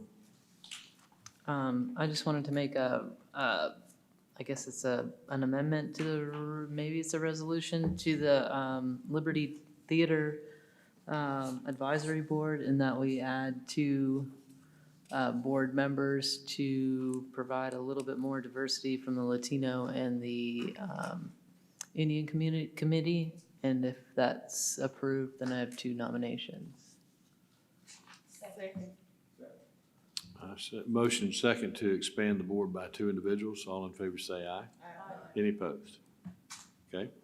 And those 2 recommendations are former Counselor Mimi Woodson and Shika Shaw.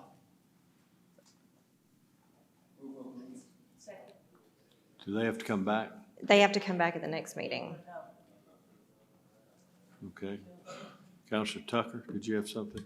Yes, I would ask that when I know Councilor Coggle I forgot about added 2, but if we can make it that each counselor gets a district representative like we do for most of our boards. So when we let this be grandfathered in, but for future appointments, if it can be 1 per district. Are you understand what referring I'm to the saying? Liberty Theater? The Liberty Theater Board. You would have to change the makeup of the whole board then, to actually assign a seat for every district. Yeah. Yeah. Yeah. Okay. Thank you. All right, Mr. City Attorney? Well, I'm not sure what the number is now, but if you want it increased by 2, we'll have to do that by ordinance, since it was created by ordinance, but we can bring that back. Okay. And then y'all can think about 1 per district, you know.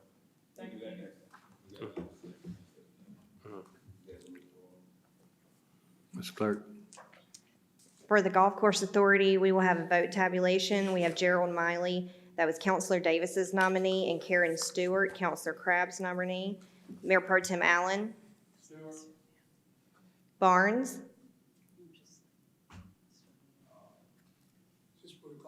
Yes, sir. Okay. Begley. Stewart. Kogle.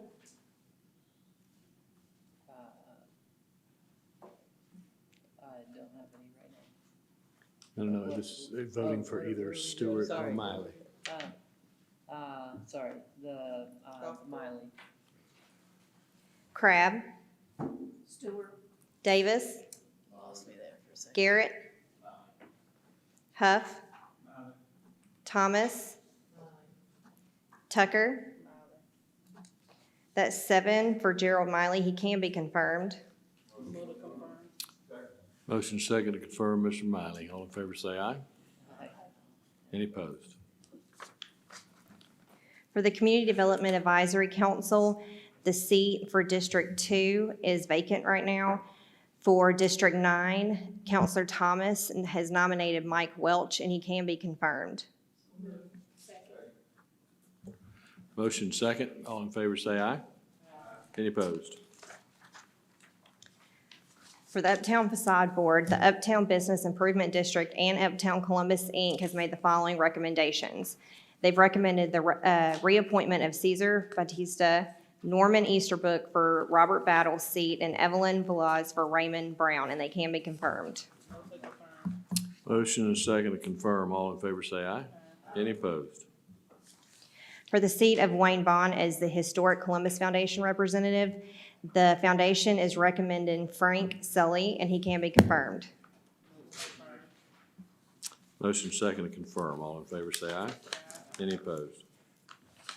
For the Hospital Authority of Columbus, these seats, council submits 3 nominees to the authority for each seat, and the authority then selects a successor for council's confirmation. We have Warren Kennan Jr., Sarah Banks Lane. They are both eligible to succeed themselves, and Jennings Chester is rotating off the authority. For the Animal Control Advisory Board, Jane Dunn is not eligible to succeed, and so we will need a replacement for that. And then the last item on the clerk's agenda is a presentation by Counselor Begley on the budget review process.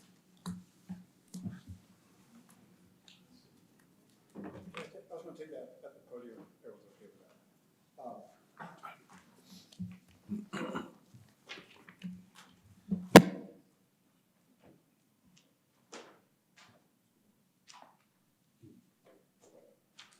Can we get the presentation up? So I get that this is unusual. I did want to make this more of a conversation because this is more about an administration process. Also wanted to make it more of a dialogue, so that's why I wanted to stand up here and present it to you like anyone else presenting. It's gonna take a couple of seconds. One of them will email it to him because typically. I thought it was on the agenda. It's on the agenda. You can click on it on the agenda.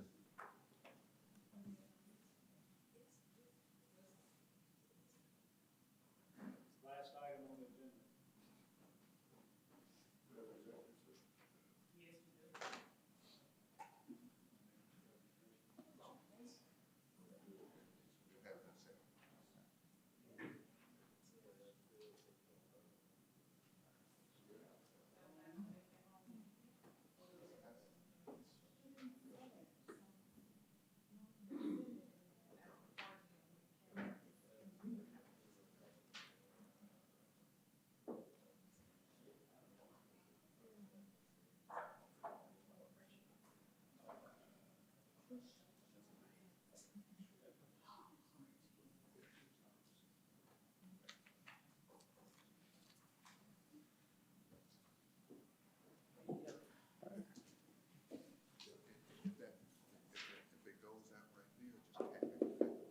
Okay, The screen goes up, just tap it.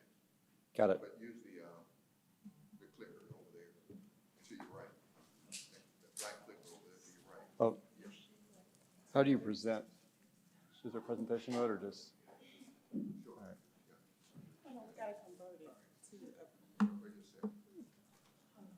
Do you want me just to slide it back? Yeah.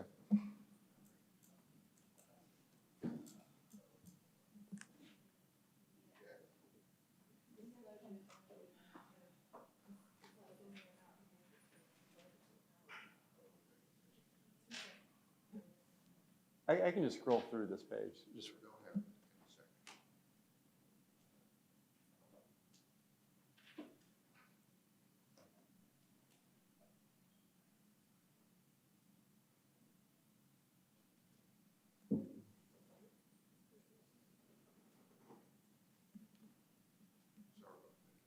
worries.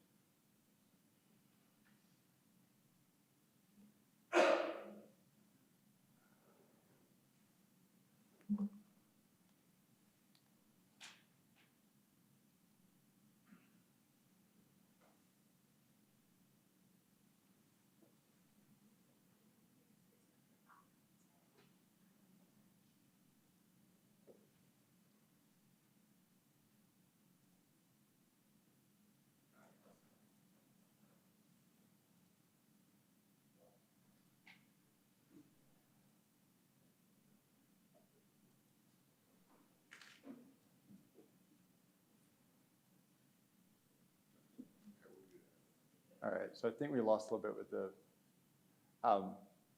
but again, it's more of a dialogue because the budget process is dictated by the charter. And as you know, we went through my first budget process. These were kind of my thoughts of where was I frustrated and how would I change this going forward? So just a little quote reminds us that budgets are important, especially when we're dealing with the taxpayer money.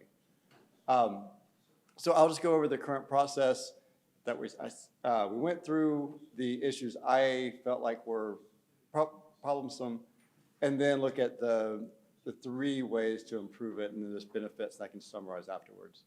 The current process, so I think everyone saw that we create the initial draft, we review that draft, we have the add, delete list, and then we move to approve it. And so during my first process, I felt like it went through quickly. It was a lot of information to digest, and you really had to make decisions quickly. And so where I felt that some of the issues were,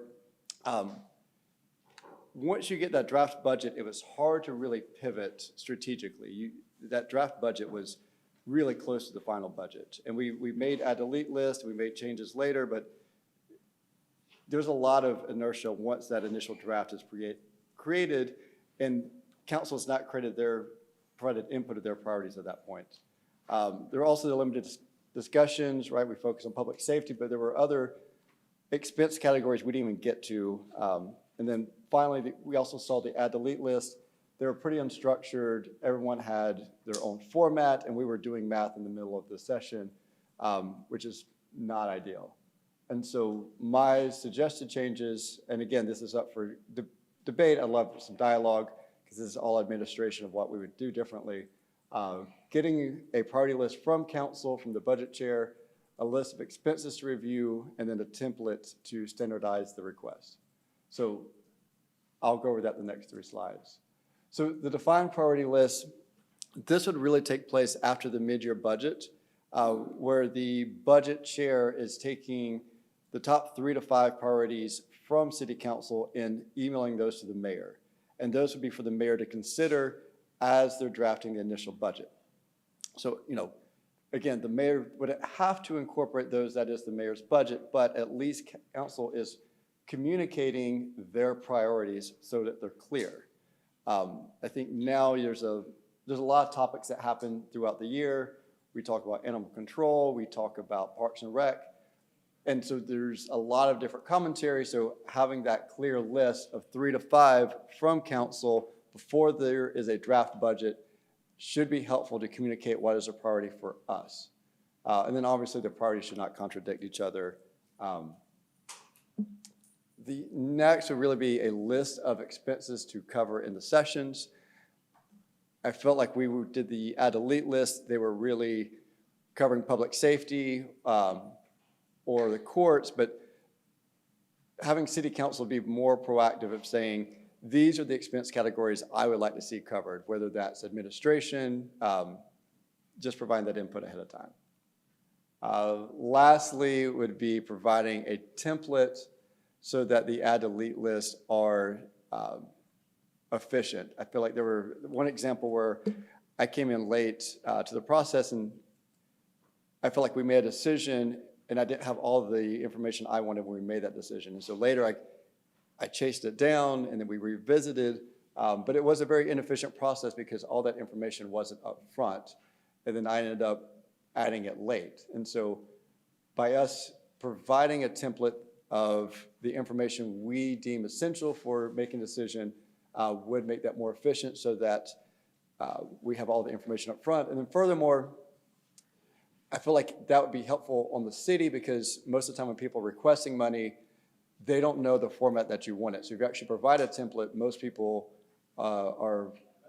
receive it well because it makes their job easier.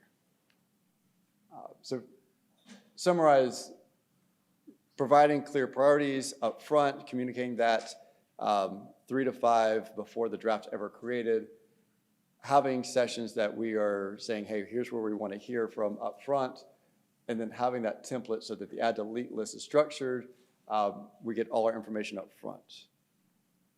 And so again, this is not anything that would be an ordinance or a resolution because the budget's dictated via the charter. This would really be council administration, the budget chair, driving these communications and sending that to the mayor up front.